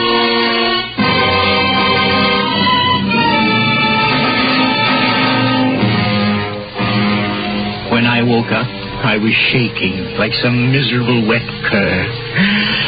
I tried breathing deeply. Somewhere I'd read that deep breathing killed that scared feeling. What was I frightened about? I was safe. I was completely safe. But when I left the house, I was still shaking. I walked all the way around the block the building was on before I went inside. On the floor where my office was, I saw a policeman, then another, and then the world was bounded by a ring of police and plainclothes men. They assembled all of us in the president's office, and one of them, a sharp, alert young man, began to talk. Last night an attempt was made on the life of one of your associates, Mr. Charles Dodds. Oh, no. A murmur ran around the room. I was talking with the rest, being surprised with the rest. But what did he mean, an attempt? This was a trick. As a matter of fact, Mr. Dodds was killed. And another man you might know also died last night. Thomas Higby, the night sweeper. Higby, crazy Tom, dead too. Mr. Dodds was clubbed to death. The night sweeper died of a heart attack. Nothing more is known yet about what happened here last night. You must all consider yourselves at the disposal of the police until you're told otherwise. Mr. Wilson, will you come this way, please? Yes. Just a little routine questioning, that's all. Everyone here will have to undergo it. Why, surely. Sit here, won't you, Mr. Wilson? Thank you. Now, remember what time you left the office last night? What time? Why, 11:30. Yes, 11:30. I remember the yellow boy mentioned it. What time did you get home? Oh, somewhere's about 12:30, I guess. Yes, just about that time. Is there anybody who would swear to that? Well, the elevator boy... I don't mean that. Is there anyone who saw you go into your house at 12:30? No, I hardly think so. At that time, the streets aren't too well populated, officer. And I live in a house where people mind their own business. I really don't know anybody in the house, and I doubt if anyone saw me go into it. You can check with the elevator boy, though, as to my going home at 11:30. Yes, we already have. You weren't on the best of terms with Dodds, were you, Wilson? Oh, I was fond of him. I don't know what right you have to say a thing like that. Kind of did you out of a job around here, didn't he? Well, he was a smart man. Mr. Dodds was an exceptionally smart human being. It wasn't at all a disgrace to lose a position to him. If I killed a man every time I had the job taken away from me, I'd have quite a long line of victims. You made a phone call to him last night, didn't you? To the elevator boy, yes. I remember Mr. Dodds suggesting that he'd go to a Turkish bath after he'd finished work to sort of tone up. They're very good, And I mentioned that I knew a good one that I could recommend. And then when he asked me the name of it, I couldn't think of the address of the place. But I thought of it later, and I phoned the building. Where'd you phone from? From a little place in the neighborhood. About what time did you phone? About 12:25, I guess. I was getting a little mixed up. It couldn't have been then. I was still in the building at 12:30. They were confusing me. You called at 12:55, Mr. Wilson, so you must have miscalculated the time of your arrival at home. However, that isn't important. None of us is expected to time ourselves from place to place, are we? When we find too good an alibi, we get kind of suspicious. Well, I don't think we'll have to bother you anymore, Mr. Wilson. Thank you. Thank you. Thank you.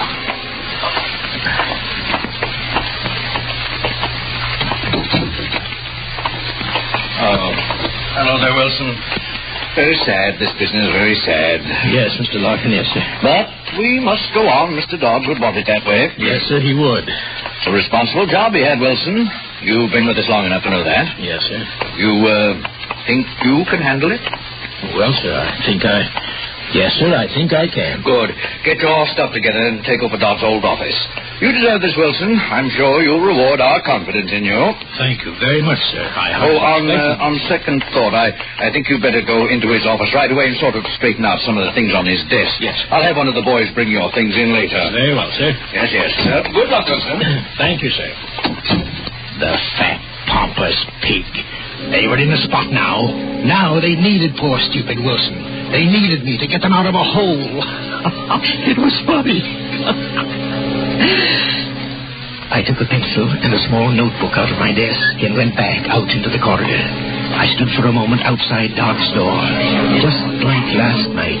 Then I pushed the door open, slowly. The sitting room, then the door to the office. I opened it, walked inside. I heard the door close softly behind me, and I stood there, smelling the death in the air. And then I saw it. I tried to yell, but no sound came out.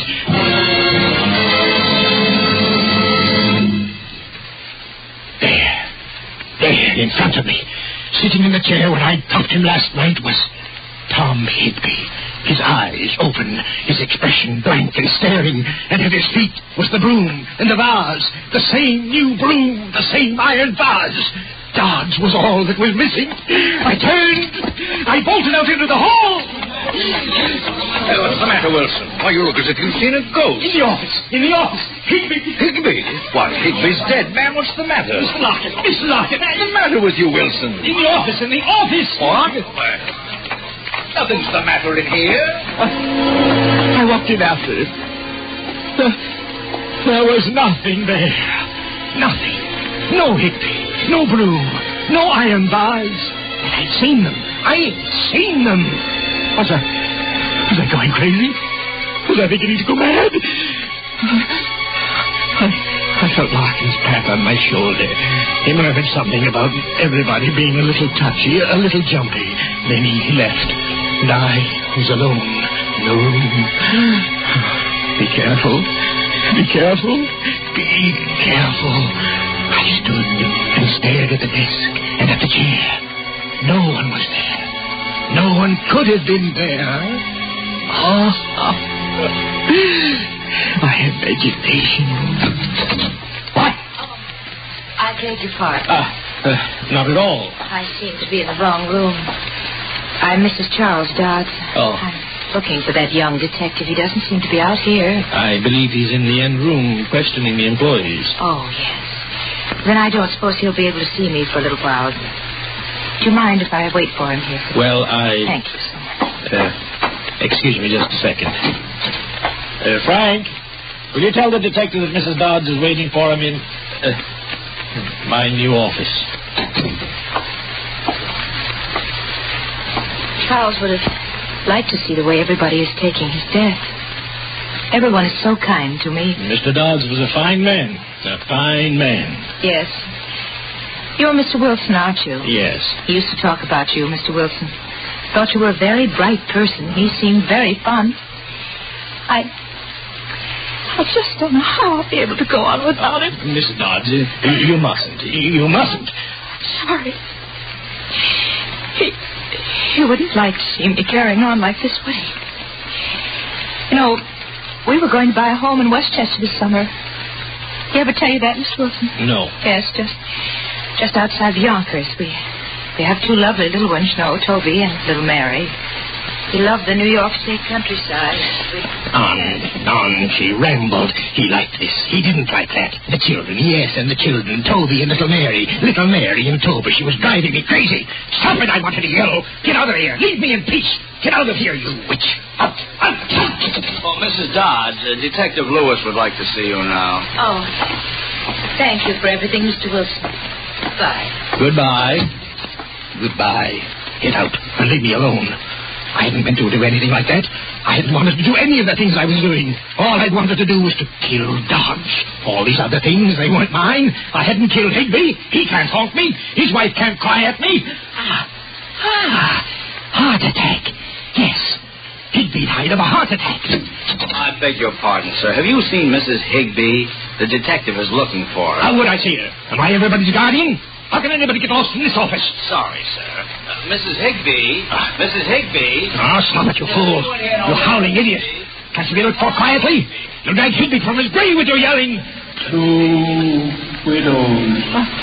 What? You manufacture widows, don't you, Mr. Wilson? Widows and orphans. Tell me, Mr. Wilson, is it your life's work, or is it just a hobby with you? Tell me, Mr. Wilson. Who is that? Who is that talking? Do they think they can make a fool of me? The office communication system. No, it's off. Stop it, Mr. Wilson. You'll go balmy. You've committed the perfect crime. Don't go crazy and spoil it. Perfection is instinctive with you. Not a plan did you make. Spontaneous perfection. There aren't many could do that. Go on. Voices can't frighten me. They deserve to die, and that's why they're dead. Thou shalt not kill, Mr. Wilson. Thou shalt not kill. Thou shalt not kill. No, not Higby. I didn't kill Crazy Tom. His heart stopped. Do you hear me? That's all. I didn't kill him. Now, you voices, stop. You stop. Do you hear me? Stop. I command it. Stop. Is there something wrong, Mr. Wilson? What? Do you hear them, too? You mustn't listen. They lie. Do you hear me? They lie. Now, get out. Get out. You must talk only to me. Do you understand me? Only to me. Not to these others. Don't say anything to these others. Only to me. Only to me. What do you want? Well, I don't know. You think they'll say something bad about me, don't you? So you can carry me off to jail. That's what you're waiting for, isn't it? Well, you're going to be disappointed. You see? They're quiet. What's quiet? Who's quiet? You think I'm going to tell you? They won't say anything unless I tell them to. And I'm not going to tell them to say anything. Not one little word. Last night. You want to know about last night. Ask them. But they won't tell you. Come here, Lieutenant. Look at the expression on that man's face. They were there. They saw me hit him, but they won't say anything. They were there, but they won't tell you anything. Not one little word. We could have gotten it out in some other way. You and your psychology. You should leave that stuff in college. All I did was plant Higby in the office and route Mrs. Dodds in here and talked in the ventilating system. Well, those voices had me creeping, too. Incidentally, Dodds was single. What? That girl's my fiancée. She's an actress. Well, why did you tell him Higby was dead? Oh, I know. Maybe you better not explain. A little word. Psychology, huh? Well, what are we going to do with the confession now? We should have pinched him the moment he walked in here. I'm lucky I never went to college. There's no use waiting here. They won't tell you anything. They're mine. All mine. I tell them what to say. Come on, get the wagon up here. I'm not going to walk this thing through the street.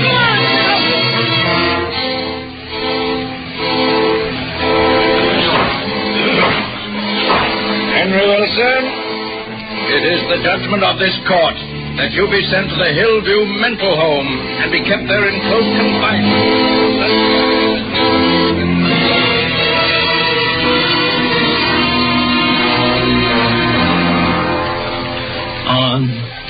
On the voice went. I'd stopped listening to voices, all but the ones that I couldn't help hearing. But I'm not crazy. Not like Tom. I am not crazy. I tell people that, and they look at me queerly. The stupid fools. The guards here have spread the lie that I have fits. Lies. Lies, I tell you. They say every night when the moon comes up, I have fits. Loud, roaring fits. Well, they lie. It's then I hear the voices. I hear Dodds and his wife and Toby and little Mary. And I sit quietly, listen to them. Do you think I could have a fit in front of them? Do you now? I'd be ashamed. I tell you, I'm not crazy. They lie. All of them. Lies. Lies. Lies.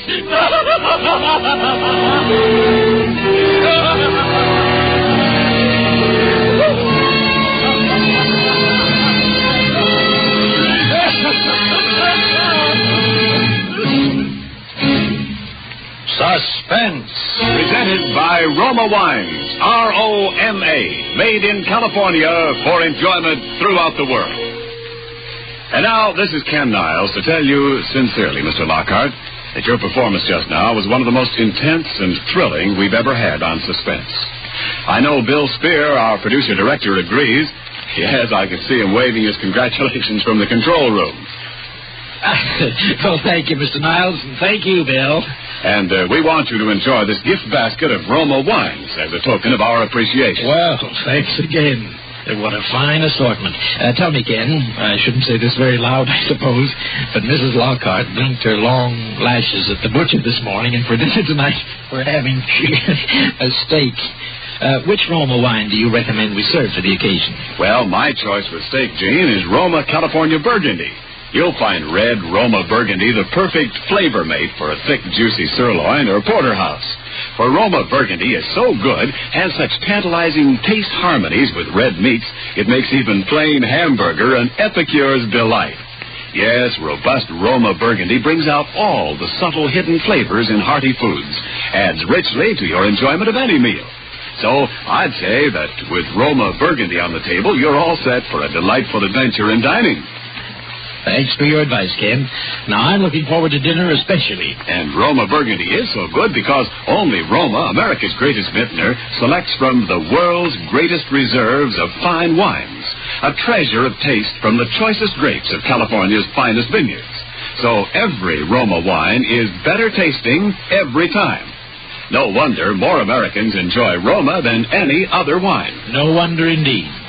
Who'll be appearing on Suspense next Thursday, Ken? One of America's most glamorous stars will be with us next week, the Army's #1 pinup girl, Miss Rita Hayworth. Mr. Spear has been telling me a little about the story. I won't spoil it for you, but you'll want to tune in because lovely Rita Hayworth plays a role completely different from any you've ever seen her do on the screen. Nobody will want to miss that. Certainly not me. Good night. Good night, James. Ladies and gentlemen, due to the ending of daylight saving, Suspense will be heard next week at a different time on some of these stations. Consult your local newspaper for the right time to hear Rita Hayworth next Thursday on Suspense. Presented by the Roma Wine Company of Fresno, California.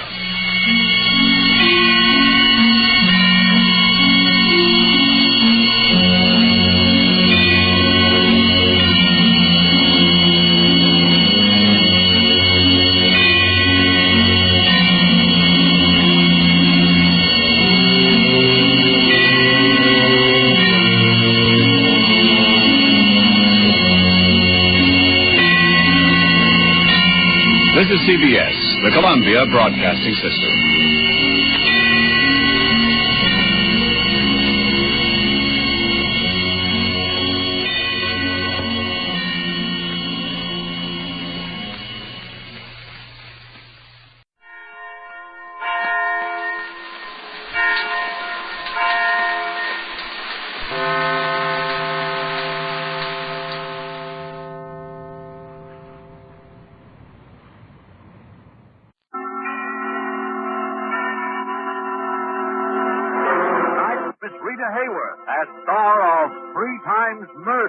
A suspense play produced, edited, and directed by William Spear.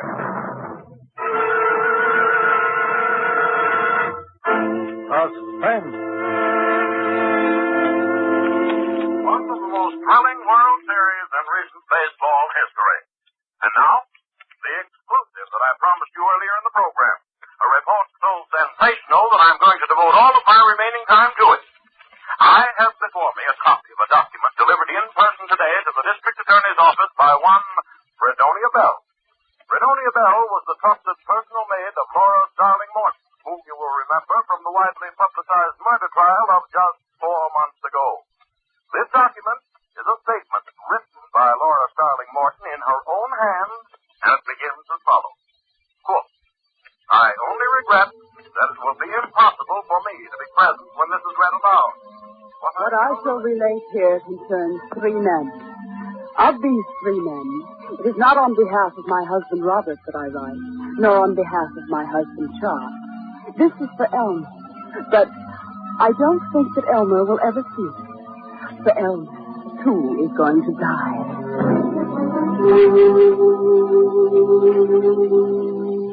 Laura? Laura? Yes, Robert? Where's my electric razor? In the medicine cabinet, where it always is. Oh, Robert, I wish you wouldn't shave while you're in the bathtub that way.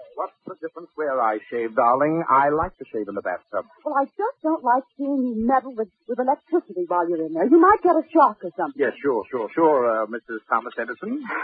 All right, so go ahead. I don't care. Listen, darling, listen. I like to shave in the bathtub. I'm relaxed in a bathtub. I read in the bathtub. I think in the bathtub. And I'm not going to change my habits even for you. I know, dear. I suppose that is a lot to expect. Oh, boy.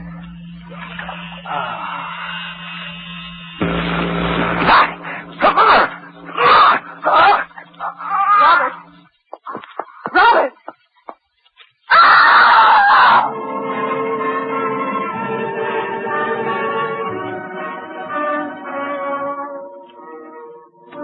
It was a good, loud scream.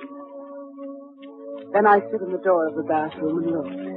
A good, long look. Then I called a doctor. The doctor called the police.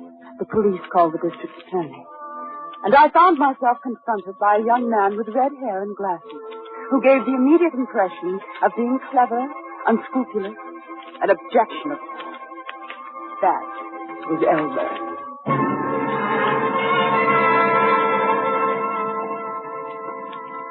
Mrs. Williams, I'm Elmer Garner of the district attorney's office. How do you do, Mr. Garner? I thought that you and I had better have a little private chat. What about, Mr. Garner? About your husband. What about my husband? Mrs. Williams, I'm going to be very frank with you on a number of counts.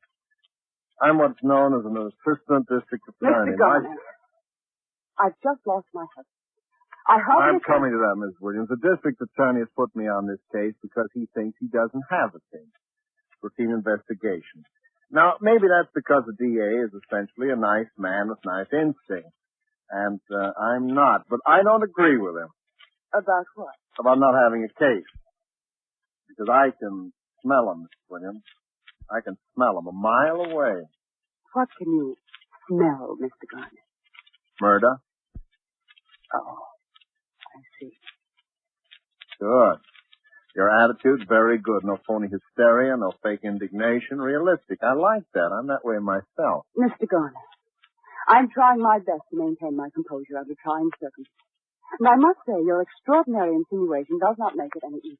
Now, look, I know you killed him. You know that I know you killed him. Mr. Garner. I said I was going to be very frank with you, Miss Williams. I am. And your side of the story is the fact that although I know you killed him, it may be a little difficult to prove that you killed him. Not too difficult, but a little. I should think it might. This is utterly untrue. Now let's see what cards I hold. You're a laboratory technician, or you were before you married, right? Right. And your technical knowledge would have told you that a man using a faulty electrical appliance while sitting in a tub full of water stood an excellent chance of electrocuting himself. I also know that a man firing a bullet into his head would stand an excellent chance of killing himself. The insulation on the cable of that electric razor was frayed. Now, that might have happened through normal wear. It also might have happened because it was tampered with by you. And then again, as you say, it might not. Would it surprise you to know that we've got your fingerprints all over that razor? It would surprise me more if you hadn't. Or on everything else in the house, for that matter, Mr. Garner.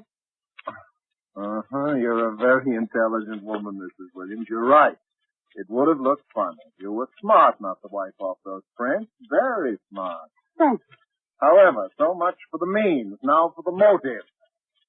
We can establish, of course, that you and your husband didn't get along. Unfortunately, you could establish that about many, many husbands and wives. And that your husband was insured for $50,000 in your favor. And that there's another $50,000 more in community property. And that you inherit, right? Naturally.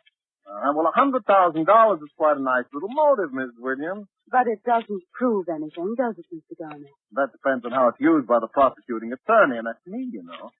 I know. You have a lawyer, Miss Williams? Not yet.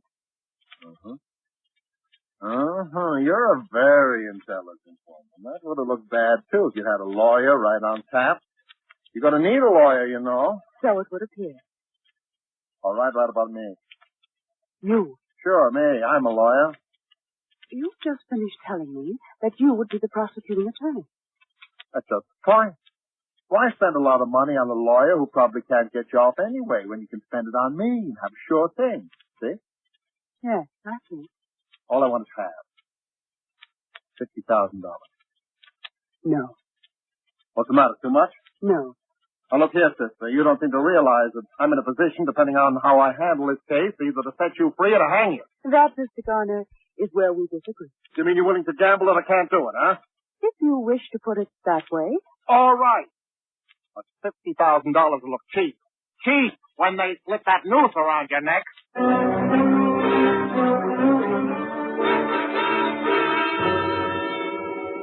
And there she sits, ladies and gentlemen of the jury. There she sits, cold, calm, emotionless. The same Laura Williams who carefully calculated, carefully planned, and premeditated the murder of her husband. I ask the death penalty. I must ask it, for ponder well, ladies and gentlemen of the jury. If you set her free, believe me, this will not be the last accident to mark the bloody trail through life of Laura Williams. And when that accident occurs, when the next victim is struck down, his innocent blood will be on your head.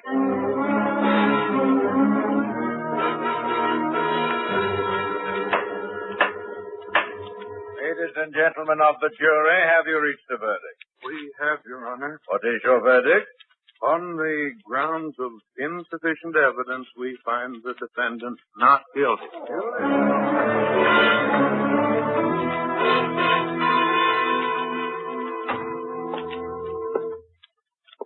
Well, Mrs. Williams, I guess the sporting thing is to say congratulations. Congratulations. Thank you, Mr. Garner. I'll say one thing, you got what it takes. The jury was evenly divided the whole first day. Did you know that? Yes, I knew. So I wasn't too far wrong at that, wasn't I? Just far enough, Mr. Garner. Listen, again, just a sporting proposition. Tell me. Did you? Did I what? Oh, come on. We're alone here. Anyway, it doesn't matter because you can't be tried twice for the same thing. You know that, don't you? Yes, I know it. Well, did you? Yes! You cheap, contemptible blackmailer, yes! I killed him! How do you like that? I killed him!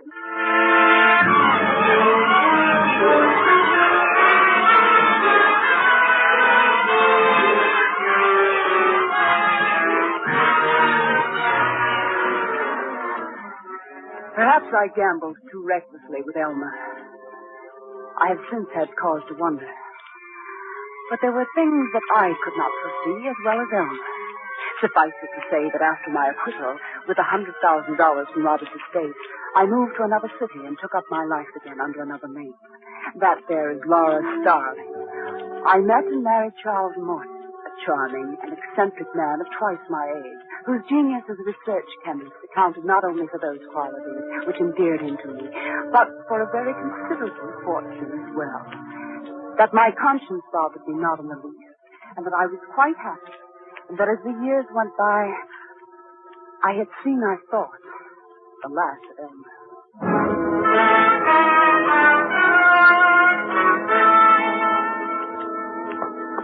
Charles! Oh, Charles! Yes, my dear. I have your coffee. Coffee? You said you wanted coffee. It's ready now. But I have some coffee. You took that out there 3 hours ago. Now come in and get your coffee. Yes. In a moment, my dear. Now as I do this. Charles, you come out of that smelly laboratory and have your coffee. Besides, I have a surprise for you. Oh, yes. I'll be right in. And bring that other coffee cup with you. Yes. Oh, what's all this about a surprise? Look. Huh? Oh, yes. I seem to have left my glasses in the laboratory. Oh, Charles, you're simply priceless. It's a It's cake. a cake, yes. This is our anniversary, darling. Our 4th anniversary. Oh, yes? Why, so it is. Laura, this is so thoughtful of you. I'm afraid I'm hopeless, my dear. I know it's the husband who should be thoughtful, but You're just you, darling. Now sit down and relax for a while. Yes. Oh, here's your cup. Thank you. Charles, what's in that cup? Coffee. Charles, I'm sure that even in the atomic age, coffee does not come in the form of white crystal. Oh, yes. I finished my coffee and I was... Charles, what is it? Thiochlorine. You see, at the moment I'm... Charles! What? Why, that's deadly poison. So it is. You see, the thiocene radical... Oh, Charles! I wish you wouldn't mix things up in cups and dishes like that. Why, it's dangerous. Dangerous? Well, suppose you've got the cups mixed up. Suppose you've drank... Well, good heavens, Laura. Half the stuff you use in chemistry is dangerous if you go to drink it. Well, who's going to do that? It's like eating soap. You wash your hands with it every day, but who'll think of eating it? Well, now, you take that cup right back out to the laboratory and empty it and wash it out. Well, all right. Charles? Yes? I was wondering, since it's our anniversary... Yes? Let's go out to dinner and celebrate. Well, yes, I think that's a splendid idea. Oh, my goodness. What? I completely forgot. My brother's coming to see us today. Your brother? Well, my half-brother. Sure, I didn't know you had a brother. Oh, didn't you? Well, you see, he's been in the Army for almost 5 years. He just got back a short time ago. I got a wire yesterday saying he'd be passing through town, and he'd like to see me, so... Does he know you're married? Why, I suppose he doesn't. As a matter of fact, we've never been very close. Neither of us much at letter writing and so on, but he's the only relative And all the sympathy I wasted on you because I thought you were an orphan or something. Oh, I was, practically. When's he coming? Why, this afternoon sometime, I think. Well, I guess there's your answer. I am sorry, my dear. Why, Charles, that's all right. Maybe your brother would like to go out and celebrate with us. Well... Oh, hello there. Hello, Charlie. Come in. And I want you to meet my wife. Laura, this is my brother, Elmer.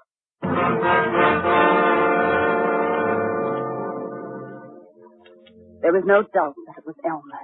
There was no doubt but what he recognized me. And there was no doubt into my mind as how he intended to play his hand this time either. For he gave no public sign of recognition, but simply looked straight at me and smiled. And smiled. And smiled.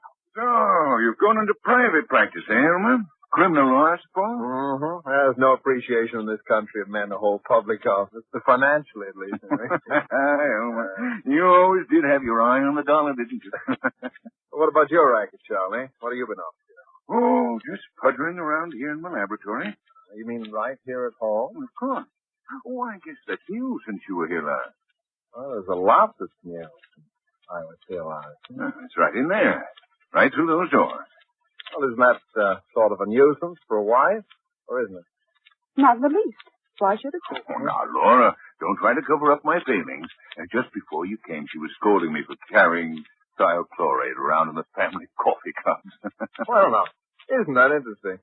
Isn't that a coincidence? Why? Well, I was just thinking what a fine setup for a murder. Somebody poisons chemist in his own laboratory. Looks just like an accident, huh? You'll find that Elmer has a morbid mind, my dear.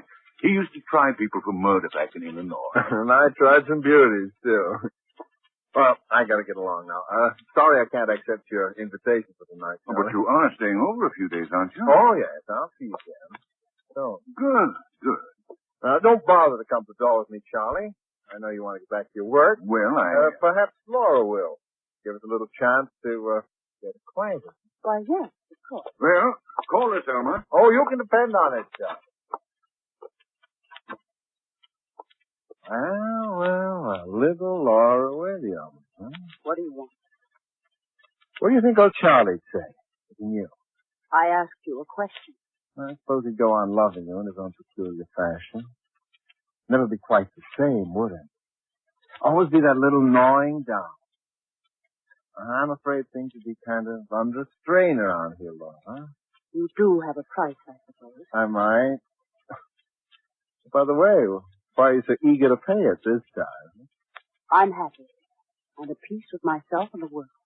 I don't want anything to change. No other reason? What other reason would there be? I suppose all this property would go to you in the event of another little accident. Huh? You don't really believe that. The motive and the means. Money and poison.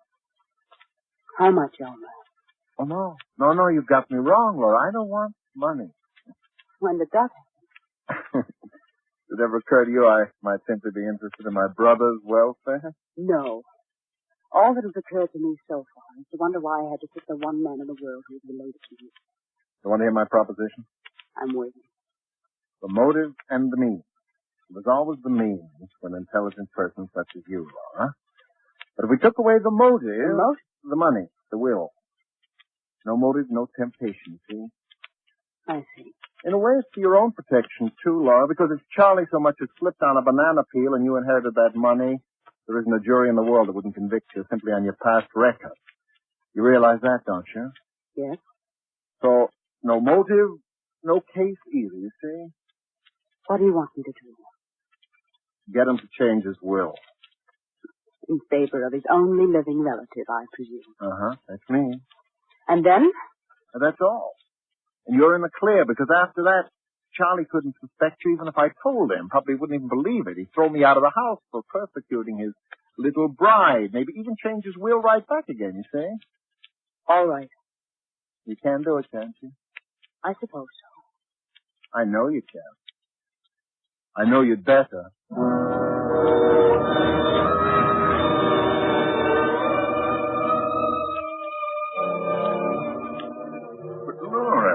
Seems such a strange request to me. Oh, darling, I don't want your money. I only want you. I know, dear, but after all, I'm considerably older than you are, my dear, and chances are that somebody... No. The whole idea of losing you and profiting by it, why, it's just hateful. Oh, but who else would I leave it to? Leave it to your brother. Elmer? Why not? It doesn't matter, but... Well, Oh, please, darling, for me. All right, my dear. It really makes a difference to you. Now, don't worry any more about it. I'll take care of it sometime. No, I want you to do it now, right away, today. Well, I'd have to get in touch with my lawyer. I'll call him for you. I'll get him on the phone right now. My goodness, Laura. You act as though it were a matter of life and death.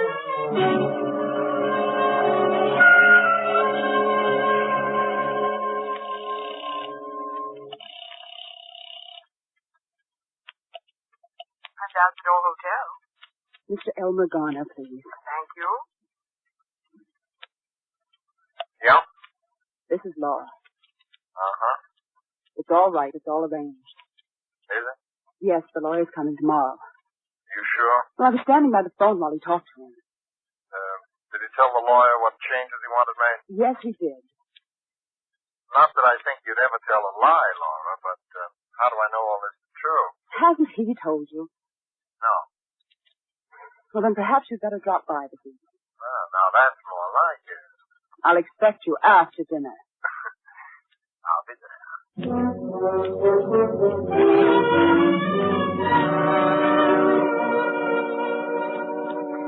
Elmer arrived this evening, less than an hour ago. We were having coffee in the living room. Earlier, Charles had been showing him through the laboratory. It was not until after that I had a moment to speak to him alone. There's a wonderful fellow, old Charlie. So trusting. Did he tell you? About what? The will. Oh, that, yes. It seems to be that I'm going to be old Charlie's beloved heir. Still can't understand it. Are you satisfied then? My dear Laura, I have never been more satisfied in my life. Almost evens things out. Almost. You never forgot that, did you? That you lost. Lost? Who says that I lost? The game isn't over till the whistle blows, sister. It is for you. Now get out of here. Okay. All in good time. Yes, sorry, I had to leave you.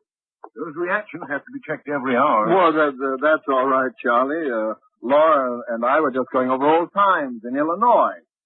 You didn't know that we both came from Illinois, did you? No, I hadn't Oh, I'm sure I told you, Charles. You must have forgotten. Yes, well, coffee ready? Yes. Will you have coffee with us, Elmer? Oh, you bet I will. Anything in it? No, nothing in mind. And Charles always takes his glass, too. Laura does make the best coffee. Well, here's Laura's coffee. There was something about his smile when he said it. That smile. And then all of a sudden I saw it. I saw the whole terrible thing. Don't drink it! Don't!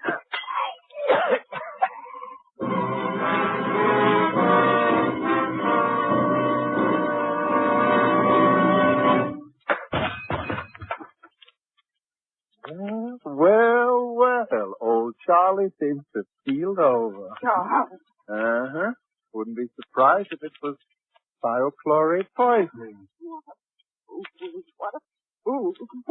Uh-huh, the motive and the means. And the motive is a real beaut this time, Laura, because you had to kill him before he changed his will. Neat, huh? You killed him. Sure! That's what the jury will say.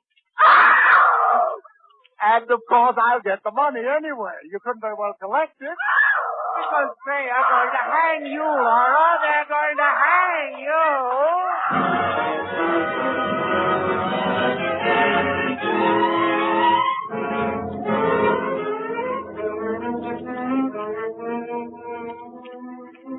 Elmer is downstairs in the living room. I'm in my study. And once more I'm waiting for the police. There's no escape for me, of course. Elmer knows that. But there's one little thing that he has forgotten. The last play is the game.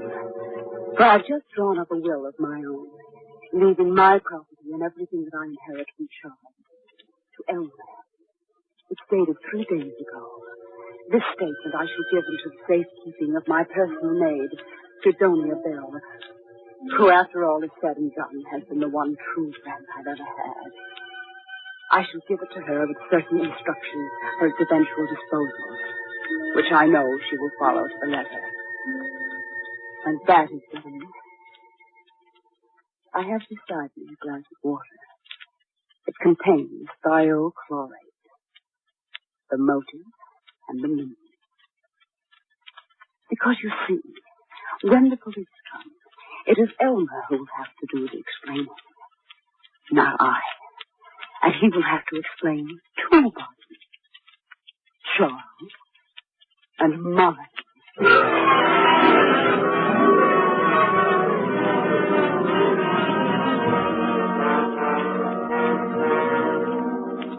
But the irony of the document, ladies and gentlemen, the terrible irony is that it was delivered to the district attorney's office by Fredonia Bell this evening at 8 o'clock.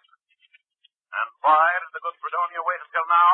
Because she was thus following explicitly the instructions of her mistress, Laura Starling Morton, whom she adored, and who specified that the envelope be handed to the police exactly 24 hours after the execution of Elmer Garnet.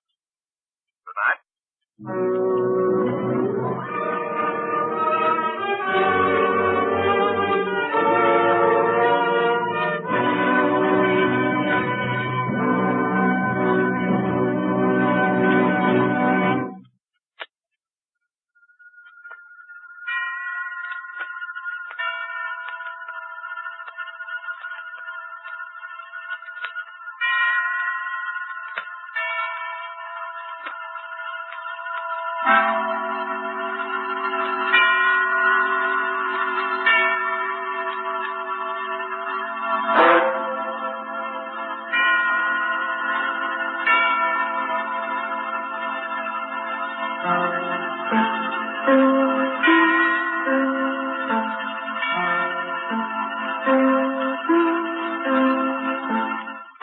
Suspense, radio's outstanding theater of thrills.